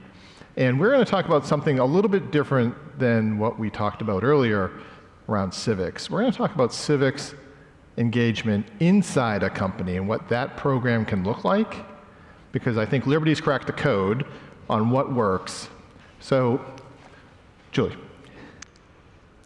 your program, Civics at Liberty, It's been around a little while, and you're having tremendous success on engaging your employees. Tell us about it. Yeah, so we started originally a voter registration program, and we had a lot of success, registered over 8,000 people. And as the political landscape was changing, our employee base was really itching to get involved on issues that matter to them on a personal level. So we thought back and forth of what is the best thing that we can do to really harness the awareness of our employees, which we came onto this landing page at Civics at Liberty, which really does allow employees to weigh in with their local, state, and federal elected officials on issues that matter to them, because in our advocacy for Liberty Mutual itself, we are business forward, and some of the advocacy that our employees wanted us to engage in on issues that matter to them did not fit into the bucket of business advocacy. So through a little tricks of the trade and a little failure, a little success, we have found that this website, this platform, allows employees to weigh in on issues that matter to them on their personal time, even though it is backed by the company. And we've just found that employees that maybe would not have felt comfortable using their own voice before now really have a runway to use their voice. So let's do a little bit of audience participation on this. Okay. Who here in your organization has wished your organization spoke out on a particular public policy issue that you care deeply about, but they didn't? Anyone? Like, I see hands out there, right? Right. This is the way to solve for that, because, and we see this all the time at the Chamber, like, not every company can say everything about everything, right? It's not sustainable. It's probably not good for business either. But what Liberty has done is they're empowering their employees, not just empowering, but actually educating them on how to do it themselves. So when they go home, their opinion is their opinion. Correct. Right? And they can express it in a really effective way. Right. So how many people are, first of all, how big is Liberty, and how many people are actually using this type of platform to advocate on what they really care about? So Liberty Mutual is in all 50 states. We've got about 40,000 US-based employees. We have obviously international footprint as well, but this is a US-based employee platform, just to be very clear on that. We've seen about almost 10,000 people weigh in with their elected officials on issues that matter to them in the last 2 years, which is an incredible amount of people. Just if you think about overall, with 40,000 people, that amount of activity, which we've never seen before. So we're extremely grateful for that. And then we have people constantly using it to check who their elected officials are, check to see if they're a registered voter, and where to vote. So it's multifaceted. So we've had a lot of success with it, to the point that we continuously win the Civic 50 award because of it. So we're very grateful for our employee engagement on it. Yeah, and Julie, so tell us a little bit about the types of activities that they're engaging in. We don't need to talk about the issue itself, but are they like setting up meetings with their city councilor, or are they writing a letter to their member of Congress? I mean, all of the above? And all of the above. So due to privacy, our internal privacy firewall, we don't know exactly what is in the bulk of their communication. We just know how many people are using it and which members are being touched. But there's a lot of communication with their local, state, and federal elected officials. Some of our employees, and maybe with an ERG, maybe not the organized ERG, but members of an ERG, reach out if there are more than one or two to their elected officials to do group meetings together, or targeted emails together on issues that matter to them, phone calls, meetings, communications. Who they're meeting with, if they ask for advice, we certainly in public affairs give it to them, but we really try to take a hands-off approach because it's issues that matter to you on a personal basis. Do you think there's a future where these employees become so civically minded that they themselves will run for office? I mean, that's always a hope that in this, the new generation of employees, maybe employees 35 and under, don't take civic engagement passively. They really demand action. So the more that we can educate our employees to use their voice to take an active role in the political process, perhaps we are going to have someone that sees that they can make a difference on a local level, on a statewide level, and see what that means for their next step in their career. But what we are finding is that the demand for the company to be a little bit more civically engaged and how the employee can interact is just higher and higher every year. And I'll take a minute for a small commercial break that we're going to go into breakout sessions, I think even after this. And one of the sessions is why business should be involved in your local school board, because it really matters to that community. So this is like a precursor to that, because Liberty has already figured out how to get its employees caring about issues before the local school board. Right?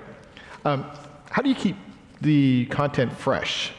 Because things change, and is there like a team at Liberty that actually focuses on this, or how does that work? You're looking at her, and my colleague back there as well. And we engage with our overall enterprise-wide communications. So we have targeted pushes to get eyes on the site multiple times a year, probably 5 or 6 times a year. We work with our employee resource groups to remind them about the site and to encourage their participation. And then any time that there is an election, so right now we're in an election year, we always push out notifications about voter registration and the election, and also remind them now is the time that you can weigh in with your elected official. So we are constantly pushing new product, new messages out on our website, our intranet, and then through various channels of Liberty Mutual. So there is not one month that goes by that people don't get a push about the site and about the program. So, Liberty being a Boston headquartered company and me growing up right outside of Boston, Liberty Mutual was one of those companies that everyone knew about in Massachusetts, right? I mean, you can't miss the building when you go into Boston. Probably a lot of people are either know someone who works there, knew someone who worked there, or is a policyholder. Yep. Right. Do you think that there was a certain expectation that a community leader like Liberty should be doing this? Was that in the background where the public and your employees wanted Liberty to step forward this way? This is more of employee-based, and so this came to be because our employees were really demanding a little bit more engagement on issues. And so we found that the more, it's the you spoke, we listened. And so the more we take that approach, the higher the engagement is, the higher the education rate is about how you can use your voice. We do not do this for our policyholders, but this is an employee-led platform and program. And I got to imagine that Liberty's leadership sees this as part of what's important in employee satisfaction. It helps with employee retention, because not every company does this. Right. And it's just one of those added benefits that if you go to work for Liberty, Liberty is a company that cares about how you show up in the community and the community that you actually are living in. Yeah, it's just, about Liberty Mutual and affording the opportunity for our employees to also live the values of the company as well. So, the company is just a really good company, cares a lot about employee satisfaction, employee happiness, employee retention. So if there is a way that we can always show that our employees are seen, valued, and heard, it really does go a long way. And our executive leadership team is very, very happy with the platform and how many people use it and how many times, they get compliments about it as well. So I'm very, very grateful that I have a company with, that allows this. So if you're sitting in the audience and you work for an organization and you're like, wow, how do I start something like that? Where do I begin? How did you begin? Like what's the pitch to leadership? Like what kind of resources need to be put behind it? How much does something like this cost to stand up? Like help the audience take that first step. Sure. It's not as expensive as you think it is. A lot of the platforms, like a Cision or a Phone to Action or Every Action, a lot of these platforms that probably everybody in this room, their company or association has access to, can stand this up. It took us probably from tip to tail about 6 months to put it together. I mean, it's just not that long. I would say overall, it was less than $40,000, and you probably can do it on the lower end as well. We just are such a big company, and the amount of traffic, we just needed a little bit more of a robust platform. It took a little bit of time to talk to our C-suite about it, but they understood because they too are getting the message that I do not understand why you're not advocating, why we as a company are not advocating on X, Y, and Z, whatever X, Y, and Z is. Pro on one side, con on the other. It took a little bit of time for us to work with our general counsel and legal, our employee resources, the legal side of that as well, privacy, but all of those things they're not insurmountable. And my advice is that if your employees are really asking, there are easy ways to keep them and get them engaged in civics, in just civic engagement. Because again, that younger generation that are now, the younger millennials into Gen X, Gen Z, I'm Gen X, sorry. Gen X, Gen Y, and millennials, they do want, and they are demanding a little bit more. So small things like this really do go a long way. But if you have a C-suite, general counsel, anybody in your employee relations think that this is a good idea, I would say go for it. And I'm always happy to talk to anybody about it because we've just found a lot of success with it. How do they talk to you? I'm here all day, and then it's really easy, julie.trout@libertymutual.com. Fairly easy to find. I'm also on LinkedIn. I think maybe the only Julie Trout there is. So I'm happy to talk to anybody about it one-on-one or privately. Feel free to reach out. Any watch-outs? Things that you wish you knew when you started that they should avoid now? Honestly, I wish I knew a little bit more about exactly how to communicate with our employees about it, but that just took a little trial and error, but that also has a lot to do with internal communications and internal communication structures. So messaging is going to be different for every audience at every company, but other than that, it's really been pretty easy and pretty well received. Okay, last question, because we're almost out of time. They've got a lot of information thrown at them all day tomorrow. What is the one thing that they should remember about this session and your program? I just think that this new generation and this upcoming generation of workers are going to demand more and more to have a much louder voice on issues that perhaps you guys are not actively and able to lobby on. Kind of a soft sell issue is how I like to say it. So I would really listen because this is going to help them feel valued and heard. Julie Trout, everyone. Thank you. Thank you.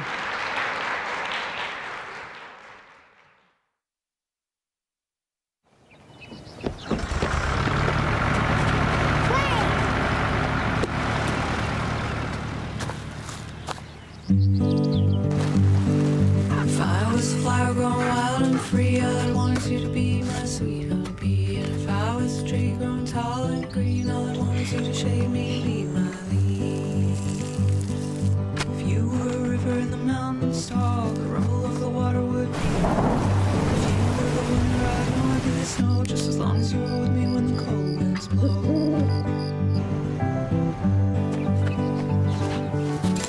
If I'd be a nod. If you were a seed, well, I'd be a pod. If you were a floor, I'd want to be a rug. And if you were a kiss, I know I'd be a hug.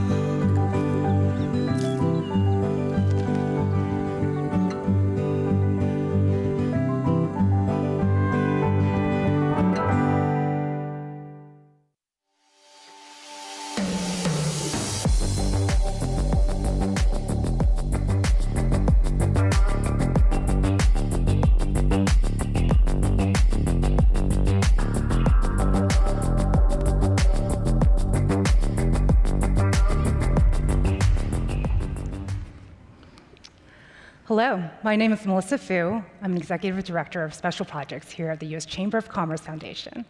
And it is my great pleasure to welcome Marissa Rollins. I know, Melissa and Marissa. Marissa Rollins with PepsiCo Foundation. She is a Senior Manager for Global Social Impact, Collaboration, and Engagement. Yes. Welcome, Marissa. Thank you so much. So to get us started, I wanted to set the stage. We know that both across the United States and globally, farmers drive our food systems. They're the ones driving solutions and innovation within agricultural communities. And they're also, to create transformation in these systems, farmers really have to be front and center. At the same time, when it comes to farmers, their farms are their livelihood, and also they're the legacy that they pass on to the next generation, much like we saw in the video. So it is why we are so excited to bring an organization that sees farmers as the solution for driving systemic change and also creating positive impacts in community. So to kick us off, Marissa, can you tell us more about PepsiCo and PepsiCo Foundation's focus on farming and agriculture and why it's such a prominent and priority area for you? Yeah, absolutely. Well, thank you so much for having us. We're very proud to be sponsors of the conference this week. So for PepsiCo, I think most people, when they hear PepsiCo, and we know this from our data, that most people think about soda. They think about Pepsi or Diet Pepsi, or if we're really lucky, even Mountain Dew. But PepsiCo is actually a food and beverage company. And if you tuned into business news today, you would have seen that we relaunched our corporate logo, and it says Food, Beverage, Smiles. So PepsiCo has 500 brands across our global portfolio, and we actually source 50 crops from 60 countries. We have oats, corn, and potatoes, I think some of which were referenced this morning at breakfast. Also apples, bananas, and grapes. Cassava, plantains, and lentils. So we really have a diverse amount and a diverse type of food that crops that come into our food and our portfolio. And so for that, we depend on healthy food systems to do our work and to create our products and to deliver over 1 billion smiles a day. And to have a healthy food system, we have to have and depend on our farmers. So PepsiCo has something called PepsiCo Positive. And again, if you stop by the farm stand in the briefing center, we're really proud to show off not only our products, and I think part of that clip of the video, but also shows our strategic end-to-end transformation through positive agriculture, positive value chain, and positive choices. Sourcing our crops and ingredients in ways that restore the earth and strengthen our communities is key in forefront in our minds. Amazing. So this actually reminds me of a conversation earlier this morning with Interrupt, where we heard about the importance of food access to community health outcomes. And it's great to hear how this end-to-end transformation approach is enabling some of those conversations. And at the center of it all, as you mentioned earlier, is farmers. So would love to hear about how PepsiCo and its efforts towards agriculture is actually supporting farmers. Absolutely. So we believe we need to invest in farmers, we need to listen to farmers, and we need to elevate their voices and their concerns in the work that we're doing in the spaces that we're in.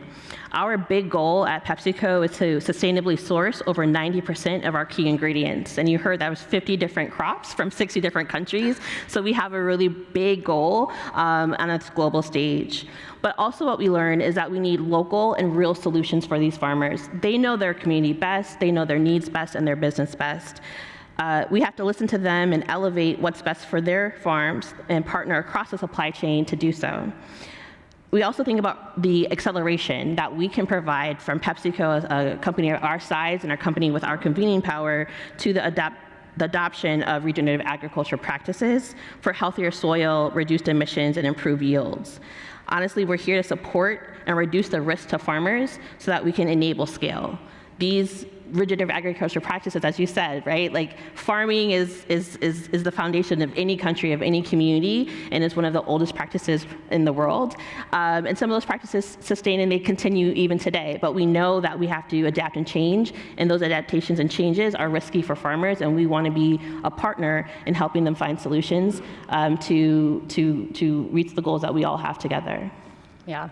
I was reading your impact report earlier this week, and I saw some pretty big numbers when it came to farmers impacted, communities impacted, which I think is such a great example of the scale and impact that you can drive by investing in partnerships and also in like empowering communities, which I know is pretty core to our mission at the U.S. Chamber of Commerce Foundation. Would love to hear how it plays out with the PepsiCo Foundation and your philanthropic initiatives. Absolutely. So talking about big numbers, we've impacted 185,000 livelihoods since 2021 in the farming communities. And in 2024, we worked with 20,000 farmers and 3.5 million acres, thinking about regenerative agriculture, improving soil health.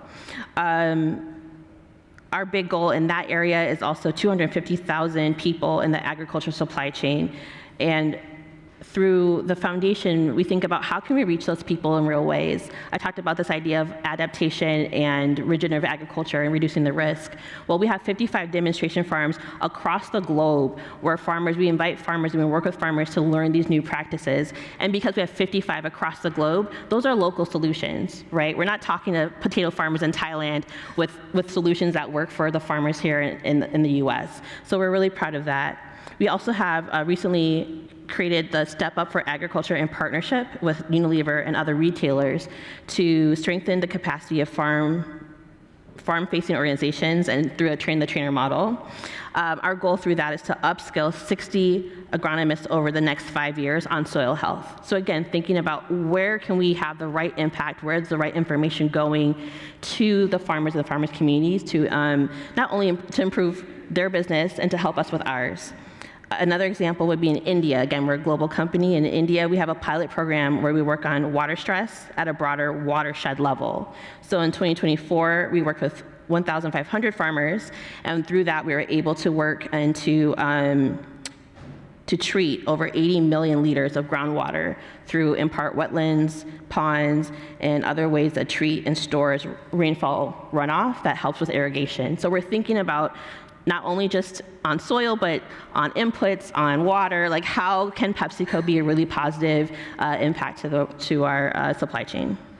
That's amazing. So I heard you mention research, education, training. There's like investments, capital investments, Absolutely. Resource investments. I know another topic that we're really obsessed with at the Chamber Foundation is innovation. Would love to hear about how you've used innovation as a way to support and empower farming communities. Sure. So one thing that our president of our foundation, C.D. Glenn, talks about a lot is investing our time, talent, and treasure. And that's something that we think about for talent is certainly expertise. PepsiCo is a company that has to be on the forefront of innovation. Like I said, we deliver 1 billion smiles a day. That means that our products are enjoyed over 1 billion times globally every day. So to make that happen, we have to have innovation. Some of the innovations that we've thought about is certainly, and I'm thinking back to some of the earlier conversations on the stage, is the use and incorporation of AI. So we have AI tools for digital farm management and ways to use the data that's coming from the farmers to have, again, looking at scale and ways that we can impact and help the farmers have better yields over time. Through some of our programs, we have over 1 million data inputs from 1,000 farms that then help us understand and help the farmers understand the best ways to use fertilizer, better irrigation techniques, and even, unfortunately, we're talking about weather, thinking about weather patterns and how that would affect the farming. Also, we have something called AgroScout, which I think if you go to the PepsiCo Foundation website, we have a lot of videos that I get excited about. Sometimes I just watch them on breaks during the day. But through AgroScout, we're working with farmers in Latin America, South Africa, and Thailand on crop health and identification. So there's a combination of AI tools as well as other technology like drones to see what the crops are looking like and the health of the crops and identify problems early on so that farmers are able, again, to have a really strong yield and be able to really have just improved livelihoods so that they have the right amount of product going to market. Okay, I love this. And I think you've done a great job of highlighting. It's this idea of like on the business side, you're doing all these different things. on the foundation and philanthropic side, there's all these efforts, and how could they kind of work in tandem as part of your larger like sustainability goals? So that's really exciting to hear. Absolutely. I think I have a couple of colleagues in the audience, but you know, when preparing to be here today, we have the foundation, who's me, and then we have a member of our sustainability office. We have a member of our policy team who works on agriculture policy, and then also our government relations team. Like, we're always thinking about what's best and how can we best engage our communities at large to really impact the livelihoods of where we work and where we serve. That's amazing. Well, last question for you. Absolutely. For our audience today, yes, including your colleagues, yes, do you have any advice for business leaders, policymakers who want to make a difference in agriculture? Absolutely. I would say, again, think about the invest, engage, and elevate those voices of the farmers. Really get to know the community and get to know the farming, not only the farmers, but the farmers' communities, their families as well. Like, I think, I love Little Farmer because, yes, those are actors, but they represent real family farms and real family farmers around our country. And then it's something that PepsiCo recently did is we had the first ever Farmer Awards and conference. We invited over 60 farmers and advisors from 19 countries to our headquarters in our headquarters in Purchase, New York, where we celebrated their achievements in innovation, achievements in youth engagement in farming, and other things. So that's another way for businesses to actually elevate and celebrate the work that the backbone of our food system are doing every day. Well, we love awards as well. Well, thank you all for joining us, and Marissa, thank you so much for being here. Thank you, Melissa.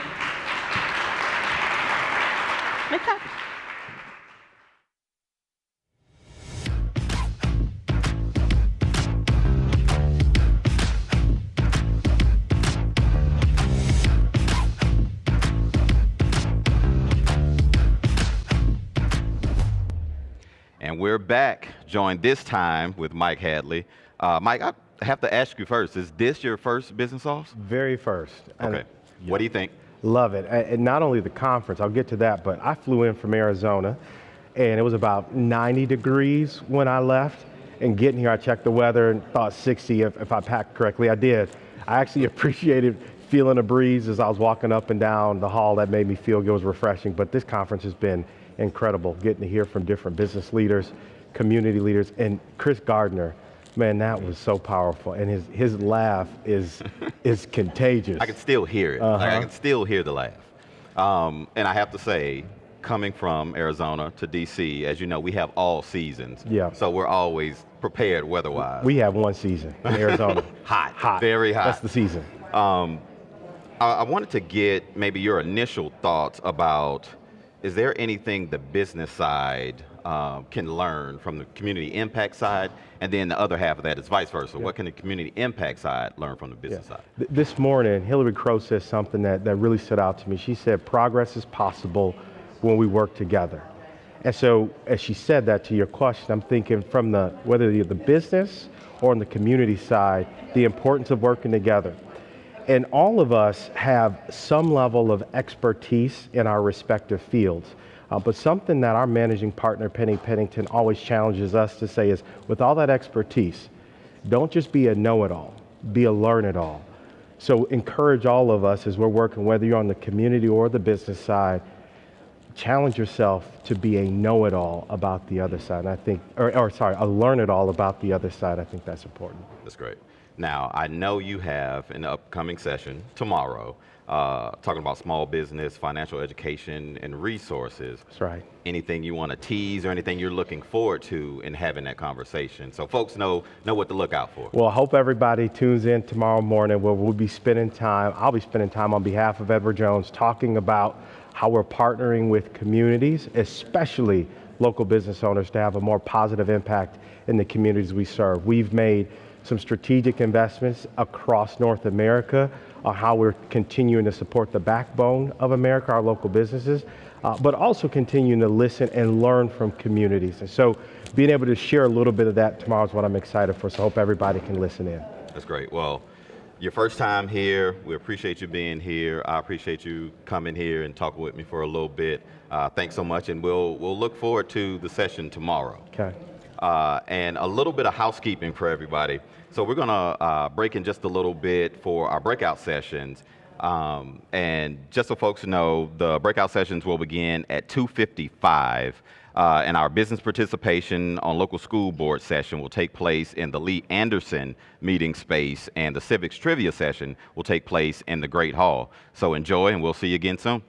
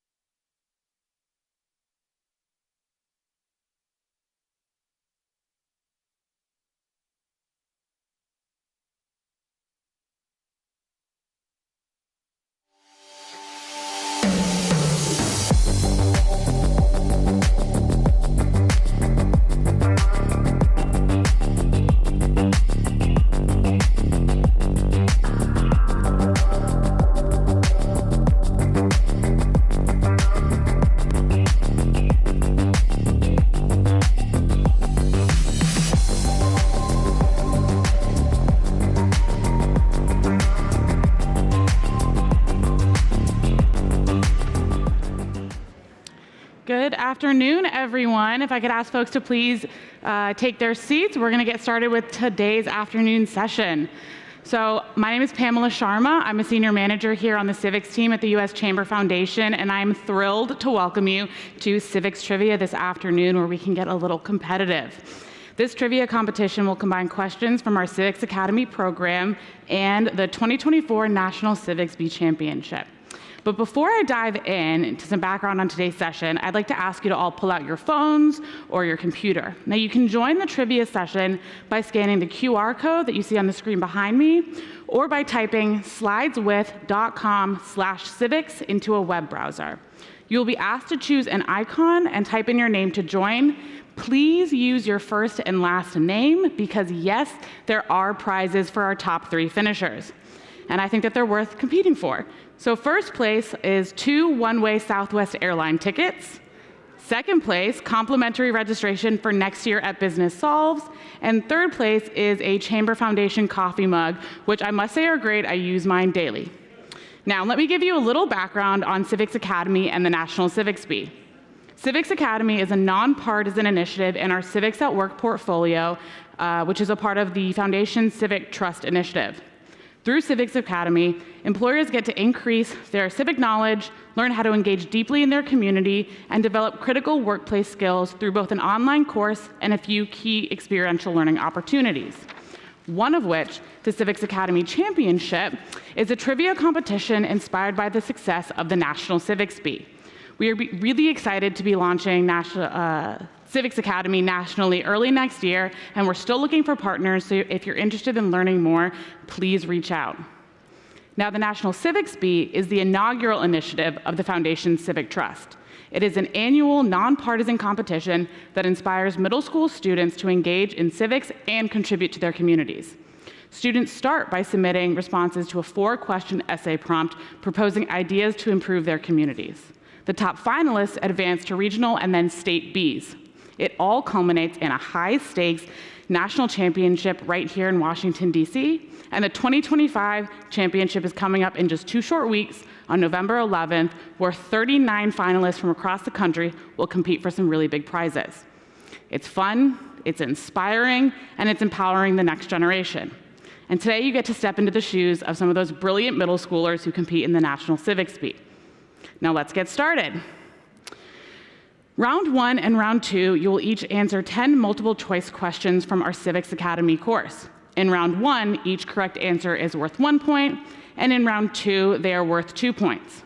Incorrect answers and answers not submitted in time get 0 points, so we encourage you to take your best guess and answer every question.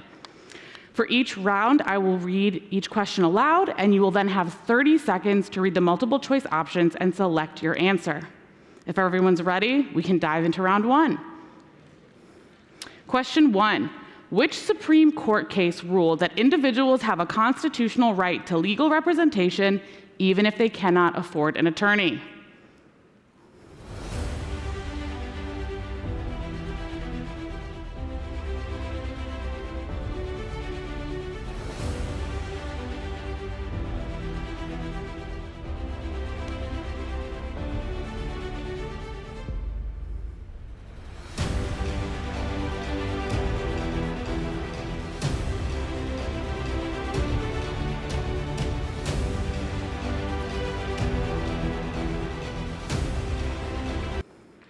And you got the answer correct if you chose Gideon v. Wainwright. Question 2. Why did the Founding Fathers create the Electoral College?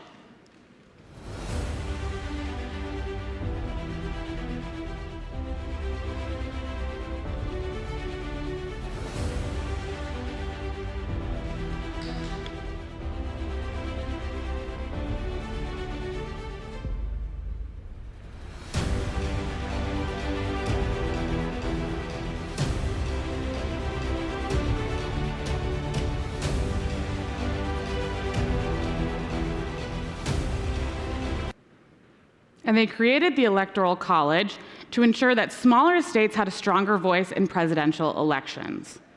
Moving on to question 3. The Federalists opposed adding a Bill of Rights to the Constitution. Which of the following was not was not a reason that they opposed it.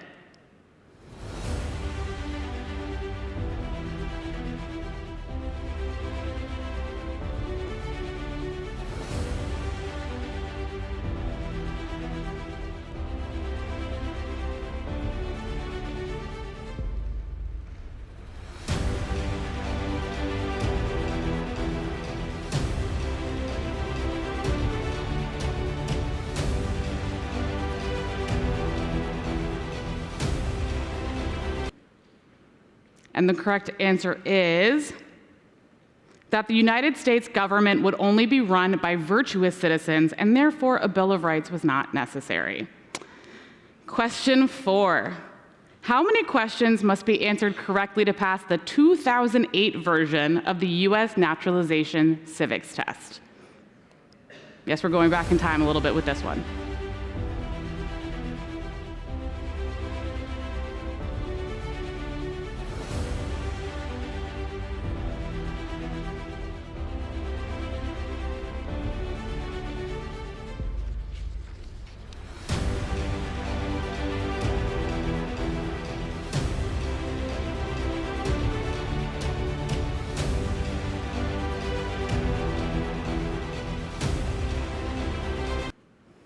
And if you took the test in 2008, you would only have to answer 6 out of 10 correctly to pass. Question number 5. Which of the following is most clearly outside Congress's power as delegated by the Constitution?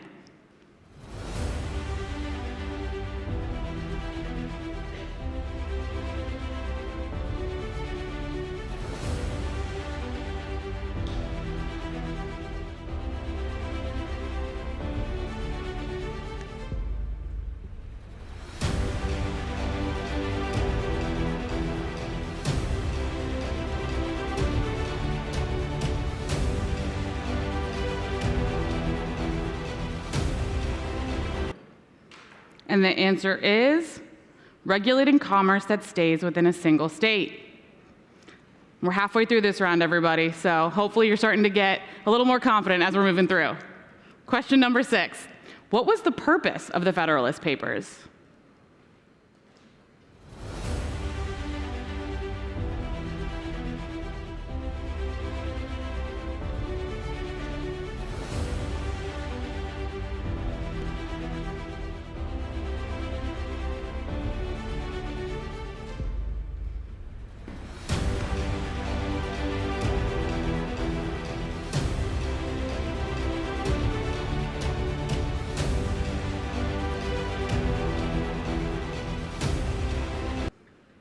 And the correct answer to question 6, the Federalist Papers were created to explain and defend the Constitution and the division of powers. Question 7, we're getting into some constitutional trivia here. What does the Fourth Amendment protect against?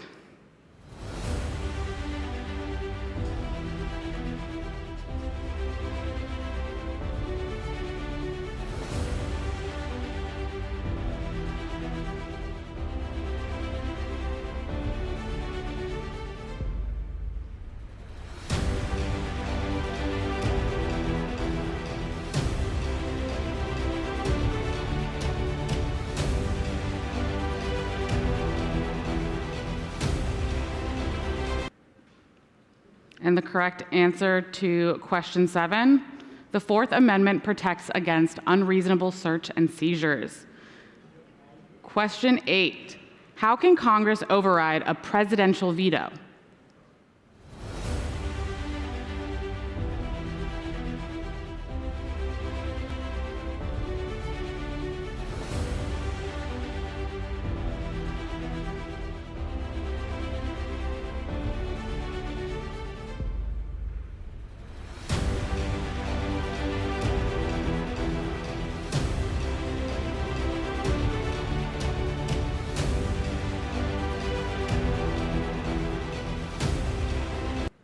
And the correct answer to question 8, Congress can override a presidential veto with a 2/3 majority in both chambers of Congress.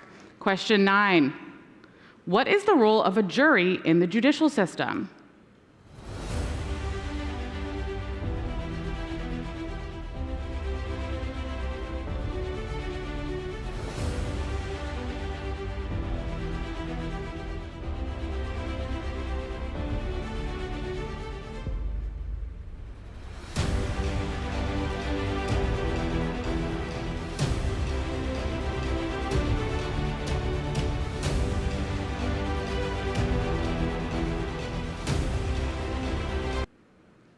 And the correct answer to question 9, who I'm sure many of you have served on a jury, got correct.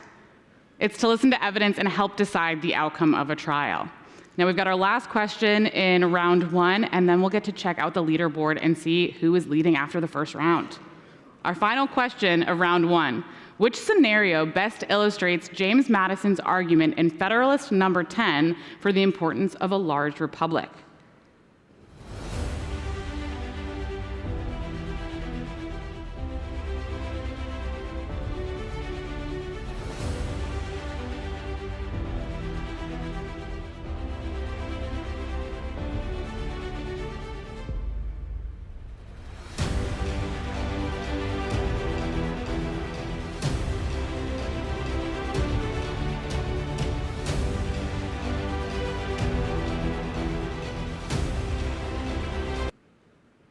And the final correct answer in round 1, the argument was that a group of citizens are attempting to violate the rights of another group, but they are a small group and therefore cannot become a majority, preventing them from oppressing others. So now that we're down with round 1, we can check and see who is in the lead at the end of the round. And as you can tell at the top, ties. Oh, we got Carol Cohn in the lead, got all 10 correct. And if you look at the rest, ties are broken by the speed of your answer, so speed does matter. But like I said, there are no penalties for incorrect answers, so you might as well give it your best shot as quickly as you can. Okay, are folks ready for round 2? Feeling good? Good. The questions are gonna start to get a little bit harder in this round, and that's why they're worth 2 points. So let's go ahead and get started. Okay, first question. What was one outcome of the Anti-Federalist push for the Bill of Rights? I gave you the answer right there, if anyone was listening closely.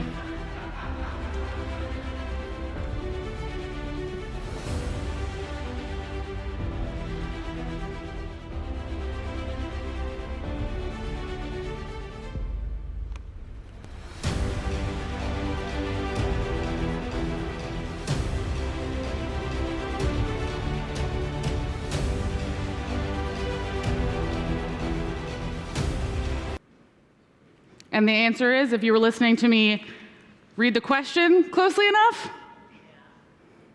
the Bill of Rights was added to the Constitution. Okay, question 2. What did the 15th Amendment accomplish?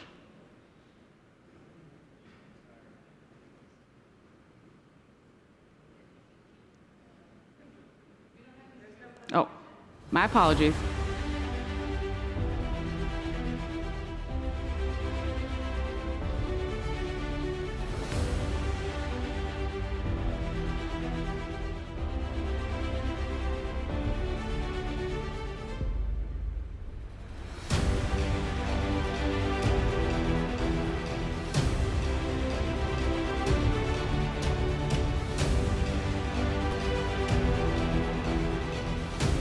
Okay, and the answer to question 2, the 15th Amendment granted voting rights regardless of race, color, or former condition of servitude. Moving on to question 3. In the Supreme Court case, Texas v. Johnson, the majority ruled that flag burning is protected symbolic speech.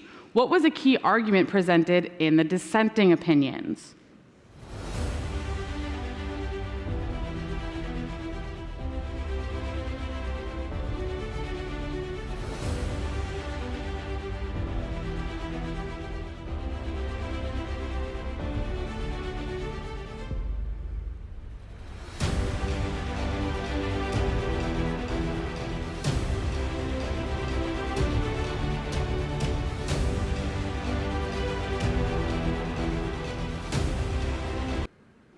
And the correct answer is that the dissent argued that the flag represents the values and sacrifices of the nation, and actions like burning it undermine national unity and respect for democracy.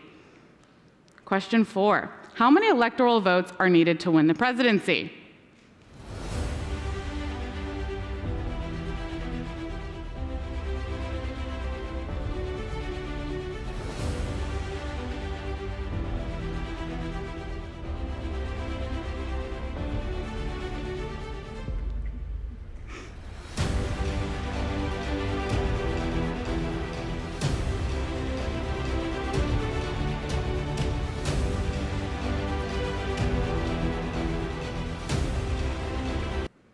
And the correct answer, a candidate needs 270 votes to be elected President of the United States. Now, question 5, we're moving back to the judicial system. How does serving on a jury fulfill a citizen's responsibility and contribute to the justice system in the United States?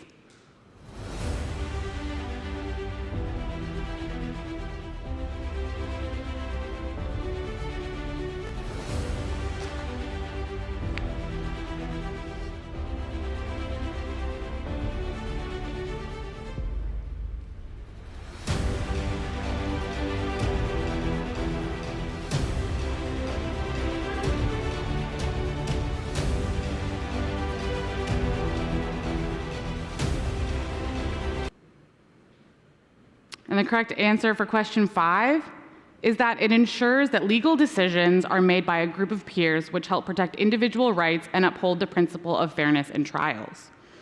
Question 6, what was the result of the Great Compromise?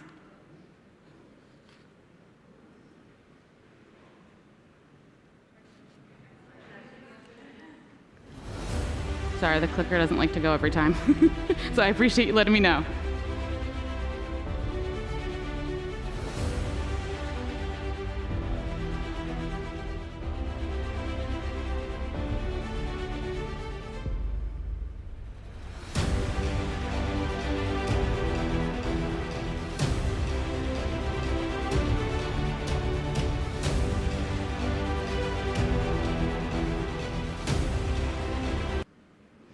And the result of the Great Compromise was the creation of a bicameral Congress with a House of Representatives and a Senate. We're over halfway with round 2, so I hope people are starting to feel questions are getting a little bit more difficult. Question number 7. What is the primary function of the Necessary and Proper Clause, also known as the Elastic Clause, in the U.S. Constitution?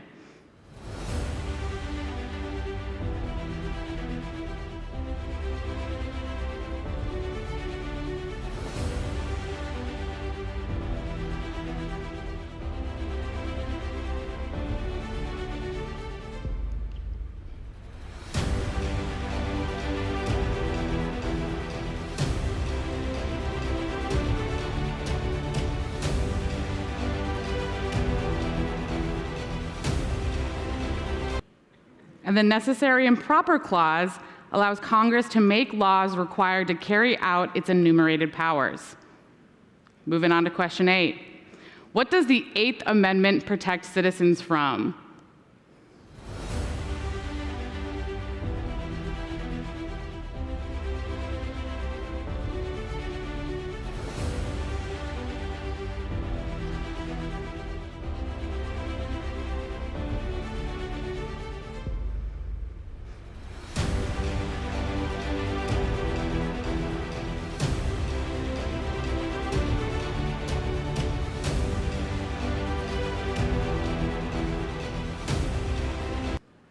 And the 8th Amendment protects citizens from cruel and unusual punishment. I'm seeing a couple head nods.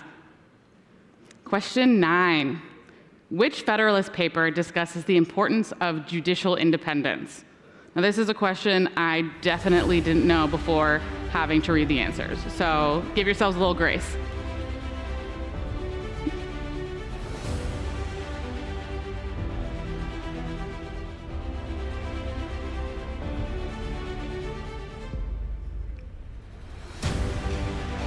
It's which Federalist paper discusses the importance of judicial independence?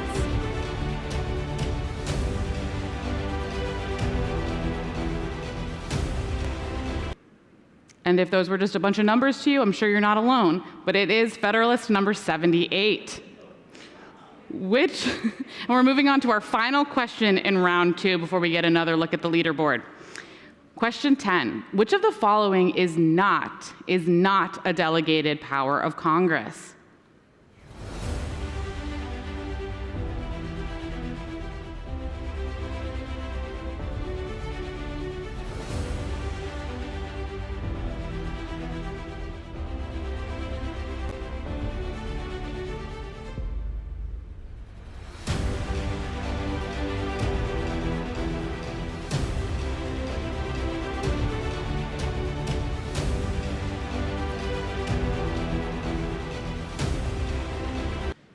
And the correct answer was option D, negotiating and making treaties. So it was really close after the end of round 1. Let's check it back in with our leaderboard and see how things have changed since the end of round 1. Why is it not? Oh, it's going to have me do it for every single person. Great, there we go. So it looks like we've got pretty close for our top 3 spots. And as I mentioned, our top 3 winners will each get a prize at the end of the competition. So now it's time for our final round. And round 3 might be my favorite. I like to call it, Are You Smarter Than a Middle Schooler? Because these questions are taken directly from the 2024 National Civics Bee Championship. And I'll be honest that the questions are hard. And if I didn't already know the answers, I'm not sure I could say that I would win Are You Smarter Than a Middle Schooler? But it's all in good fun. And my favorite part about sharing these questions with more and more audiences is that it really underscores how impressive the National Civics Bee contestants are. And now that I have sufficiently psyched everyone out for our final round, I will say that this is the shortest round yet. It's only 5 questions, so we're giving you a little bit of a break here. And because these are our most challenging questions, each correct answer is worth 3 points. Otherwise, the round will operate the same as the previous 2. So is everybody ready? Okay, I'd like to hear that. So let's get going. Question 1. Which Enlightenment philosopher's ideas about separation of powers in government influenced the founders as they developed the Constitution?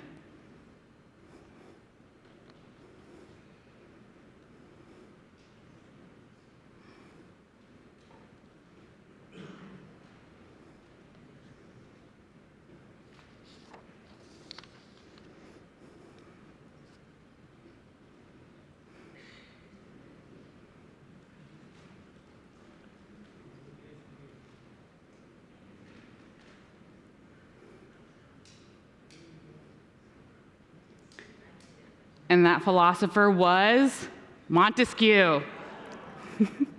Question number 2. Since 1983, the Senate Committee on Indian Affairs, which was created to study the unique problems of American Indians, Native Hawaiians, and Alaskan Natives, and to propose legislation to alleviate these difficulties, is an example of what?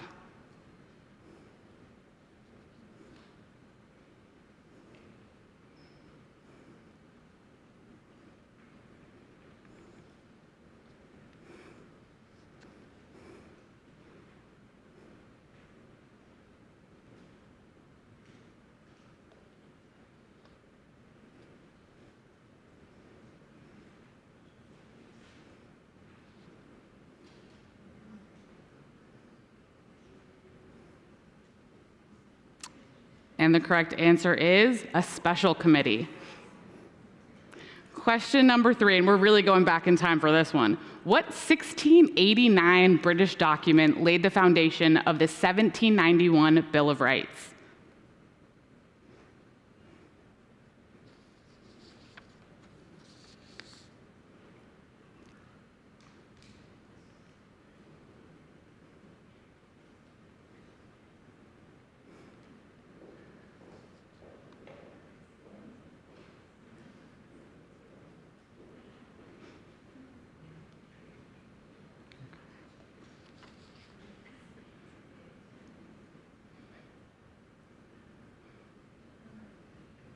And the correct answer is, and it might feel like a trick question, it was the English Bill of Rights.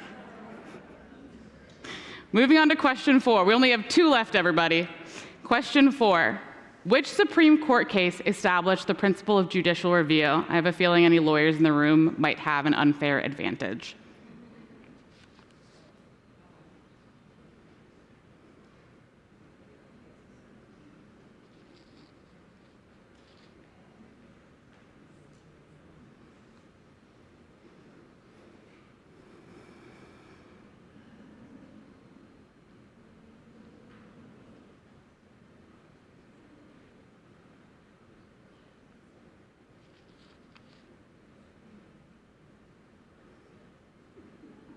And the correct answer was Marbury v. Madison. Now we're moving on to our final question of round 3 and our final question of trivia overall. So this question I particularly like because I think it really ties into a lot of the themes that you've heard so far today at Business Solves and will continue to hear throughout the afternoon and into tomorrow. So question 5. What phrase from the preamble of the Constitution demonstrates that the government is rooted in popular sovereignty and a community of individuals joining together for their common welfare?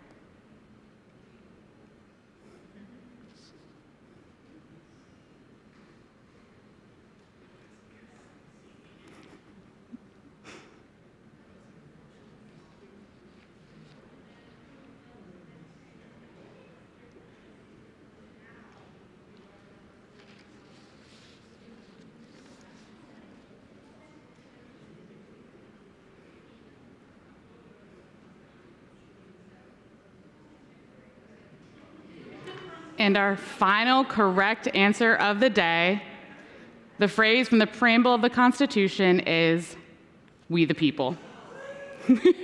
Glad to hear some cheers there. And now we get to declare our champion and see who came in our top 3. Okay, we've got Ann Florini, Dave, I can't see your last name, and Balaji. So congratulations, everybody. And I would love to invite you guys to come up on stage. We'll have you come backstage in a moment so you can claim your prizes as well as your bragging rights. So you can meet me right over here on the corner of the stage. But thank you all so much for joining me today and getting a little insight into what you can learn through some of our programs, Civics Academy, and really how impressive the National Civics Bee contestants are. And you can reach out to me or other members of the Civics team via the Civic Trust email, civictrust@uschamber.com, if you're interested in learning more about any of our programs or any of the work that we're doing. And I really hope you enjoyed today's trivia challenge as much as I did, and that everyone was able to walk away with something new that they learned today. So we've got a little time before the next session starts, so feel free to grab some coffee, some water, and thank you all.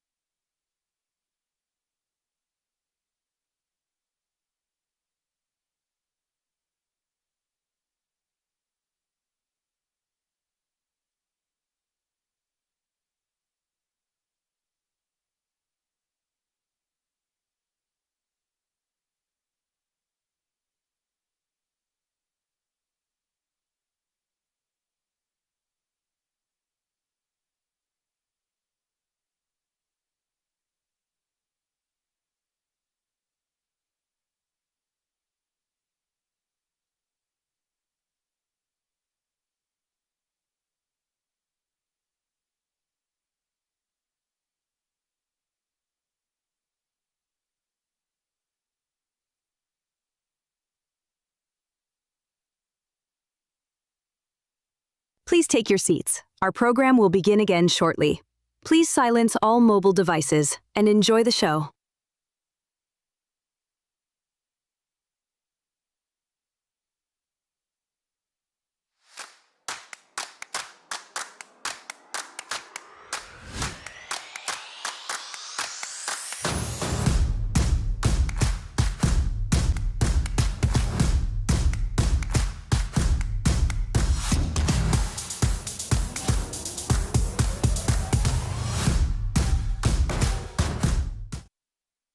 The problem only exists in the unloved parts of Baltimore.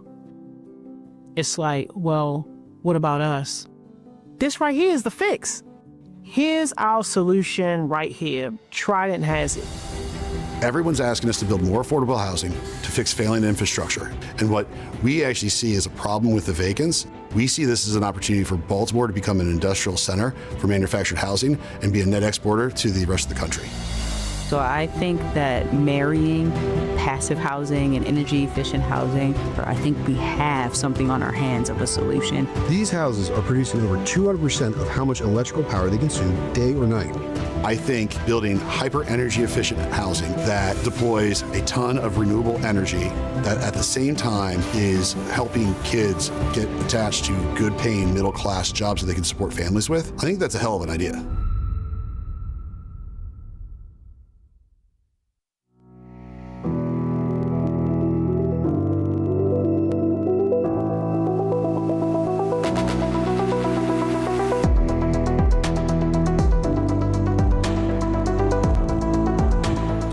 Good afternoon.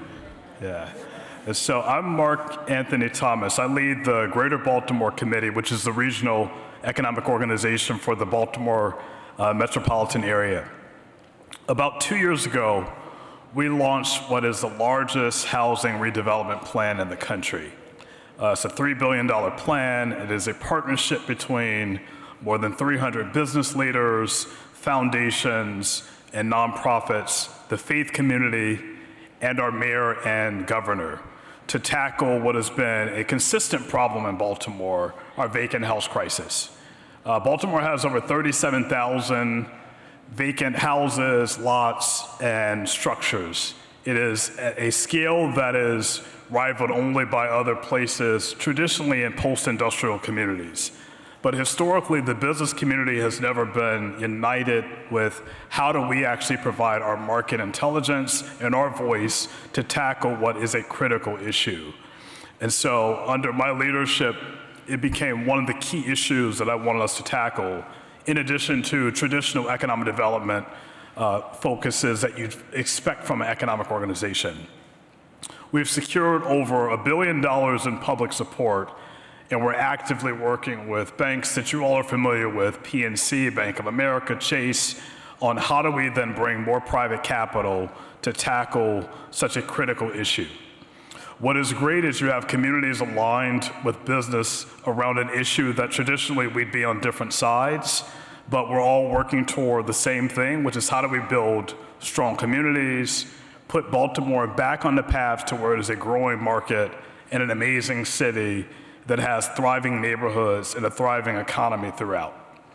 What you're going to learn today is one of the stories of people who are on the ground, who are making that impact, who are being innovative at bringing together both housing redevelopment and all the principles of a sustainable community that are really critical to being successful. And if any acts I have is to continue to follow what's happening in Baltimore. If you've seen national stories about us being on the verge of a renaissance, it is real. We've never been more united. We've never been more excited about what we can do to tackle some of the big issues in our market. And it is really the type of role that I've spent most of my career excited to have and be a partner with Trident, which you're going to hear from today. And so without further ado, I'd like to actually introduce Brendan, who's going to come up and he's going to give a presentation about all the work that's underway. And it becomes another example of how business is solving the problems of our time. So thank you.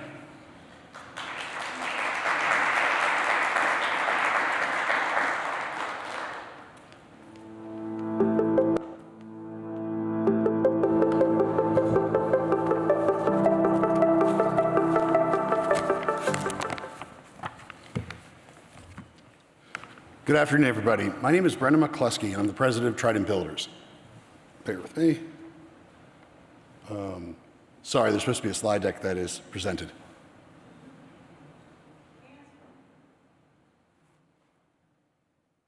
Again, my apologies, technical error.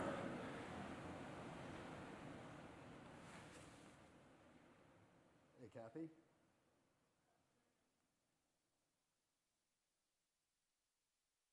Sorry? Okay.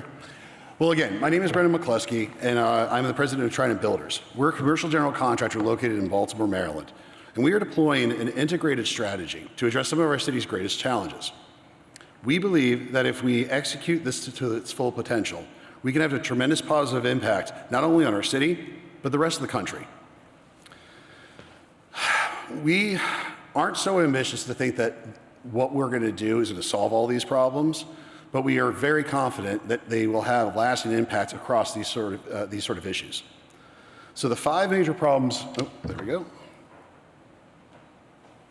So the 5 small problems we're taking on are the vacants and concentrated poverty, climate change, grid resiliency, accessible housing for working Americans, and the construction worker shortage. We're not so ambitious to think that we can single-handedly solve these problems, but we're confident that our strategy will affect positive change across all of them. Housing that was built cheaply 100 to 150 years ago to support industrial workers is now falling apart. These houses are prohibitively expensive to renovate with conventional methods and in the current environment of inflationary pressure as well as regulatory overreach. These houses are diseased with lead, asbestos, mold, and Lord knows what else. These ancient houses have little material science in them. We find horsehair and oyster shells in the mortar mix. One does not have to be an MBA to understand that you can't spend $400,000 renovating one of these houses for it only to be worth $250 when you're done. However, the problem is immensely expensive and needs to be addressed. Johns Hopkins University has estimated that the vacant problem is costing the city of Baltimore $210 million every year. So a stable house turns into a vacant as a consequence of neglect. Many of these families are of modest means, and when a costly repair needs to be done, namely the roof, there isn't the money to do it. So a small roof leak becomes a bigger roof leak, and then the house starts to deteriorate until it becomes uninhabitable. It becomes a vacant. The vacants then negatively affect their neighboring stabilized housing units. First, they depress house prices. Second, they act as vectors for both criminal activity and then like worse public health outcomes. Finally, they start damaging the stable adjacent houses next to them. They really behave like cancer cells.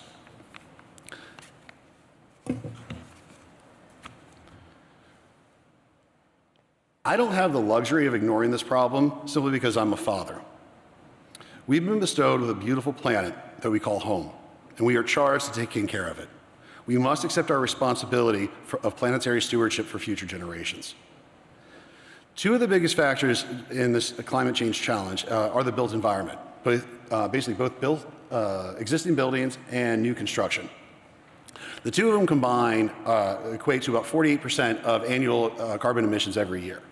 We're not going to be able to get to net zero if we ignore half of the pie. So the electrical grid is the largest and most sophisticated machine humanity has ever built. America's is the oldest because we invented it 140 years ago. Although we have brilliant people working to safeguard it to support our modern world, it is under constant threat as a consequence of its fundamentally centralized generation and distribution system and its architecture. Last year, the annual increase in electrical demand almost doubled over the increase in 2023. This is entirely the result of trends that are not going to reverse, such as cryptocurrencies, artificial intelligence, and increased cooling loads in a hotter climate. We only expect electrical demand to continue to have an accelerated growth chart. In a world moving faster and faster and always demanding more energy, we also have to think about the threats of tomorrow. Not only do we have to deploy greater generation capacity at scale and speed, we need to engineer resiliency into it. But if we fail at building this additional capacity, we are likely to lose out on the race of AI to some serious rivals. It's actually not the technology that we would fail out, it's our ability to power it. Our chief rivals have done exceedingly well building out overcapacity within their newer electrical grid. They also possess immense manufacturing capacity for things like electrical generation equipment. America can simply not afford to fail in this regard. We also have a housing affordability crisis. Throughout the country, we are short millions of houses of all types, but particularly affordable houses and entry-level housing for working-class families. There's a critical lack of quality starter homes, which have historically been the ladder to the middle class. When families can't own a home, they are denied the single most important method of building wealth to retire, start businesses, or to pass on to the next generation. This is a big reason why so many working Americans are so scared. They feel as if they're being pushed down the economic ladder, and they're right. They express their fear with anger. All right, so all we got to do is build a ton of new electrical generation equipment in a way that makes it more resilient to greater environmental pressures and threats from bad actors, as well as millions of new houses all over the country. And to do both of that more cost effectively than we're currently doing. With what workers? My industry is at a crisis that no one's really talking about. Per McKinsey and The Economist, our industry is somewhat of an outlier within the economy. We are less productive today than we were 50 years ago. And that is an astounding statement to be made when you think about how information technology has transformed our world in the last 50 years. The average age of a construction worker in this country is 43 years old. 1 in 4 is over the age of 55, meaning that they're ending their career fairly soon. We simply are not replacing new workers at the rate that we're losing them. So these are some really, really big problems, all right? Seemingly impossible to solve. What are we to do? Quit? Forget that. I'm a firm believer in American exceptionalism. Okay, I also recognize that we've made some pretty serious mistakes in our day. But I also find that to be an American quality as well, that we have the ability to face our truth and get things done right and correct things. My apologies. So if we're going to practice American exceptionalism, how do we think big? How do we solve 2 or more of these problems at once? What if we could make housing a resilient, renewable energy power plant? What we propose to do is to scale panelized modular construction practices from factories and replace vacant buildings and lots in our city in a coordinated, strategic fashion. These new houses will be resilient and energy efficient and engineered to have rooftops and infrastructure suitable for commercial scale solar development. This prevents the house from ever falling into the death spiral of vacancy because the roof is going to be more or less insulated and protected and perpetually replaced through the solar development. We take basically the burden of the roof replacement cost off of the homeowner and organize it with an HOA and basically put the burden onto the solar development companies to maintain that roof. In the event that the solar development company does not renew or replace their solar panels in 20 years, okay, there'll be a rainy day fund as a consequence of the royalties for the rooftop leases. Think of it like cell phone tower development. We've done this. So a few years ago, we delivered a project for the Smithsonian Environmental Research Center, which is located in Edgewater, Maryland. Using panelized modular construction, we basically built a 1,500 square foot, 3-bedroom, 2-bath home, basically the definition of a perfect starter home. Using in the factory, we were able to build an incredibly high-quality building envelope, and this house was exceptionally energy efficient. When we put solar panels on them, these houses were able to produce over 200% of the power they use day or night, 365. Now, what's remarkable about that is that in order to produce that much excess energy when it's not producing anything at night, okay, it means that these houses are just producing an immense amount of carbon-free energy during peak load times. That is your hot summer afternoons. That's when our air conditioning systems are working the hardest. That's when electricity prices are the highest. That's when our society is the most vulnerable and the grid is strained the most. And it's when we are emitting the most carbon dioxide to support our energy demand. We propose doing this in Baltimore because Baltimore is a fantastic city with some deeply entrenched problems. We're fiercely proud of our city. And we have enormous economic and institutional assets, and we are a world-class hub for trade and innovation. But we're also being challenged by our own legacy and the passage of time. I'm proud that we have found the courage to talk about some of our challenges and our history for what it is. We might not always agree on all points, but at least the conversation is happening, and we're happening with a tone of respect and a mutual determination to fix it together. So we need to focus on 3 groups of people in order to do this. Like, it's really about empowerment.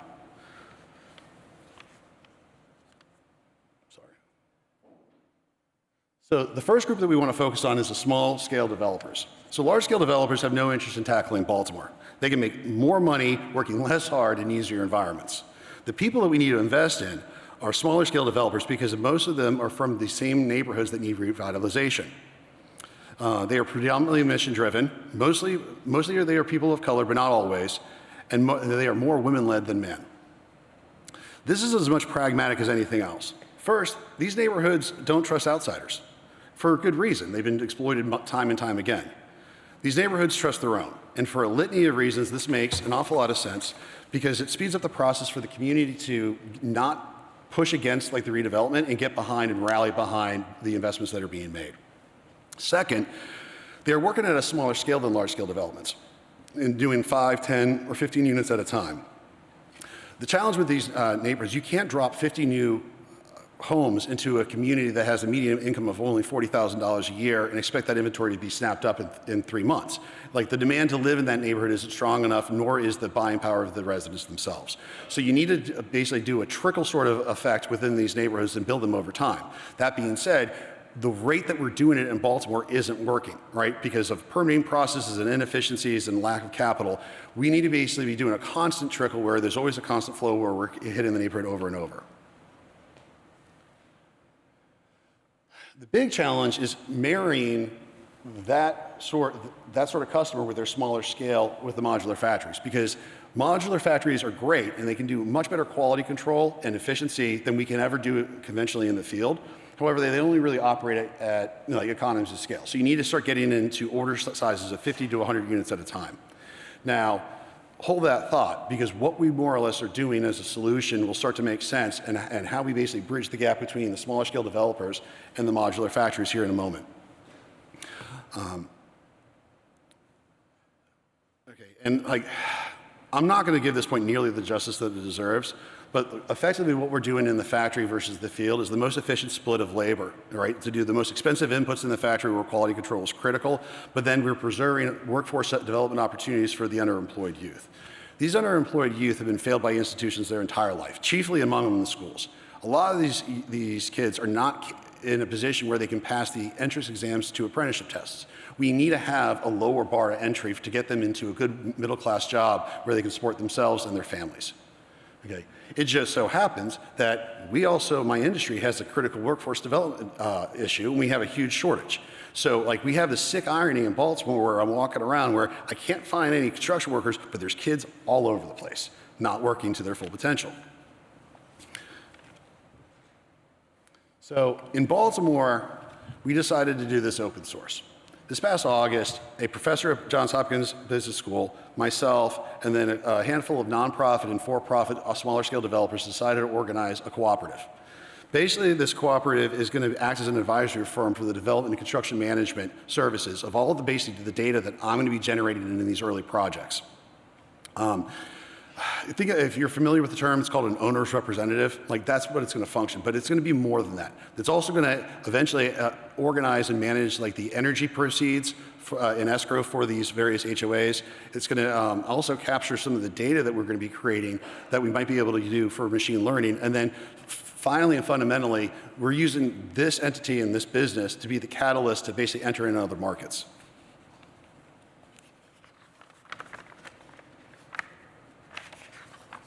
So, you know, this sounds like a big lofty plan, but we're actually doing it. This was last week where we started doing site layout for the job.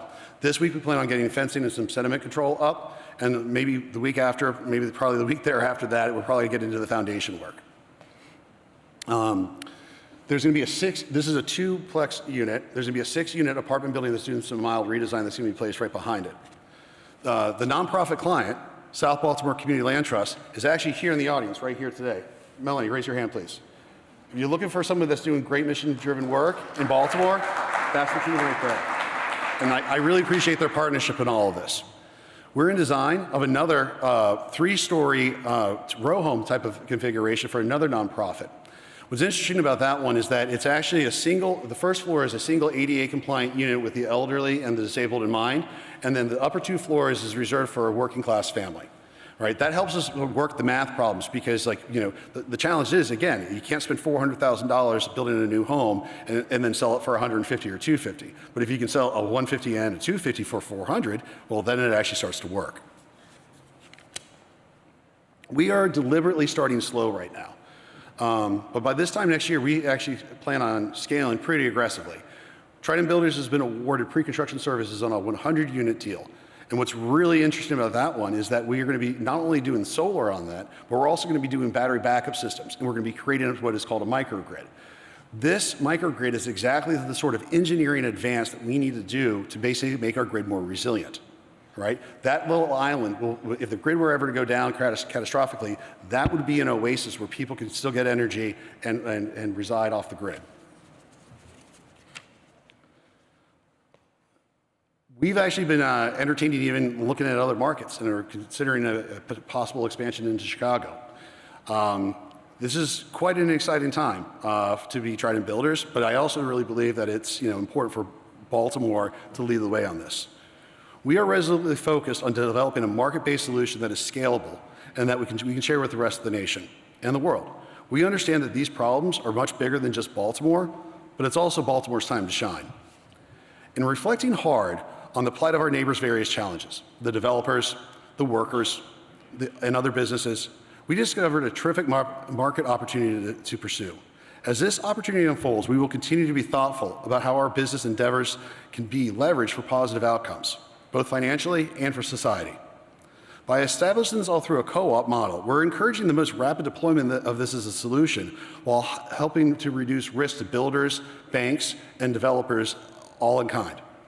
We will transform these neighborhoods at a speed and scale that is still viable, but much better and faster than what we're currently doing. And then finally, we're creating the demand for considerable domestic industrial capacity for housing and energy solutions. American exceptionalism is real. We have a unique belief that we can take on any problem or problems. More often than not, we pull it off. Our strength lies in working together. When we don't, or when we actually work against each other, things don't go very well for anyone. In fact, it creates space for our adversaries to exploit us. These are not white, black, or brown problems. These are not red or blue problems.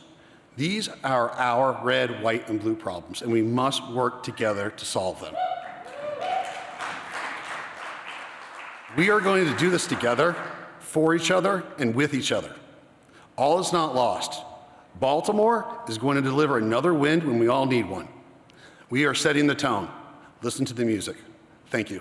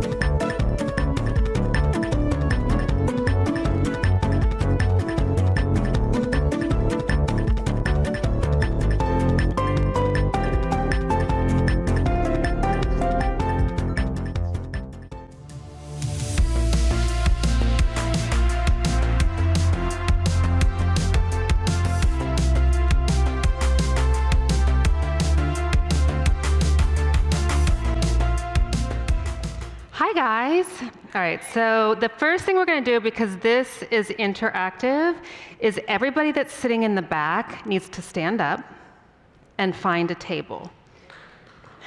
Everybody that's in the back on these seats, I can actually see all of you.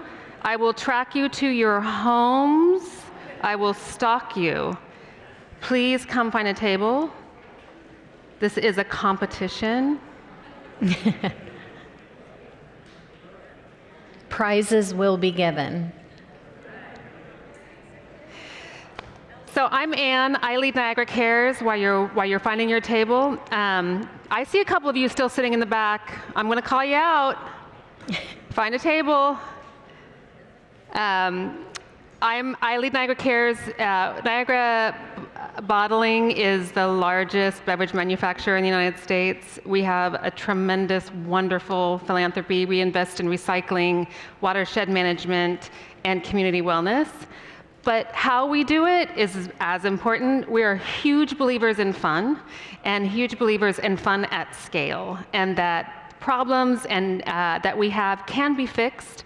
And we are on a I think as I mentioned before, we are on a path to educate 5 million youth on recycling and the circular economy. And we're doing that through this fun, what my sons call the brain rot platform of Roblox, which is the first educational expression. We have, I think right now we have close to 1 million active users on this game. We're going to be launching a virtual Olympics that's going to be global competition. So there's a bunch of stuff that we're going to be doing. But the first thing we're going to do is we're going to put you immersively in the game in a real life experience. And we're going to do that in collaboration with our 2 primary partners, Discovery Education and Filament. And there are really cool prizes to win. So over to Nikki. All right, thank you, Anne. My name is Nikki, and I work with Discovery Education. I have been there for almost 7 years now, a former elementary school teacher. And now I get the honor and privilege to work with corporate partners to help create engaging resources to bring into the classroom. So today, you all are going to be part of that. One of the resources that we've created is called an upcycling challenge. And so that's kind of why we needed everyone sitting at tables, because all of you are going to be working together at your table. You can see the objective here on the screen is we're going to create, we're going to be creative and think about sustainability here. You're going to create an item that solves a problem for a corporate professional, something that you could use, okay, in your daily corporate life. You're going to use resources that you might have on hand, so something in a bag that you have or a purse. We've also have bags that are at the tables that have additional items that you might want to use to create your item. And so we'll have about 10 minutes to create an item, and then we will see what everyone has created. So this is the fun and engaging part. Bonus points if it's funny. And this is when you can win prizes. So talk amongst yourself, get creative.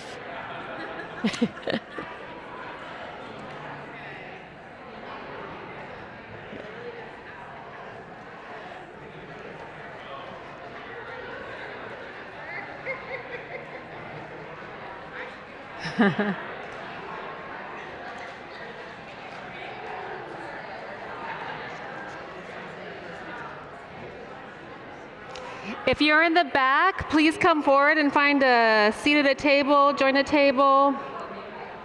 We're going to be awarding most creative, most items used. Yeah, remember, you can use anything that you have, any trash that you might have, things out of your own personal backpack. Maybe just don't use your neighbor.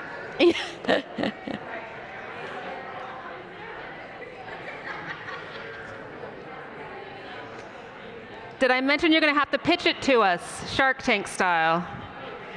Yeah, we're going to be looking for some volunteers to share their creativity. And I think I'm going to go down and see.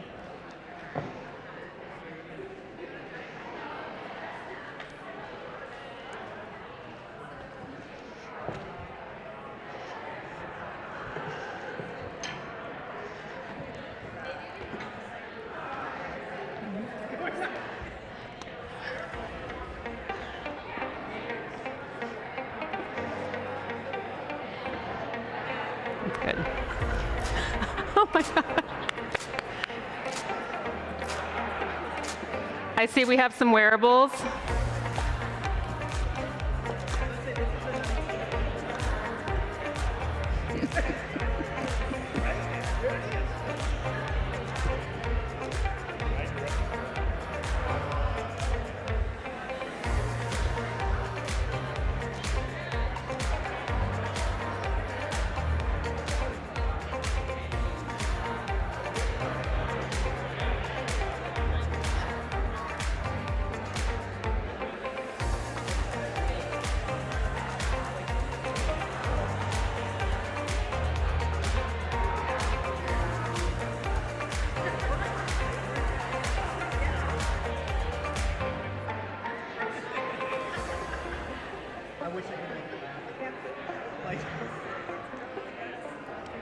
But we have stuff.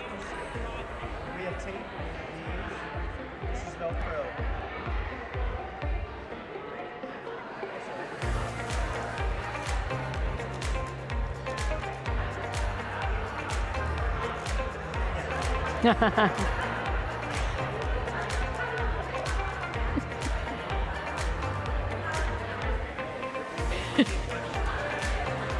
Hey, I love it.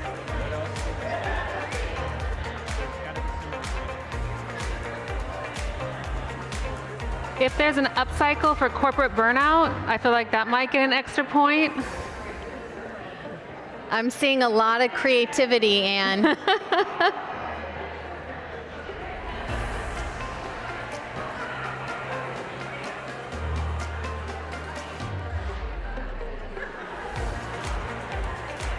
Hey, Anne, what's our countdown for time? We got 5 more minutes. Okay, 5 minutes.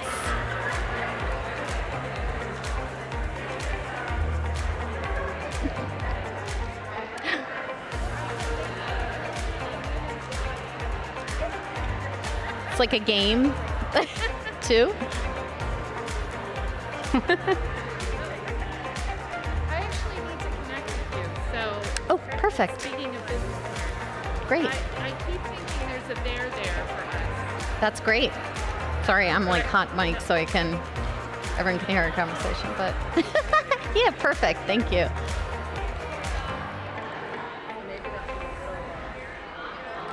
If you're open to pitching your idea, be sure to let Nikki know.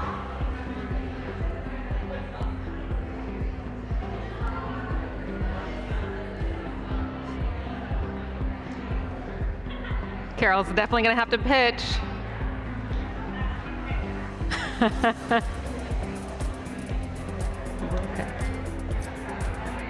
Okay.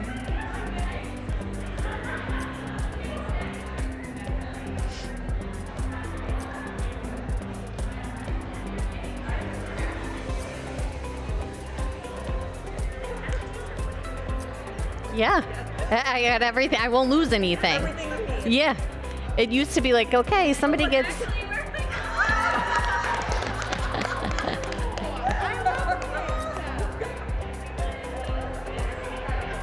We have a competitor, folks. Yeah, I'll call on you. I love it.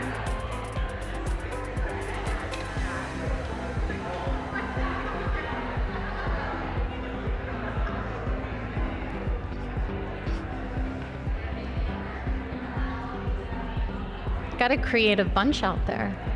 You got some good ideas? Yeah.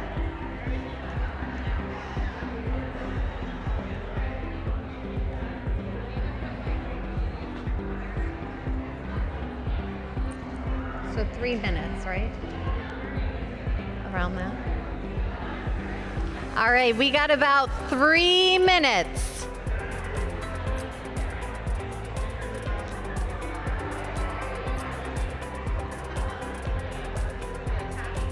We should have done this after the cocktail hour. Everyone would have been so much more creative. Yeah.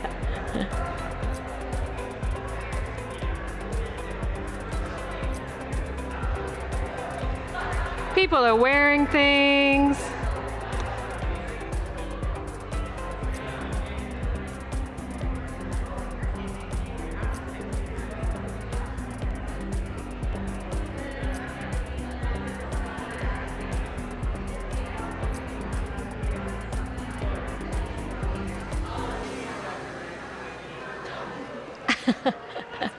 That is a good one, sir.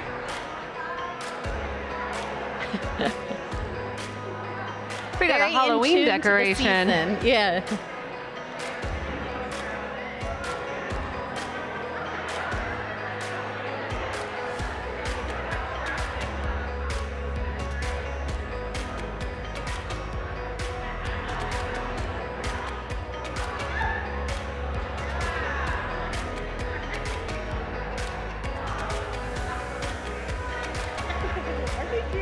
They're so cute.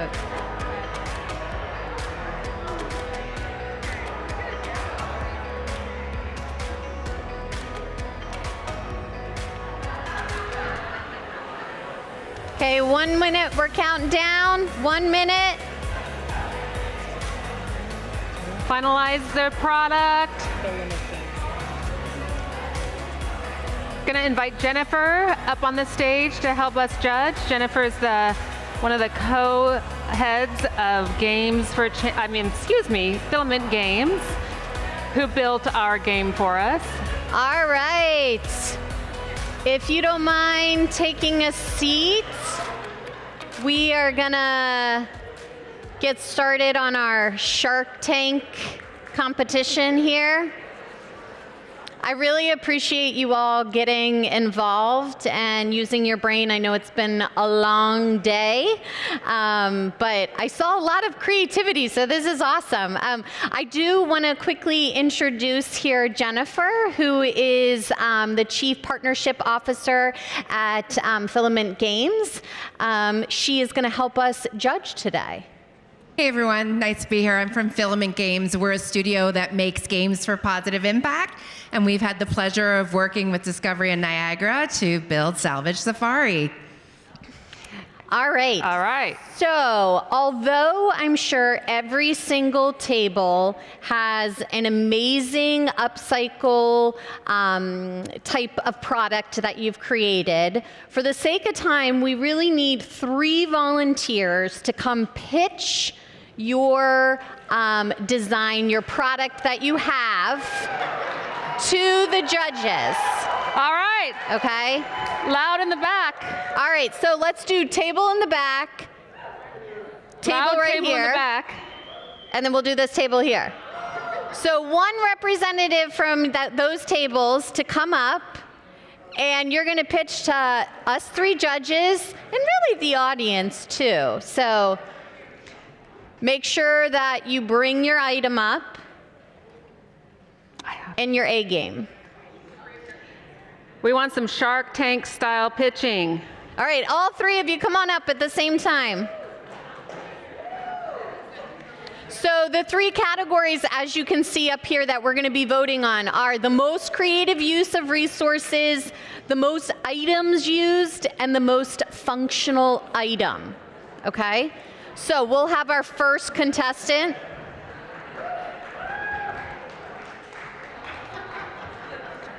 Your name, sir? I say hello. My name is Shelton Banks. So what we came up with, so everyone here more than likely is going to want to get good content of what they did here, the people that they meet.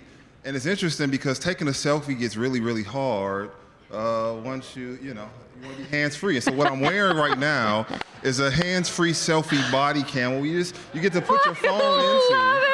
And as you walk around, it's currently recording, so this is going to get good content for everybody here. But it's a reinvented. We use Sunkiss, we use the tape, we use cardboard, we use the lanyard, and it's super very Velcro, creative. Velcro, nice. to keep it together. Selfie, body cam to get good content. Very awesome. nice. Woo! Thank you so much. You can come take a, if you could just come right here. Come on up. Hello again. Wow. So my table, we pulled some things out of our bags and we used what was on the table. And we're solving for the fact that every time you get up from your desk, you put your glasses down and all the other things that you're working with, and then you lose them. So in this case, I have my glasses, I have a snack, I have some Post-its, some tape, highlighter. It's all here. I love it. Oh. Wonderful. Very Let's give her a creative. round of applause. Actually, if you could come right here. to stand right here. Contestant number 3. Yeah. Oh, you're good, yeah. Hi, I'm Jeff Emanuel, and I represent the winning team. I mean, selfie sticks aren't a thing anymore, and that thing is totally going to poke out an eye, just saying it as a dad. So we didn't know that ours was supposed to be like movable, and really we want you to come to ours because it's a charge and recharge station. Oh. So you're able to recharge your devices, but also recharge for your day. So we have caffeine, we have snacks, We'll send Jamie out to look at the... And we used a lot of items from our table and from our bags. I think we have a representative from everything in everyone's bag. But we have our twist ties, our pipe cleaners to organize all of your electronic device cords. We also we use the sign from the table, which says charge and recharge station. It also has an inspirational quote. Rest is not a pause from progress. It's the power that fuels it. Sorry, we have a charging cable in the way, so that's my fault. But yes, we have everything from eye stuff for bags under your eyes. We have creams. We have shampoo. We have toothpaste. We have certain. If you need some medications, we have hair ties. I mean, I could be up here the rest of the conference talking about all the amazing things on our charge and recharge. Jamie reporting from the field. Thumbs up. Yeah. Thank you so much. Yeah, thank you so much. All right, so the judges, we're going to convene for a minute so we can make sure we award the order that you presented. So I'm thinking first, second, third. Perfect. Yes. Okay. All right, that was it. Easy. That was fast. We're all in alignment on this decision. Okay, everyone, please put your hands. We have 3 winners. Let's do a drum roll. We have 3 winners. I know. But what did they win for? So first, for most functional item, the selfie body cam. Congratulations. Thank you for participating. All right, thank you so much. All right, drum roll, please. For the winner of the most creative use of resources, we've got the eyeglass string that holds everything. Let's give them a round of applause. Congratulations. You are a winner.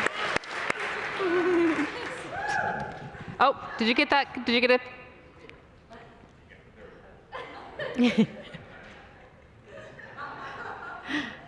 And for our last winner, please put your hands together. For most items used reportedly, Yay! We've got the table of recharge your devices and recharge yourself. Everything but the kitchen Congratulations. sink.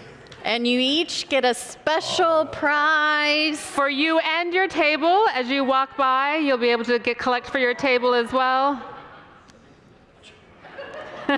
There you go, more items to add. Thank you very much. Thank you so much. Thank you to Discovery Education and Filament Games. Did we learn something? Think about, the power of education for kids who are learning in a really amazing sports complex. We've built a biome around that has a park and a beach and a desert, and they have to build robots, and they go in, and it's really beautiful, and they pick up trash, and they launch it, and they launch themselves, and they build other elements, and they go back to their crafting station. So please, you have a card on your chair. If you have a young person in your life, we'd love to have them download and use the game. If you don't know what Roblox is, ask a teenager or a 9-year-old or your neighbor. But I also just want to say that this has been, it's a joy for me. There's no purpose in me coming up here to talk about our game for Niagara other than the fact that we have Discovery Education and Filament Games. So really, it has been about a collaboration of brilliant, creative minds topped with best-in-class education activations. So the game is completely unbranded. If you are interested in being a part of it because this is part of your, you want to do something on water, you want to do something on recycling, you want to do something on the environment at all, please come talk to Jennifer, who's over here, or Nikki. And if you're interested in education and all types of different types of education, Discovery Education is best in class. So really, this is about our partners and not about us. Thank you so much for the time and letting us, Carol. Carol, you just have to stand up and model that. I mean, yeah. There you go. Thank you guys for allowing us to let us all be kids for just 5-10 minutes out of the day. We really appreciate it. Thank you.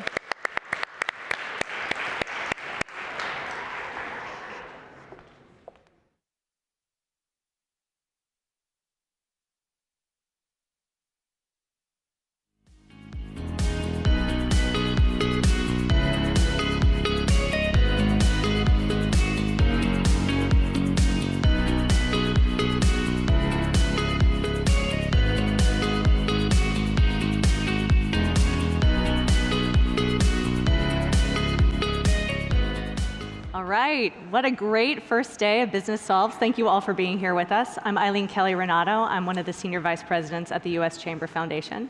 And we have the honor today to welcome Catherine Luger to join us for an important conversation about leading and managing through times of complexity and change. Thank you. Well, there's certainly a lot of that right now. There is a lot. And Catherine, as the Executive Vice President for Corporate Affairs at Hilton, and having had many other meaningful roles before that, would love to hear a little bit about your background, and then we'll get into some questions. Absolutely, and I'll do this fast. It's usually my least favorite topic. So, so listen, I am a native of Austin, Texas. So if you hear a y'all, that's where it comes from. Do I hear Texans out there? Absolutely. All right, I love the cat calls. But while we grew up in Texas, because of my dad's job, we lived around the world, and predominantly in Eastern Europe and South America. So I also grew up traveling the world and really understanding the power of connecting people and cultures. I'm gonna come back to that in a moment. Yeah. It does relate to Hilton. I also had the unique honor and privilege of a neighbor and friend of ours became involved in politics. She did not have a traditional background. She became the first woman governor of Texas, Ann Richards. And she inspired me, we have more Texans out here, she inspired me at a young age to really love politics and government, which I know might sound crazy in this environment. I couldn't shake it.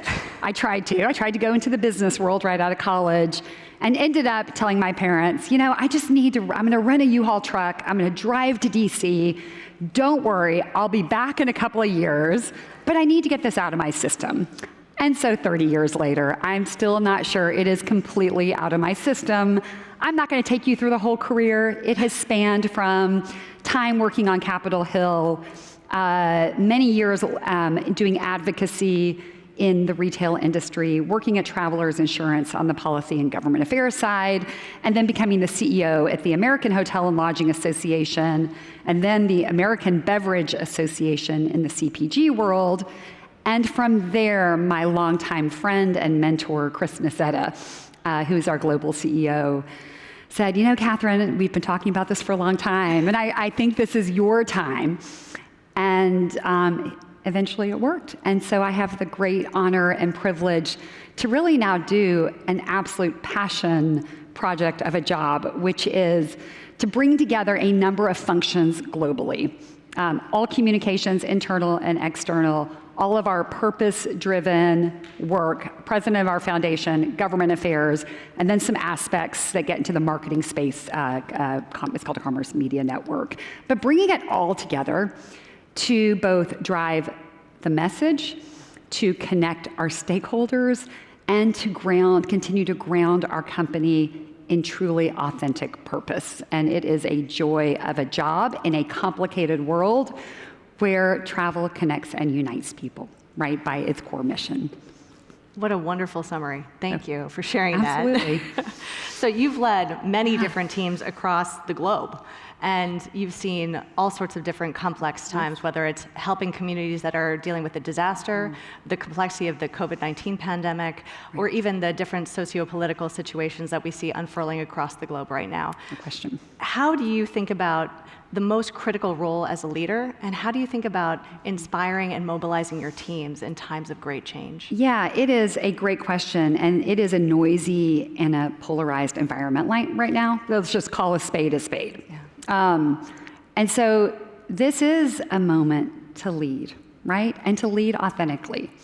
So a couple of just quick baseline things, because I think it's important to say to give sort of a sense of the size and scope of Hilton and really the magnitude sometimes and complication of the issues we deal with, and then I'm going to answer your question directly.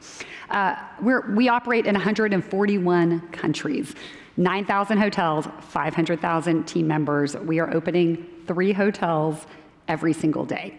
Wow. Biggest pipeline in the industry.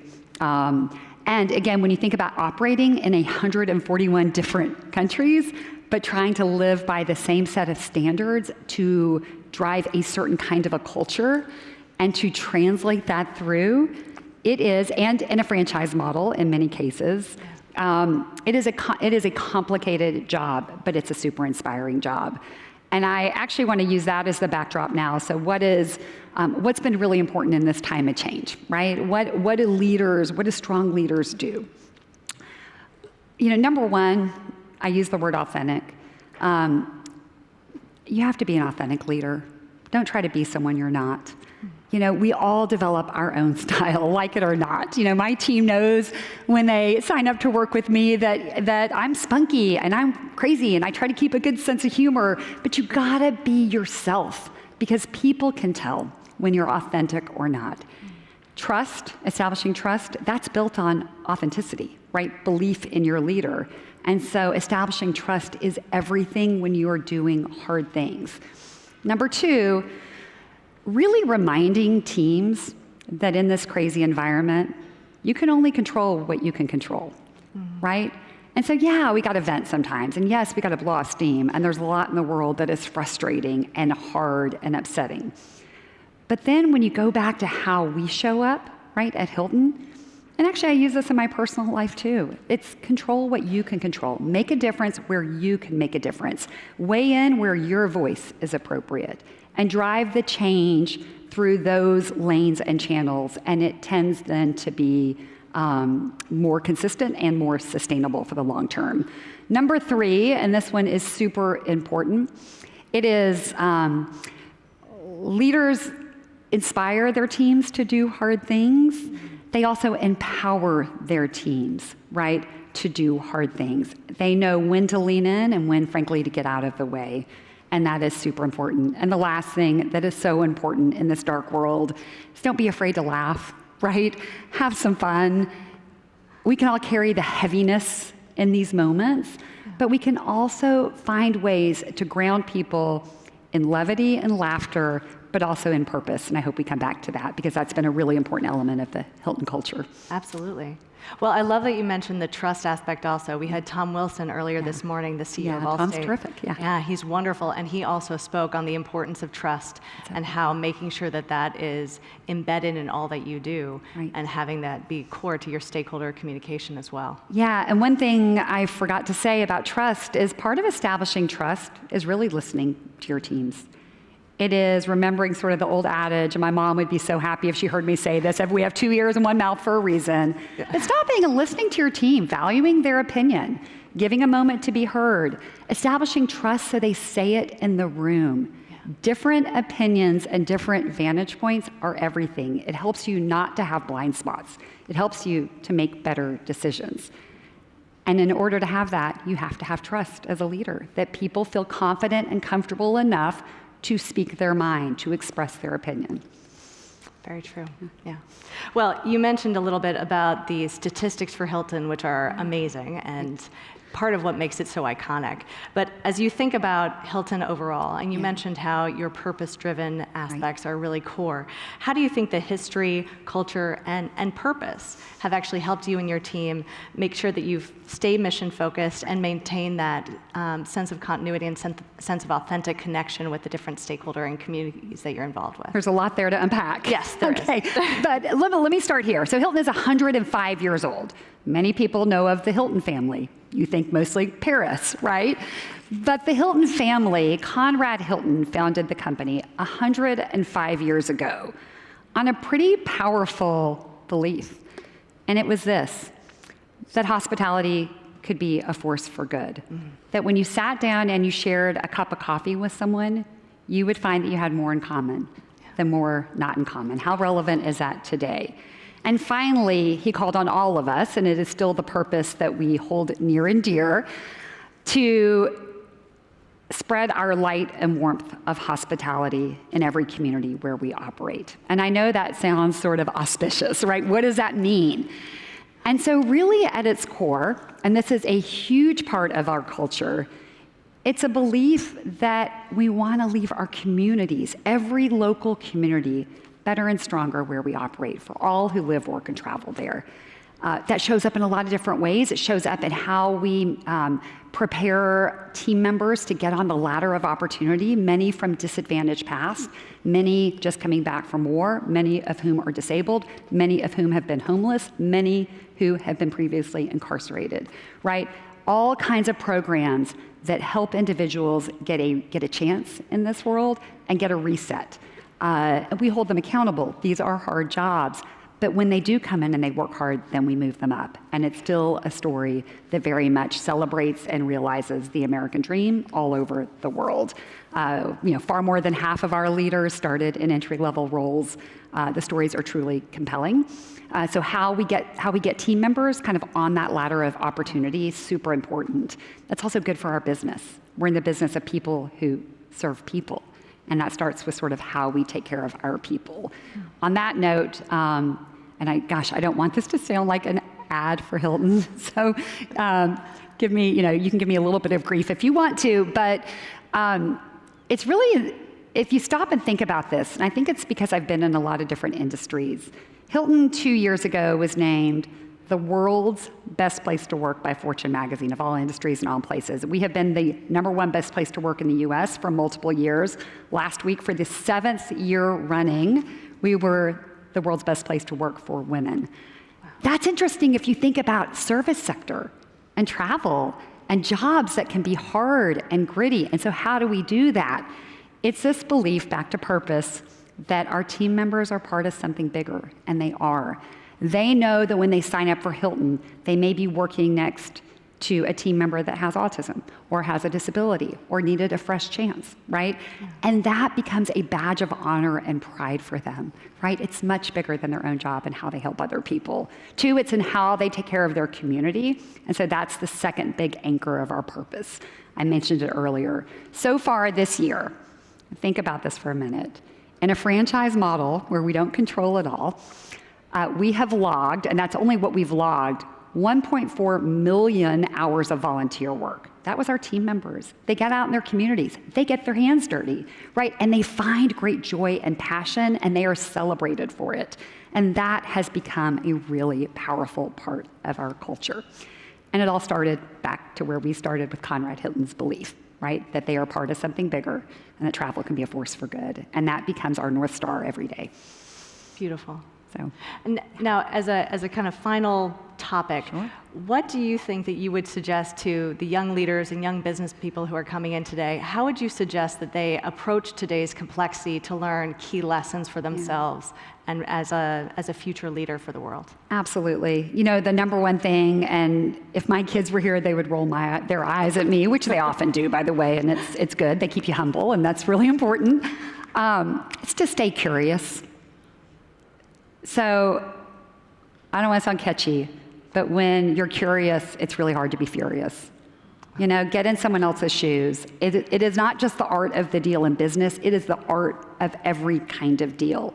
It doesn't matter if I'm talking to an internal stakeholder and I'm trying to sell them on my idea, or whether I'm talking to someone outside, a business partner, a member of Congress, a foreign, a leader of a foreign government, a potential charitable partner. Like, again, go through the litany of things.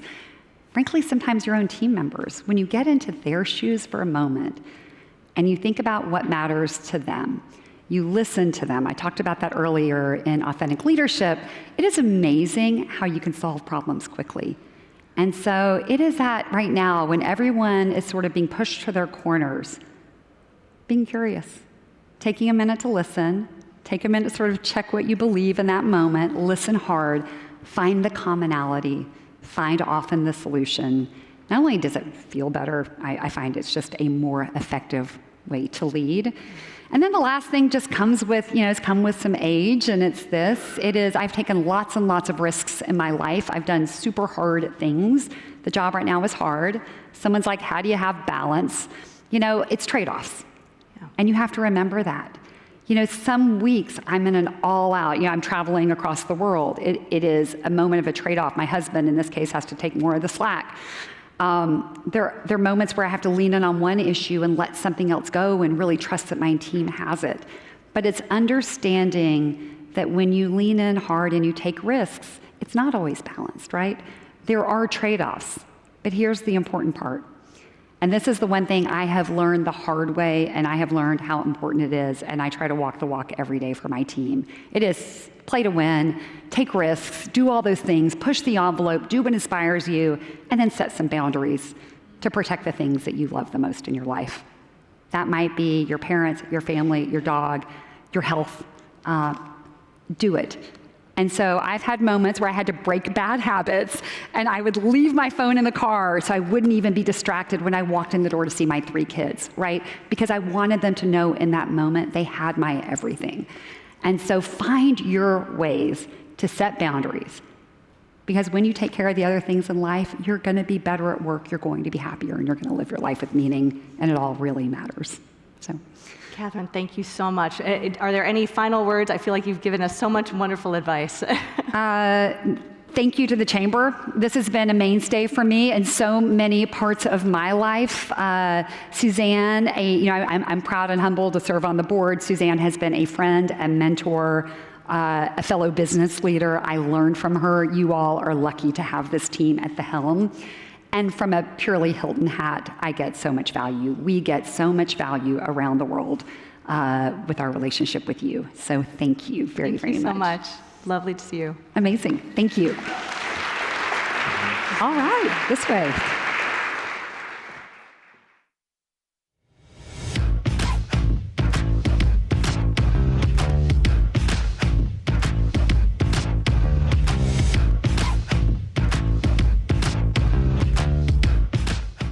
And we are back, this time joined by Marissa Rollins and Jamie Francis. And before I get into my questions, Marissa, I know you're a part of PepsiCo Foundation. Yes.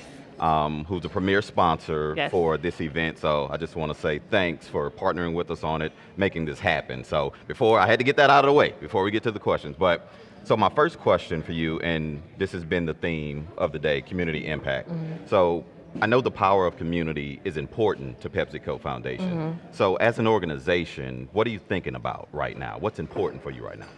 Absolutely. Well, thank you for allowing us to come back another year. We absolutely enjoy sponsoring this conference for the opportunity to have these conversations. So for PepsiCo Foundation, I think we think about it all, honestly, because PepsiCo is such a global business, and we have our hands in a lot of different areas. We talked about regenerative agriculture today. We think about frontline and workforce development and our frontline workers, and also the ability for our drivers and to make, sell, and deliver our products as well. So that's very important. And also the youth, right? We have a lot of opportunities through our regenerative agriculture programs, looking at young, up-and-coming farmers or up-and-coming ag workers, thinking about what do they need and how can we continue to invigorate and attract the best talent, whether it's our own, whether it's farmers or whether it's our own company within the frontline workforce. Got it. And I want to stay on that topic a little bit and come to you, Jamie. One of my favorite people, by the way, at the foundation.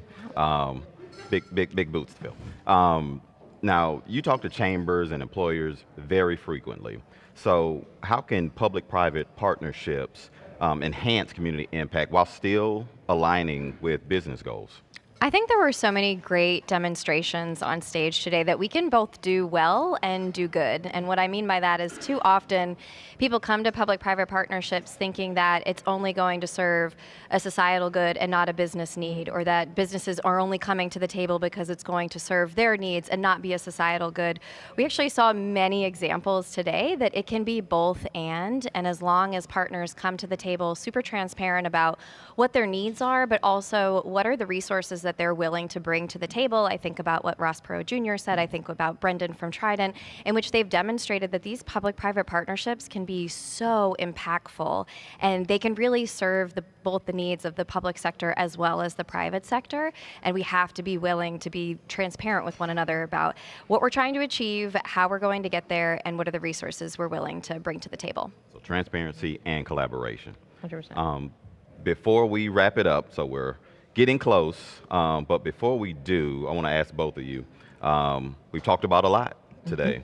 So give me maybe a favorite moment, something that you've enjoyed from the day. Marissa, I'll start with you first. Geez, favorite moment. So I was thinking favorite theme is collaboration. I think that this is a unique space where we have a lot of different members from many industries at various points in the business development or various points in the professional development. So many rich conversations just around the table, in this briefing center. I've learned so much. And so I think for me, it's going to be the community that's being built amongst the practitioners within the corporate social responsibility space, but also those who are giving so much to make sure that we come together. That's great. Jamie? Yeah, for me, I love just diving into the business solves theme and the true demonstrations that employer leadership has been shown today. But we've got a lot of doers in the room, and so to be able to equip people with tactical strategies, these are things that we have done that can be done in other communities where other companies can lean in to really being a part of the solution is what makes this conference so special. And I'm really excited about the programming tomorrow, where we can dive into upskilling and social entrepreneurship and so many other great topics in which we're going to continue that theme of employer leadership. And of course, I cannot wait for the awards tonight. Oh, you teed me up. You teed me up. Well, first, thank you both for joining me here for a couple minutes. And since you did segue perfectly, I'll say it's been an incredible day. But we're not done yet because we have a bit of a celebration for you ready. Jamie mentioned it. 26th Annual Citizens Awards will be coming up shortly. And we'll have 9 winners grace the stage. And you don't want to miss it. So come into the briefing center, grab some great food and drinks, and in about 30 minutes, we'll start in the Great Hall again with the award show. So thanks again.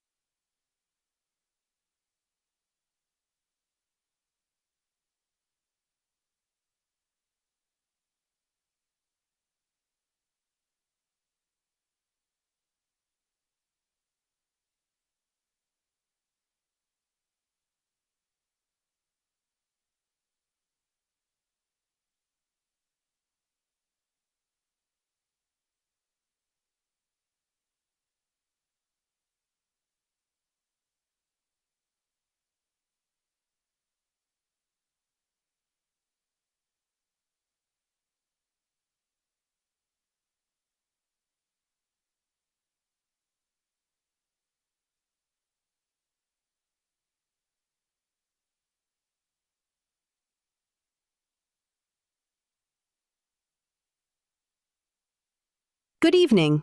Please make your way to the Citizens Awards celebration in the Great Hall. The evening of awards is about to begin.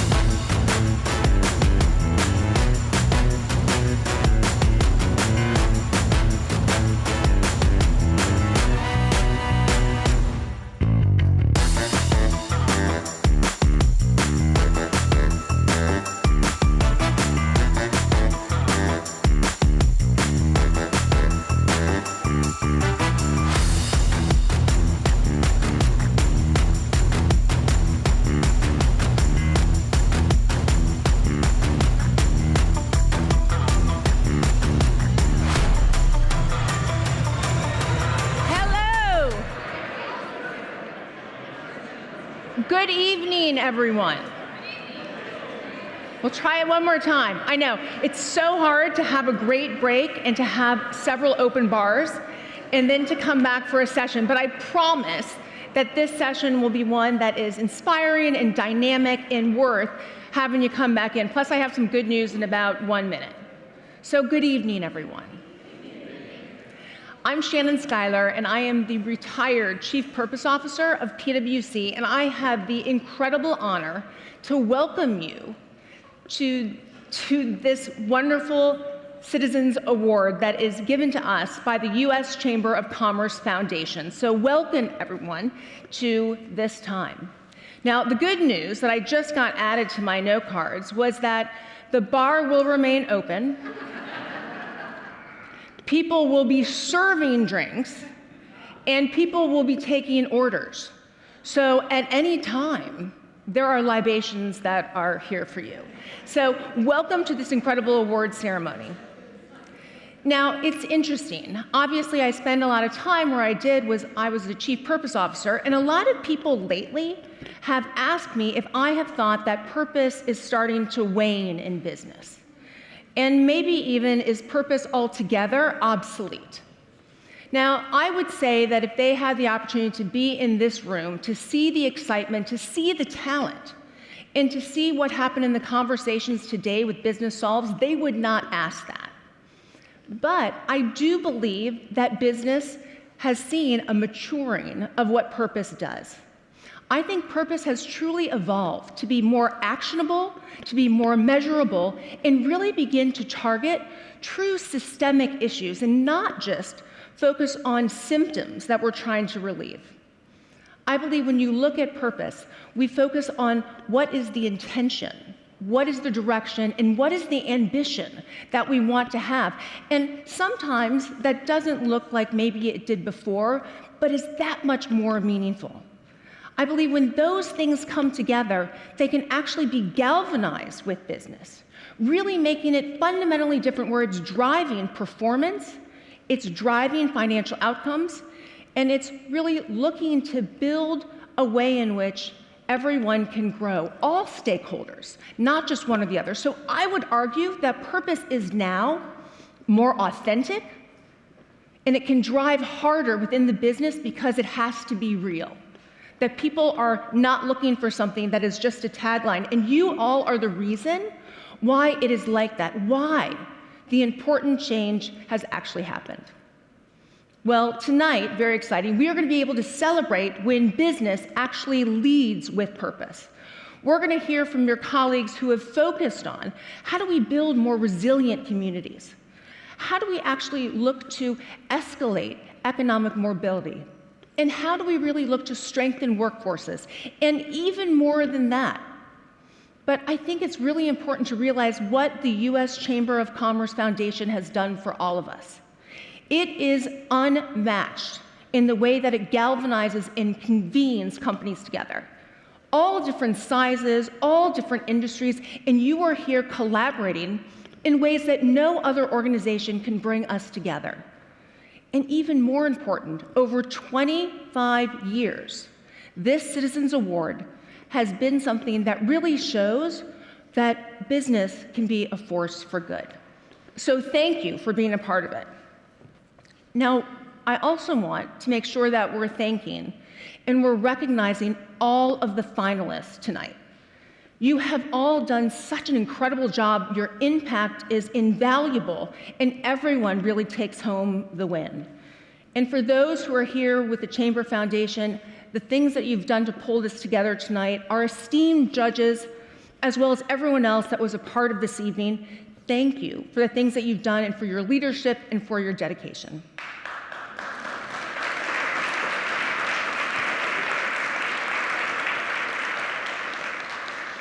Now tonight will play out in 9 different segments. 9, right? So it's a good thing the bar is open. But what we want to do is make sure that whether it's number 1 or number 9, we're keeping the energy up because these awards are for fabulous companies. And whether you're a finalist or whether you're a winner, you deserve the applause that you should be getting. So let's make sure to keep everything up. So we're going to show actually every single finalist. You will see via video what they have done, and then we will announce the recipient. The recipient will come up to the stage, they will get an award, and then they will stand and pose for a photo so we can memorialize this incredible event. And then they will walk off, and we will go to the next award. So please, stay with us. Make sure you're applauding. Make sure you see the value in everyone and what they're doing. And let's get started with our first award. So our first award is around the best civic engagement program. And it is defined as recognizing innovative programs that empower employees and communities to gain knowledge and skills that are vital to participating in civil life. So let's take a look at our finalists. Here are the finalists for Best Civic Engagement Program. Gilbert Chamber of Commerce. Through It's a Civic event, the Gilbert Chamber of Commerce Foundation brings neighbors together for free gatherings featuring food, music, and art while discussing vital topics like voting and civic responsibility. These events create safe spaces for meaningful dialogue in polarized times, inspiring, informed, compassionate action. The program strengthens democracy by building connected, engaged citizens and communities. Greater Arlington Chamber of Commerce. The Arlington Civic Engagement Institute prepares emerging leaders through 6 half-day sessions exploring leadership, government structures, and civic participation. Participants complete Clifton Strengths assessments and gain tools for board service, grassroots initiatives, and public office, amplifying the business community's voice while shaping Arlington's prosperous future through structured civic development. Liberty Mutual Insurance Company. Civics at Liberty educates and engages Liberty Mutual's more than 32,000 U.S. employees through animated videos and articles about elections and civic participation. The platform helps employees engage with elected officials on important issues. By supporting diverse viewpoints and encouraging participation, Liberty Mutual fosters an inclusive workplace while empowering meaningful democratic engagement. Odessa Chamber of Commerce. Odessa Cares Day united businesses and organizations to tackle the city's litter problem, with employers incorporating cleanup into workdays. This inaugural initiative boosted civic pride, created community respect, and demonstrated how collaborative effort transforms communities, resulting in improved quality of life, a stronger economy, and a thriving city.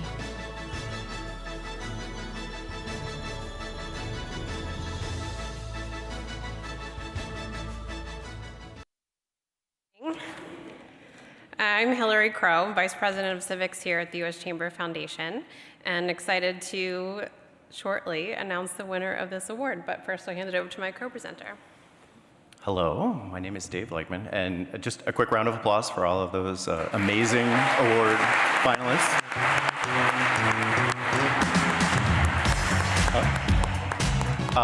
I am the Director of Global Elections at Microsoft, and as a partner of Chamber Foundation and a lot of folks in this room, we are excited about bringing civics to the workplace, to engage employees and get them involved, participatory democracy, and that is a really exciting thing for everybody in this room. So, very excited to hand off this award to this year's recipient. Dave didn't mention, but Microsoft was the winner last year of this award. Okay, so the 2025 winner of the Best Civic Engagement Program is the Gilbert Chamber of Commerce.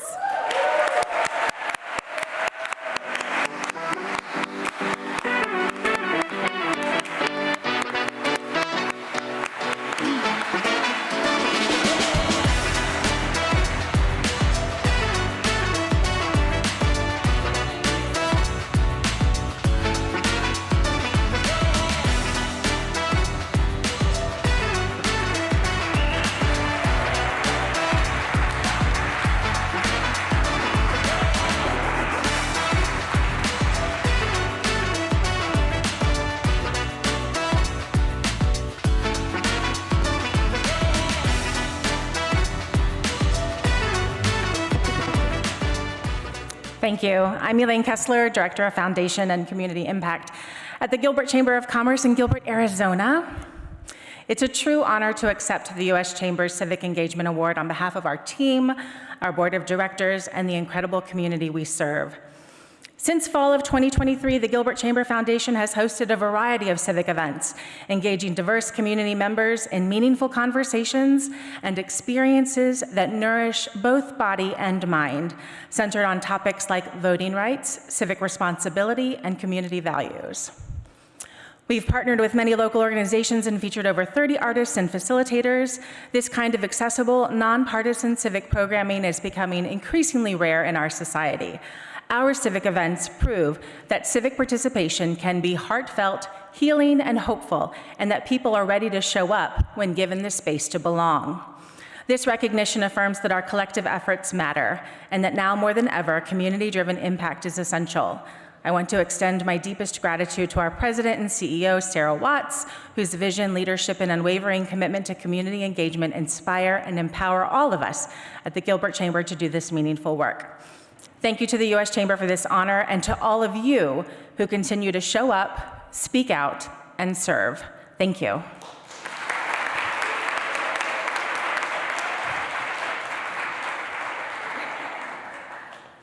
Congratulations, and isn't it amazing that we're able to see all of the finalists and the things that they do? I love that. I think it's such a great thing that the Chamber is doing.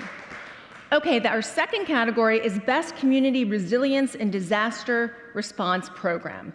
And as you can imagine, this is really focused on organizations that are focused on preparedness, really helping to coordinate issues that can happen, and are there to partner locally with organizations that will really help to be there when companies need support of how to help their communities fuller. So with that, let's take a look at the finalists.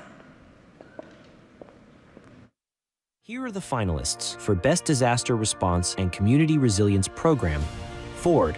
As disasters increase, communities often lack long-term recovery support.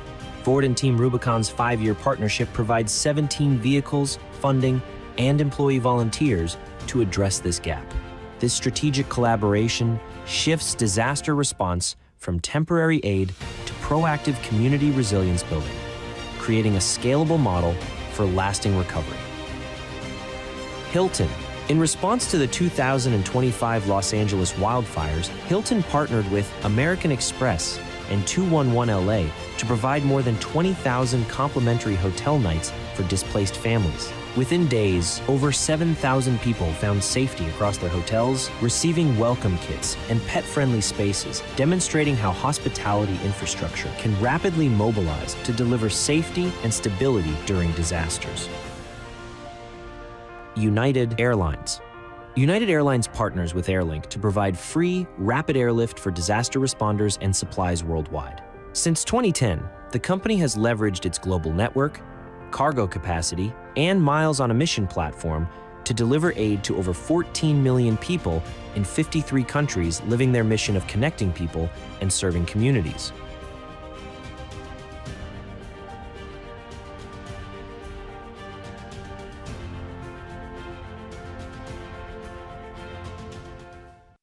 I'm Rob Glenn. I'm the Vice President for Global Resilience at the Chamber Foundation, and I lead the Disaster and Community Resilience programs here at the Foundation. Hi everyone, my name is Lehia McAvoy and I am with AT&T. Thank you to the U.S. Chamber Foundation for convening leaders and innovators who are making a difference when it matters most. Last year, AT&T was honored to be recognized for our commitment to disaster response and community resilience, a mission that remains at the heart of what we do.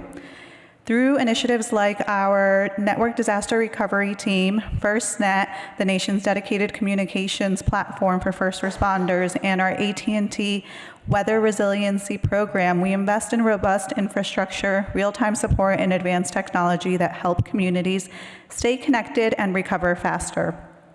Congratulations to this year's incredible finalists, Ford, Hilton, and United Airlines, for your inspiring programs that exemplify innovation and compassion. Together, we're building stronger, more resilient communities because when disaster strikes, every connection counts. Thank you.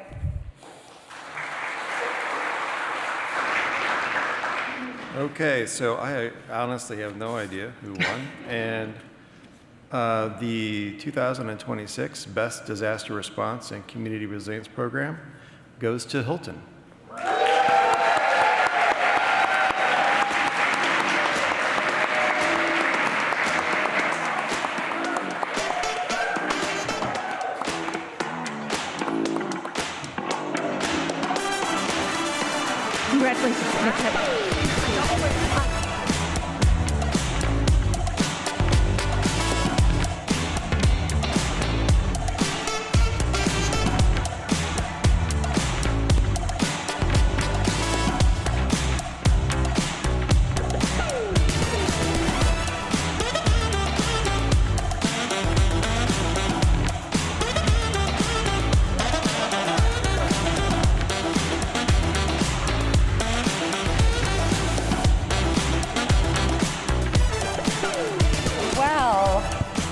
You guys probably thought you were done with me. I thought I was done with me. Thank you. What a huge honor, and congratulations to the other nominees. Listen, I'll just say this. You already heard my spiel, so I'm going to make this short. I talked about purpose. I talked about taking care of communities, and a big part of that work means opening our doors when disaster happens. And it's not just about caring for the individuals who had to get in their cars and flee in that moment. It was about taking care of their kids and having playrooms and diapers. And you saw that we opened our doors to the community who dropped off supplies. And it was also welcoming their dogs. And so we turned ballrooms into movie theaters so parents and single mothers and others could get on the phone and try to get their life back together. We had play areas for their pets, and we tried to treat them with love and compassion in a really hard moment. And I'd be remiss if I didn't call out our partners at American Express, who were our co-partners in this, and bringing it to life. And so it is a joy and an honor, and I'm super grateful for the recognition. Thank you.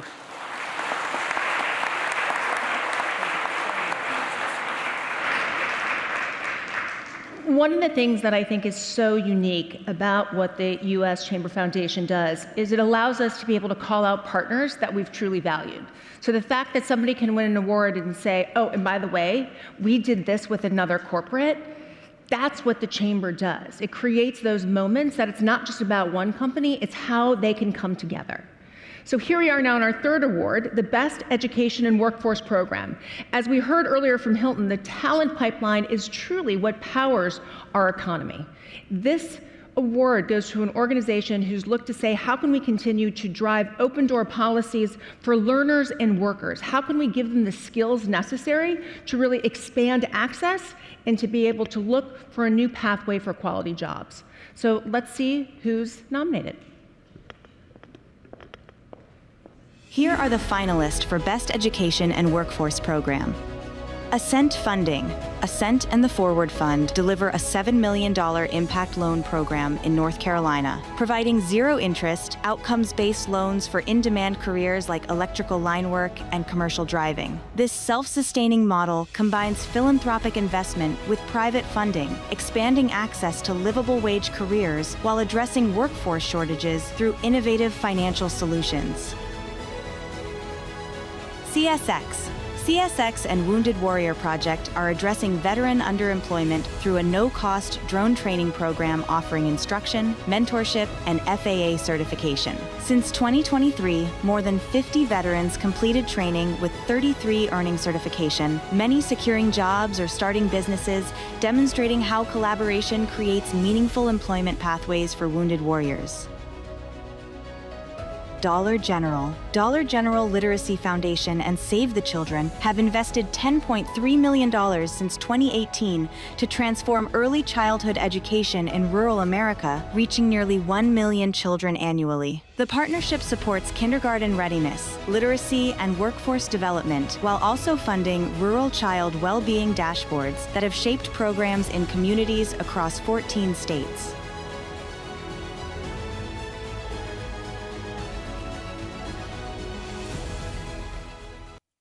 Good evening.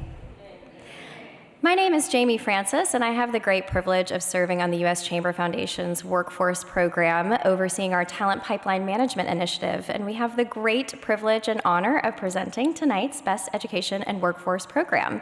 And joining me is my co-presenter. Hi, I'm Pat McCrummen. How great a day was it today?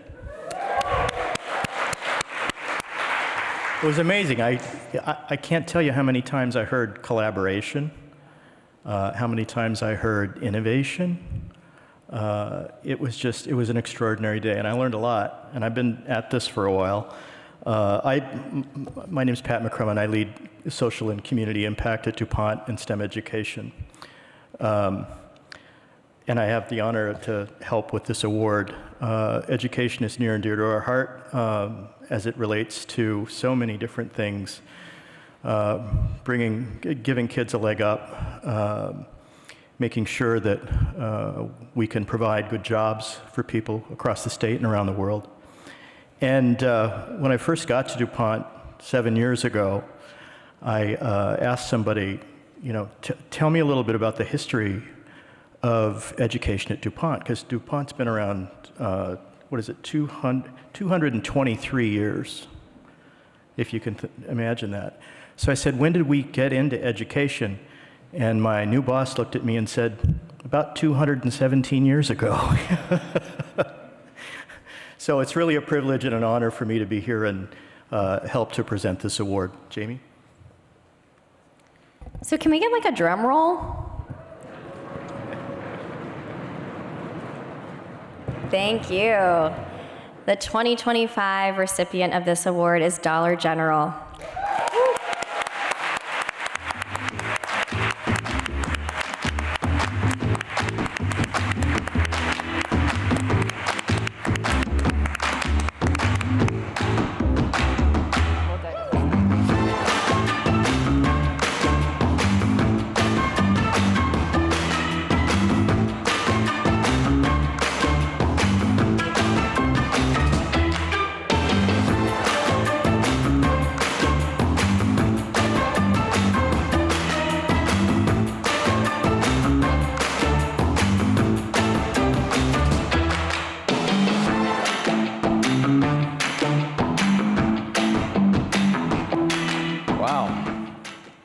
So grateful to be here with all you guys today.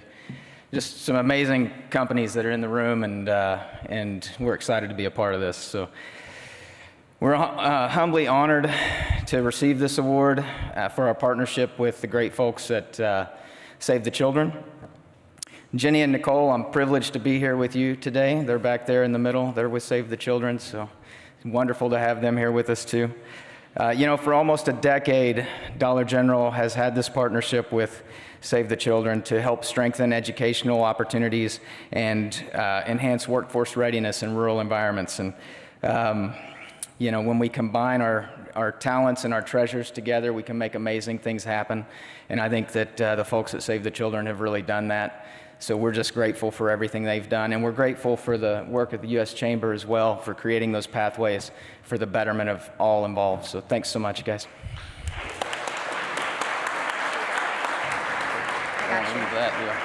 Thank you. And again, a good theme that we hear that partnerships and with nonprofits, with for-profits, but organizations coming together. And again, at the root of that is the Chamber having events like this to be able to bring organizations together to really find the synergies in what they care about. I mean, again, over 200 years focused on education. That is incredible. All right, our next category is Best Health and Wellness Program. And I think that we can all really understand the need for whether it's nutrition, whether it is general wellness, whether it is mental health, but the critical need to create programs for communities that allow them to take advantage of ways in which they can become healthier. So let's look who is up to be a finalist. Here are the finalists for Best Health and Wellness Program. Edward Jones. Edward Jones has raised over $55 million for the Alzheimer's Association since 2016 through funding vital programs and research and engaging more than 130,000 participants in the Walk to End Alzheimer's nationwide. The partnership supports families facing Alzheimer's while creating hope and positive change for affected communities. Novo Nordisk. Novo Nordisk's The Interrupt Initiative unites businesses and communities to combat obesity and diabetes through solutions addressing food, healthcare, physical activity, and employment. Operating in D.C. and Alabama with plans to expand, efforts include park lighting improvements to encourage evening exercise, free medical transportation, and job connections, transforming communities for healthier futures no single business could achieve alone. Pfizer. The Pfizer Foundation and Save the Children are reducing child mortality and morbidity in Ethiopia, where vaccine-preventable diseases threaten children under 5. Targeting underserved regions, the Pneumonia and Child Immunization Project improves immunization delivery, strengthening health systems, and building more resilient communities where children can thrive.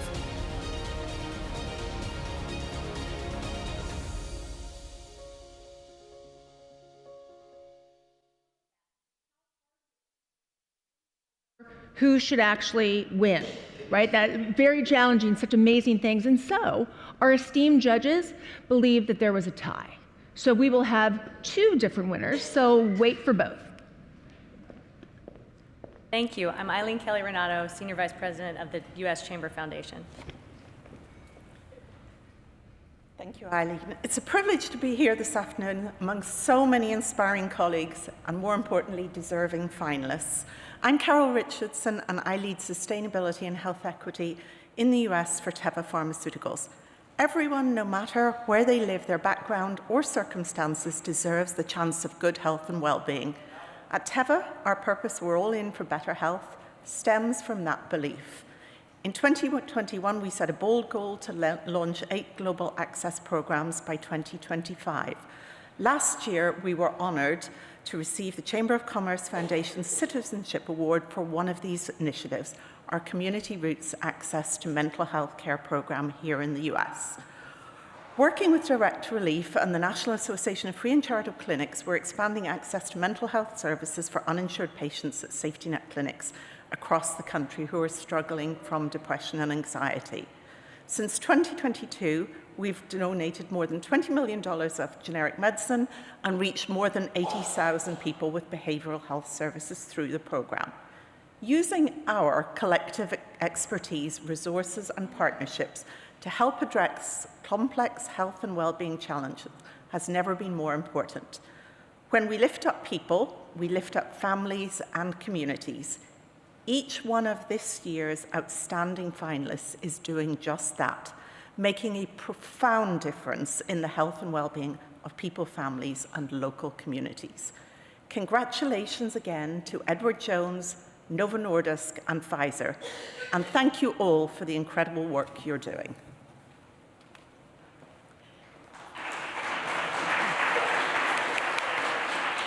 Thank you, Carol. And now, the first of our 2 winners in this category is Edward Jones.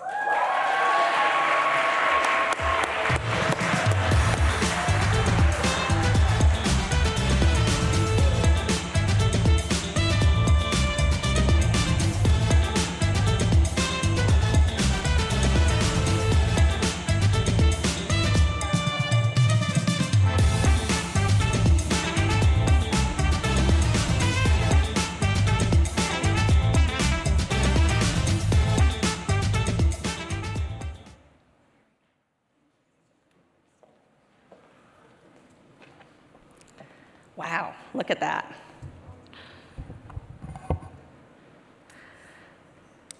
This is amazing, and it's amazing to be in this room with all of you. And congratulations to all of our finalists, particularly in this category.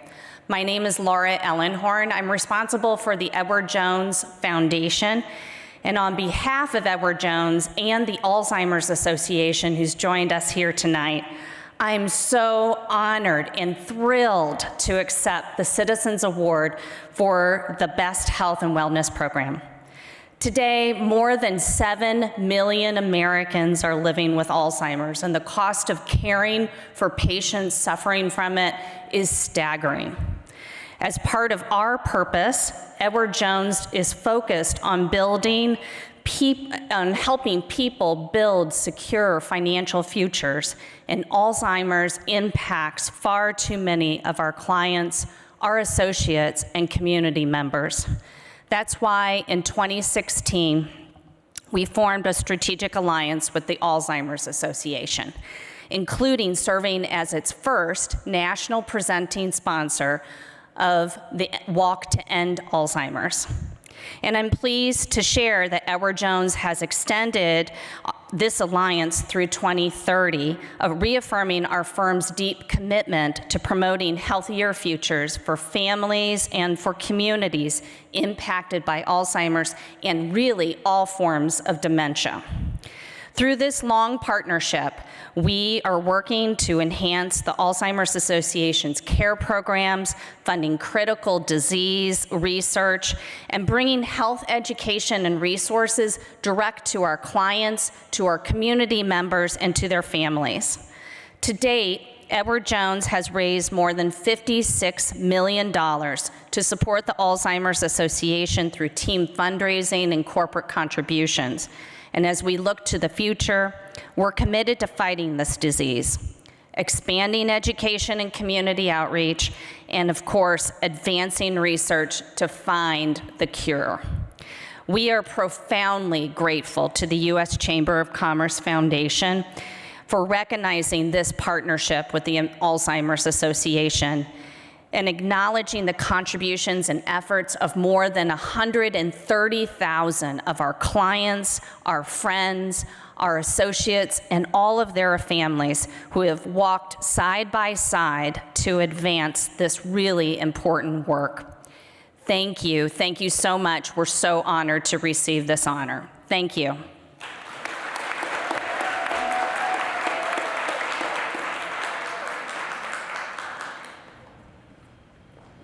So as we mentioned, we have a tie. Doesn't happen often, but we do. So we would also like to welcome to the stage Pfizer.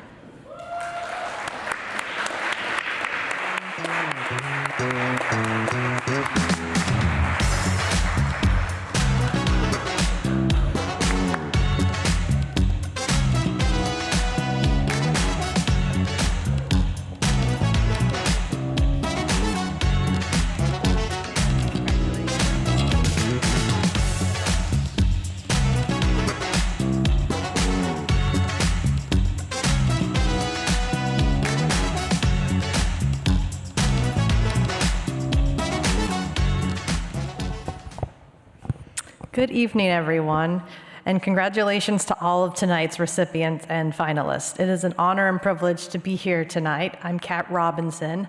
I lead Pfizer's work for the Accord for a Healthier World, which aims to address the health equity gap in the low-income countries around the globe.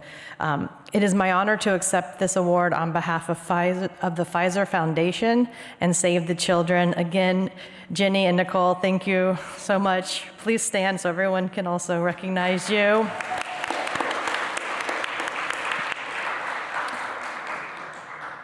In Ethiopia, the leading cause of death for many children is often a preventable disease that could have been treated with a simple vaccine. In fact, pneumonia and diarrhea remain the leading cause of death in children under 5 because they have no access to care, information, or vaccines. While the country has made some progress to address this gap, there is still opportunity for more to be done. And that's why the Pfizer Foundation and Save the Children came together to establish a national pneumococcal immunization program in 2 underserved regions in Ethiopia. By improving vaccine delivery, strengthening health systems, and engaging communities, the project aims to reduce child mortality and more broadly create lasting change by building resilient healthcare systems, empowering communities, and ensuring that every child, no matter where they live, regardless of the location, has access to life-saving vaccines and care. We are so grateful for the recognition of this important initiative by the U.S. Chamber of Commerce and are thrilled to be listed among all of the awardees and finalists this evening. This year's esteemed group of winners really are showing the talent, the resources, and expertise that we are all dedicating to improving communities. Thank you very much.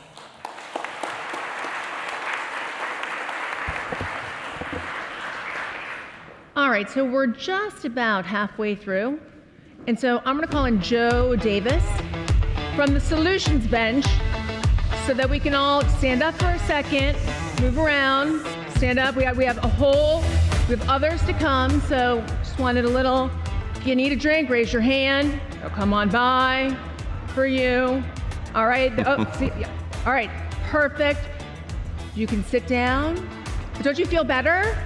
Don't you? There's a lot of good stretching happening at this table up here. Joe. Shannon. How are you? I'm good. I've been sitting so long today that I feel good now that I'm standing up here with you. I thought we'd get you out of there and. Yeah, I mean, it's good to be up here watching. This is my first time actually. Is it? Attending the awards, so, you know, it's a big deal. I know we're taking the solutions bench and bringing it here on the main stage, so this is the point where I get to ask you questions. Oh, good times. So I didn't rehearse this. So if it goes awry, I'm not going to do it. But so you have no idea what I'm I know. We're talking a lot about purpose today and tomorrow. So what does it look like for purpose to show up as a business strategy versus just a statement? Well, I think it's interesting, and the whole notion of the word purpose, and I mentioned a little bit earlier, it actually is around clarity of intention and direction, ambition. It's not just all about the altruistic outcome. And I think sometimes people get confused. And if they start talking about it's just for good, and we're not going to see how it actually aligns to our business strategy, first, it's really hard for that to be sustainable, and it doesn't have that social congruence to come to life. And so I think purpose really has to be embedded in what you do as a business in a way to make sure that it continues. Otherwise, the first time cut's done, that program is going to be cut because it's not actually linked to how you drive revenue, how your brand moves forward, how your workforce actually stays more at the organization. And so I think having those connections are pivotal to it really being business aligned versus just a nice to have. That's a good one. That sets up my next question. So how do you go from good intentions to repeatable, scalable impact? It's a great question. And I think one of the things that you do is any time that you are trying to build out what your goals are, whether you sit within sustainability or you sit within diversity or you sit within corporate social responsibility or a foundation, those goals should be built off of what your business strategy actually is. So is your business strategy to go into new markets? Is your business strategy to really make sure that your workforce stays longer? Is your business strategy about opening new revenues for business and putting your brand places that it hasn't been? And so you need to know what those goals are, and then you can begin to say, well, here are some of the issues that we as a company can actually work to solve. And not just something that somebody off to the side in a group decides like this is really good and it's a great program. Because I hate to say it, and we all have good programs, alone, they're not sustainable. Your program really has to be right alongside your leaders and your strategy for it to really gain the strength needed to continue the investment day after day. Okay, very quickly, because I was told I don't have a lot of time. All right. Purpose works when? Finish that sentence for me. Purpose works when you are authentic and you are consistent and you are connected with the ambition of the organization. That work? That was great. All right. I gotta go. You gotta get back to work. All right. So our next award is around Best Sustainability Program. And so this is really looking at how can organizations, what do you do around climate resilience and the solutions that are there? Are you dealing with circularity and the things that are happening? How do you really take climate and the environment not only to work for you, but then to work in the communities in which you live and you work? So let's take a look at the finalists. Here are the finalists for Best Sustainability Program. DOW. The Dow Business Impact Fund is a global accelerator grant initiative that addresses social challenges through science, innovation, and collaboration. Supporting 65 projects across 23 countries, the program has helped create 2,000 jobs, improved health for over 304,000 people, recycled 13,600 metric tons of materials, and diverted 10,000 metric tons of plastic from landfills. Johnson Outdoors. Johnson Outdoors and National Wildlife Federation's Clean Earth Challenge transformed eco-anxiety into action. The effort engaged more than 350,000 participants worldwide, removing 11 million pieces of litter, 10 times the target, while generating 1.5 billion media impressions. When surveyed, 82% of participants felt more connected to nature, 87% more hopeful, and 95% eager to continue. Norfolk Southern. Norfolk Southern transformed 30 years of shoreline erosion at its Lamberts Point terminal in Virginia by building a living shoreline of native plants, filtering Chesapeake Bay pollutants, and creating Virginia's largest nutrient credit deposit, which companies and municipalities can purchase to offset their own environmental impacts. This solution has restored 1,500 feet of shoreline, revived critical habitat, and supported economic growth.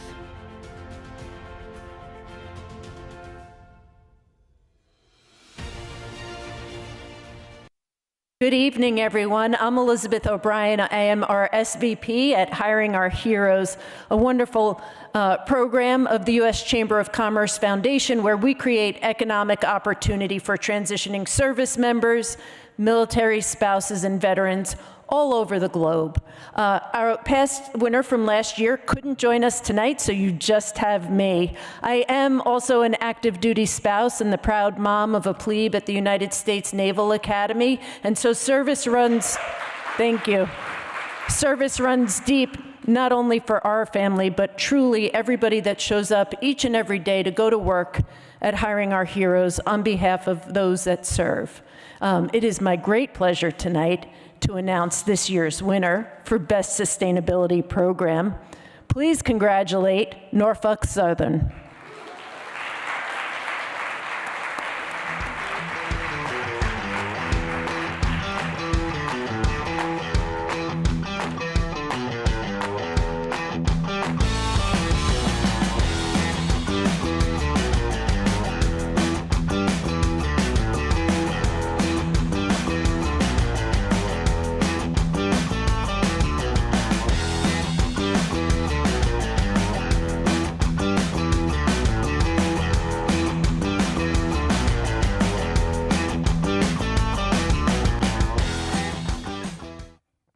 I appreciate it. Thank you to the U.S. Chamber Foundation for having us here and for recognizing what a great event this is. I was supposed to be here a couple of years ago, couldn't make it to the last minute commitment, but very energizing to see all the work that everyone's doing in the room. I'm Josh Ragland, Chief Sustainability Officer for Norfolk Southern. I've been a railroader for 29 years. My background is wildlife biology, though. So I've been really fortunate for 20 years to work in nature-based solutions for a company that supports that. And the Living Shoreline is just one example of what we've been doing, restoring ecosystems, whether it be forest, wetlands, streams, and to scale.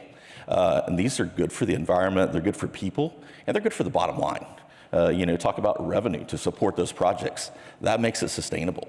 Because when we can go out and generate revenue from projects, it allows us to invest more of that in more conservation and community impacts.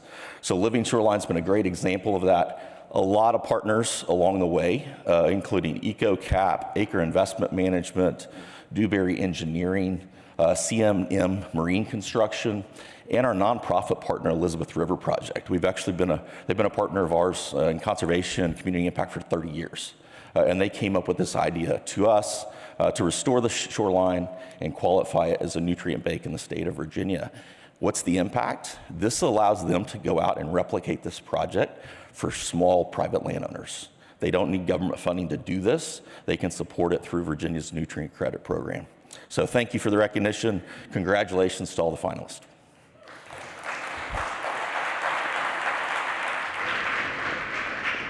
Well, I think it was a great example of how do you actually connect what you're doing to business value. You had somebody who could tell you exactly how they do it within their organization. So again, the insights I hope that you're taking away from this night and from the entire time together is something that you can put into practice.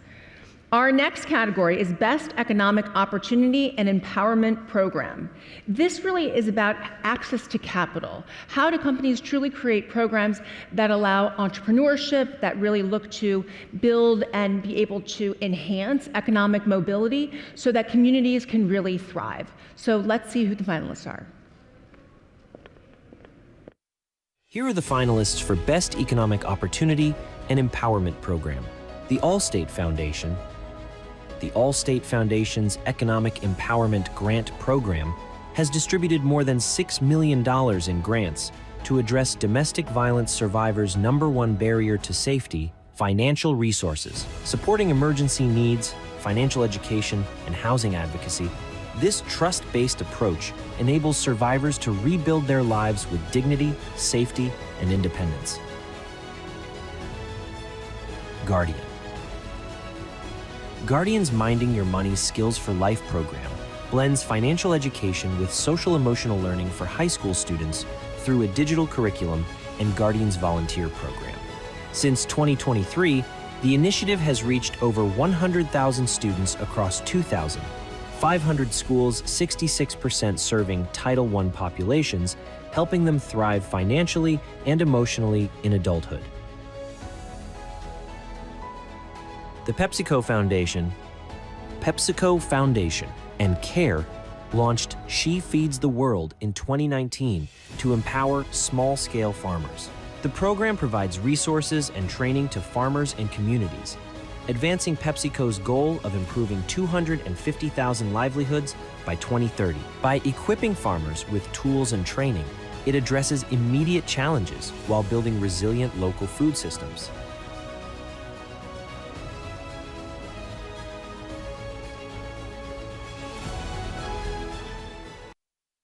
Good evening, everyone.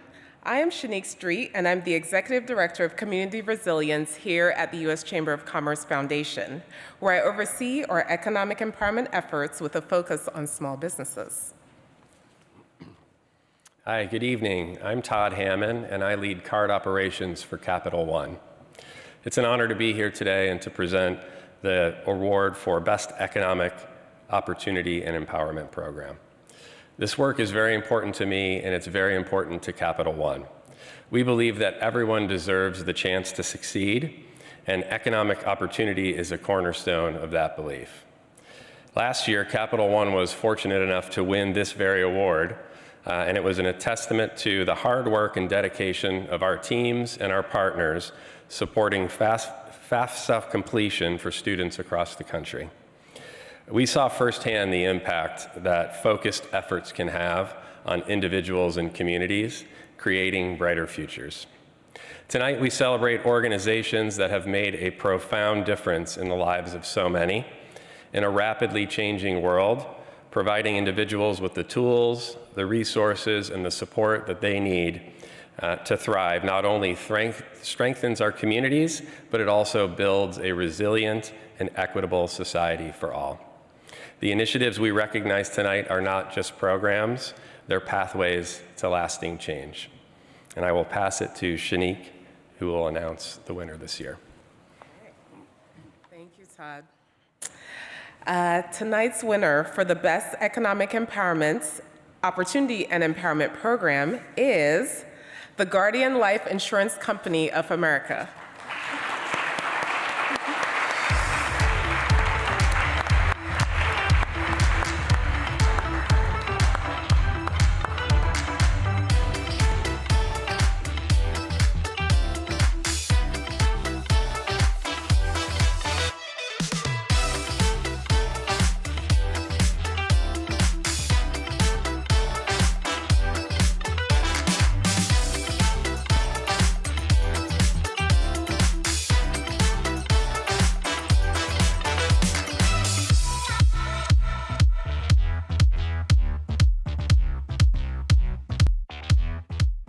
I thank you all. That's a powerhouse of a group, so congratulations to the other finalists, and thank you to the U.S. Chamber of Commerce for the honor. Just a quick note to anyone else who may come up here, remember to take off your lanyard before the photos. It really is a pleasure for me to look out at the group and to acknowledge this award. In 2022, Guardian partnered with EverFi to launch Minding Your Money. It's an innovative curriculum that integrates mental wellness into a financial education course. And the backdrop is that most states in the US are now requiring financial literacy as a component and a requirement for graduation, but aren't necessarily providing the resources or the funding to satisfy that need. And we built this curriculum that integrates seamlessly the acknowledgement that to be financially well, right, it often requires emotional wellness, and the two are inextricably linked. What we found and are most proud of is that sponsored usage, i.e. schools that are within our target areas, their usage of the curriculum is dwarfed by that of organic usage. So there are teachers and schools that are downloading this curriculum in many ways and in many instances to satisfy a mental health need for coursework in their schools, and that's been a surprising piece for us. Our stats are updated since that video, so I'm proud to say that close to 250,000 students have participated in the course across 19 states and over 5,000 schools, and that's in a little over 2 years, and we really appreciate this honor again. Thank you.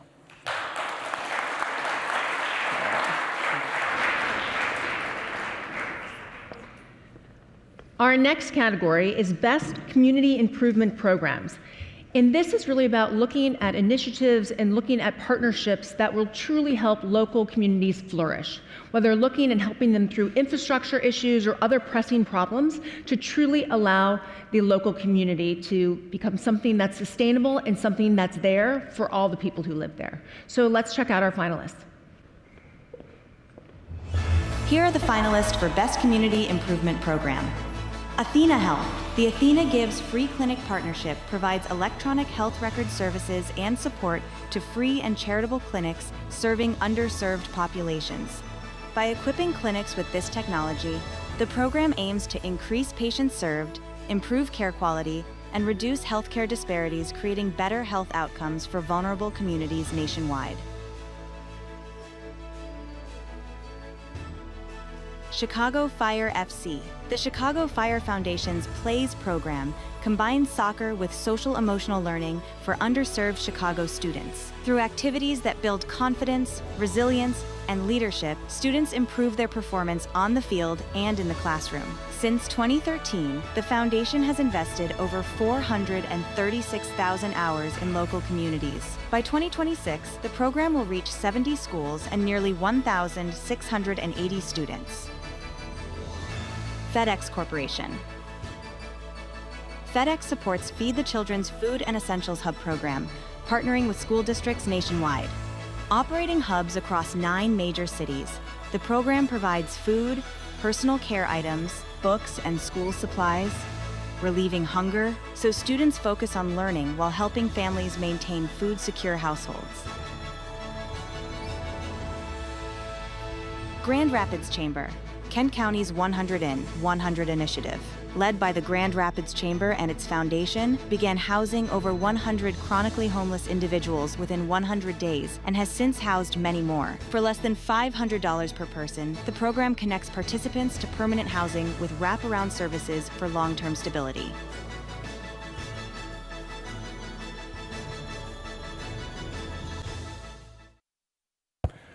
Well, good evening, everyone. My name is Eric Eversole. I am the president of Hiring Our Heroes, a part of the U.S. Chamber of Commerce Foundation. I have the distinct honor each and every day of running an organization that's committed to our nation's veterans and their families and helps them find meaningful career opportunities across the country. Tonight, I have the distinct pleasure of co-presenting an award for the Best Community Improvement Program with a past recipient of a Citizens Award from Creature Comforts Brewing Company. Please join me in welcoming Matt Stevens. Thank you, yes. This is a fabulous gathering. This is my first time here, even though we were a recipient last year. I was overseas and couldn't make it back in time, but I'm thrilled to be here. I think it is just an important moment, especially now, to come together with like-minded businesses and to lift up and learn from one another because to a certain extent, I would imagine you believe what we believe, which is business can be a force for good in the world. It isn't always, but it certainly can be. And what I particularly love about even just the title of this gathering is that business solves. There is a wonderful thought leader in my neck of the woods down in Atlanta, Georgia. His name is Jeff Schinneberger. And he is a thought leader in this space, and he gave this TED Talk about 10 years ago, and something has always really stuck with me. He said, you know, our organizations, we will be remembered to some extent for our business solutions in the marketplace, and to some extent for our generosity, how many resources we give away, but ultimately we will be remembered for the problems that we solve. And so there it is right there in the title of this conference. And so last year, y'all saw fit to bestow this incredible honor on Creature Comforts and really the entire cross-sector consortium that's driving early literacy gains in our school district. And I was honored to weigh in on this year's recipient, all of whom the finalists are deserving. But thank you to the U.S. Foundation, the U.S. Chamber Foundation, for creating this gathering, and congratulations to this year's recipient. Eric. Great, thank you, Matt. All right, this year's recipient of the award, can I get a drum roll? I haven't heard a drum roll yet. Thank you. This year's recipient of the Best Community Improvement Program is FedEx Corporation.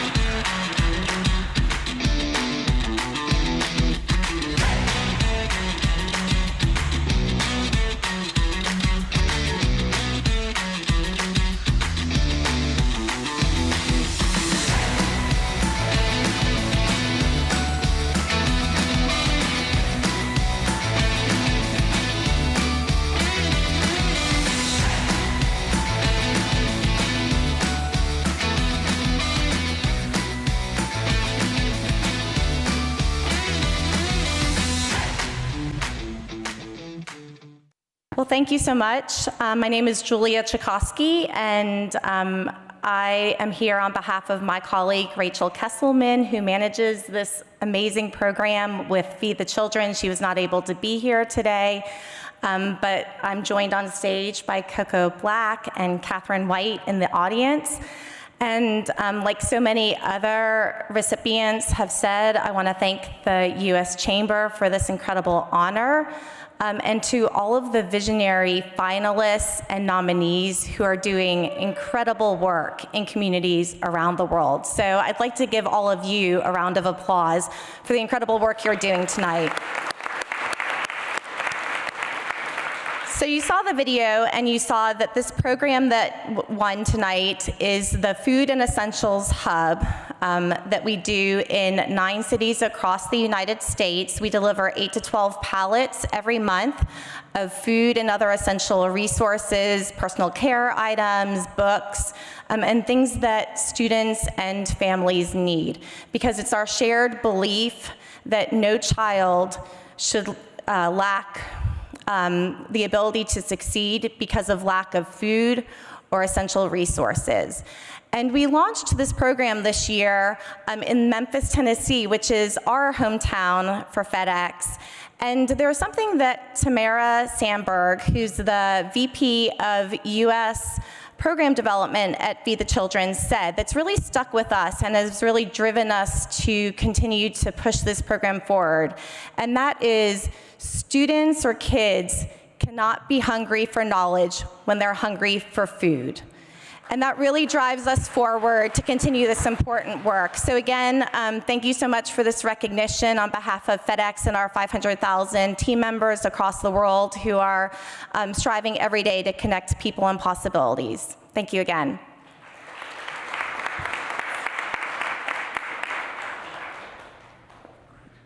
Well, I definitely think that the Chamber should take the fact that we've had to do 2 drum rolls to maybe next year.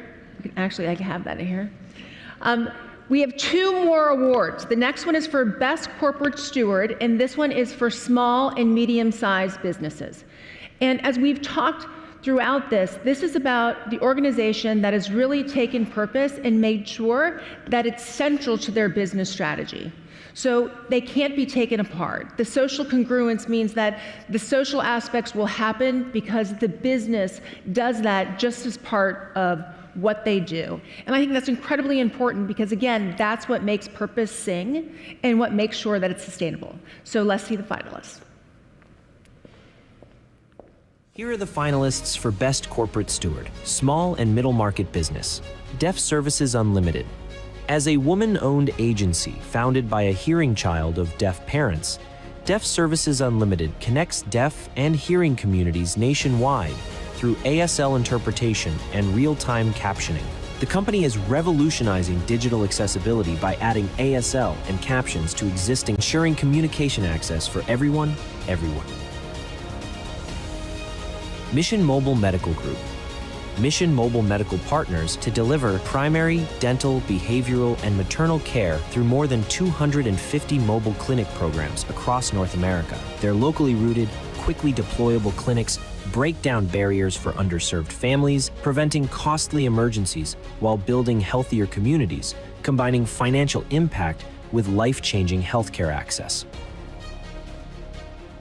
SprintRay. SprintRay is transforming dental care globally through 3D printing technology, enabling fast, affordable, and accessible treatments, reducing wait times from weeks to hours. Operating in over 15 countries, they produced more than 2 million dental appliances and trained over 9,000 professionals in 2024. SprintRay's scalable model demonstrates how business innovation aligned with societal impact delivers meaningful results.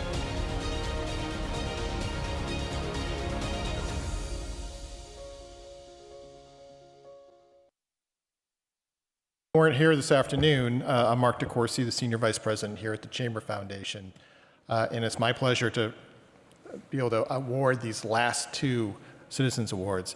I'm joined by Dave Summers from Fiserv, who will help us with the Best Small and Mid-Size Market Award for Business. Dave. Thanks, Mark. Good evening, everyone. Again, Dave Summers with the Fiserv government team. It's an honor to be here on behalf of Fiserv and, of course, to partner with the Chamber of Commerce Foundation. Small and middle market businesses are the heartbeat of our economy. Entrepreneurs and owners whose grit, creativity, and commitment shape our communities every day. For those unsung pillars, Fiserv is more than a technology provider. We're a partner in progress. We truly are where commerce meets community in the very best ways.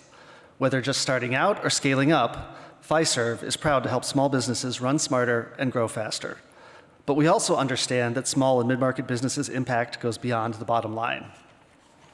Through our Small Business Big Impact initiative, Fiserv has invested over $50 million in grants and support for more than 1,800 businesses across the US and UK. And in fact, we've joined the US Chamber's efforts to support small businesses in the wake of natural disasters as an active funder and partner in the Readiness for Resiliency program.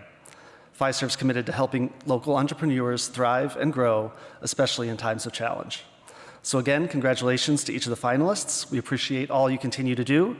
And now, the moment we've all been waiting for. Thanks, Dave. So the winner of the Best Corporate Steward for Small and Middle Market Business is SprintRay.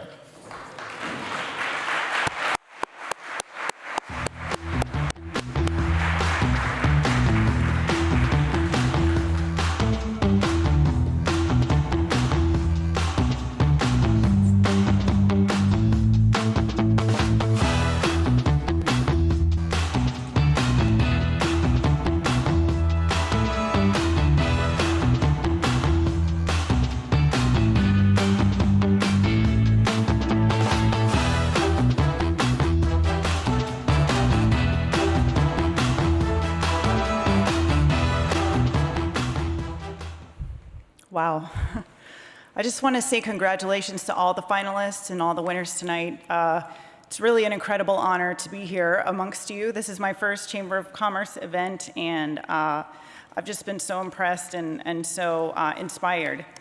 I'm Katie Jackson, Sales Director for SprintRay, and on behalf of everyone at our company, thank you to the Chamber of Commerce Foundation for this incredible honor. We're a Los Angeles-based technology company pioneering 3D printing for healthcare. We manufacture complete 3D printing solutions, allowing dentists to provide same-day care. When you see someone who has missing teeth, you're looking at a person who really suffers from shame, frustration, and has likely withdrawn from society. To see that same person pick up a mirror and see a beautiful smile, to witness their reaction, and to understand the power that smile has to restore their life and get them back into working society is an incredible feeling. And this is why we do what we do. Across 6 continents, from same-day smiles in LA to mobile clinics in Uganda, our mission is clear: to make quality dental care faster and more affordable. This award recognizes our teams, our partners, and the thousands of dental professionals restoring health and confidence one smile at a time. Thank you so much. We're so grateful.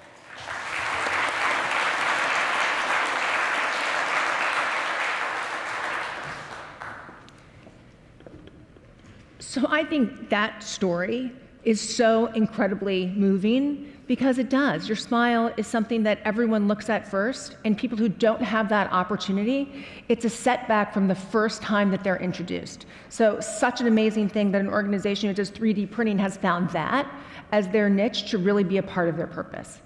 Well, our last award is Best Corporate Steward for large companies.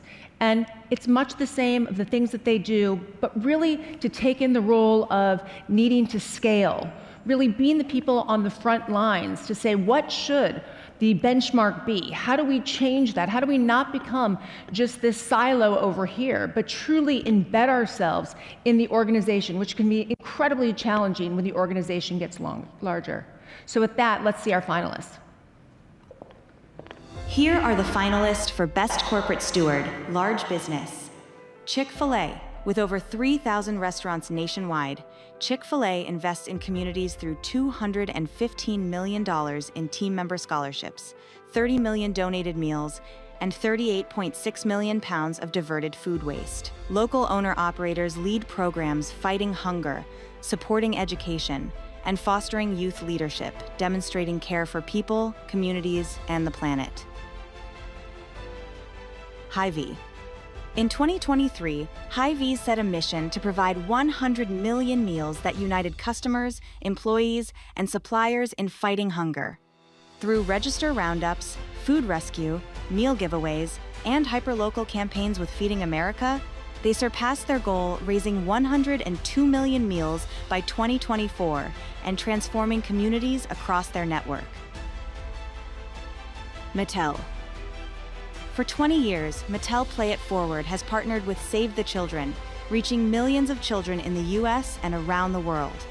Through toy donations, employee volunteerism, and disaster relief, Mattel fosters resilience, literacy, and emotional well-being among underserved children worldwide, aligning corporate purpose with meaningful community impact.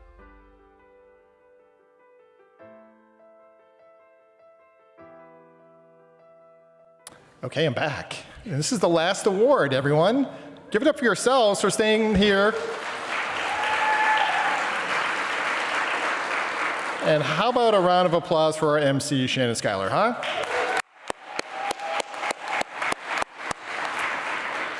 And in honor of both, as I'm going to make an executive decision, Shannon. You ready for this? Yeah. I'm going to keep the bar open. All right? So we can celebrate just a little bit more. But we have this last award, and I am thrilled to be joined by Lena Klebanoff. She is head of corporate social responsibility at TCS, or Tata Consultancy Services. And she and her team, they won it last year, and they're back to congratulate this year's winner, but also tell you a little bit about what they've been up to. Lena.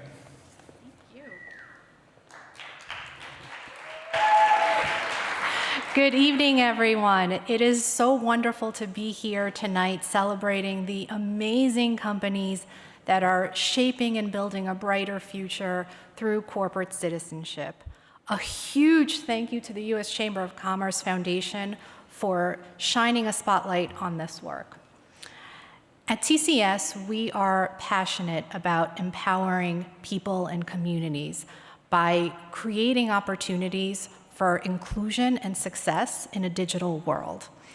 Last year, we were so incredibly honored and proud to win this award. And tonight, I am thrilled to be celebrating the Best Corporate Steward Large Business finalists. Congratulations to all of you. It's a big deal. And again, congratulations. I'm excited to see who it is. Yeah? She doesn't know. I don't know. And the winner is, the Best Corporate Steward, Large Business, Chick-fil-A.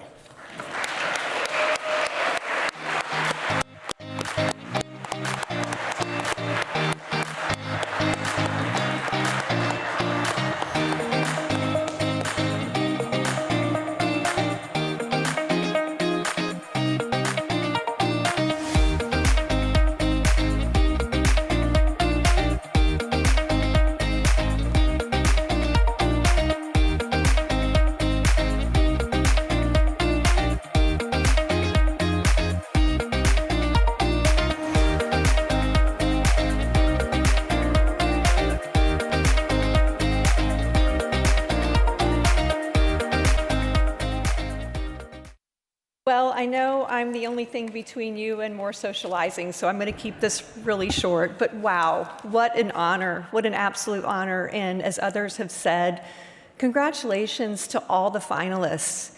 Thank you for leading with integrity and having a positive influence. I'm Heather Bobian, and I have the absolute pleasure of serving on the Global Impact team at Chick-fil-A. And what an honor to accept this award on behalf of our 200,000 team members and over 3,000 local owner-operators who are living out our corporate purpose every day. At Chick-fil-A, we feel that being a good steward and being a good neighbor go hand in hand. So whether it's awarding over $26 million in team member scholarships so that our team members can pursue their dreams, or donating over 10 million meals through our Shared Table program last year, or recycling millions of gallons of cooking oil into renewable diesel. We really do aspire to care for our communities, care for people, and care for the planet. And what an absolute honor. Thank you so much to the Chamber Foundation for bringing us together and inspiring. This whole day has been so inspiring to me personally, taking a lot of great ideas back to the staff at Chick-fil-A. So again, thank you so much. Thank you.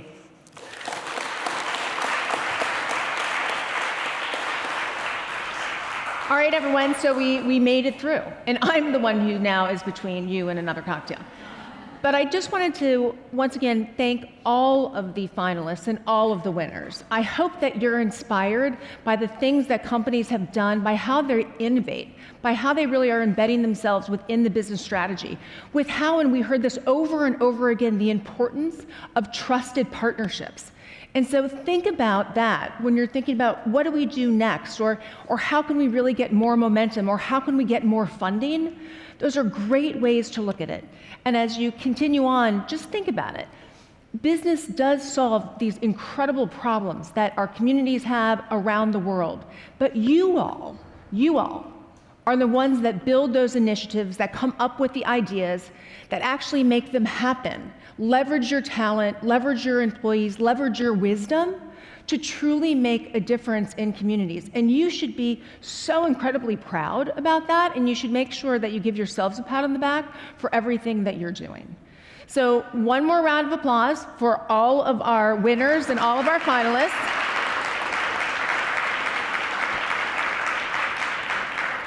And now a little bit of housekeeping. So tomorrow, 8 a.m., networking breakfast. Make sure that you are there.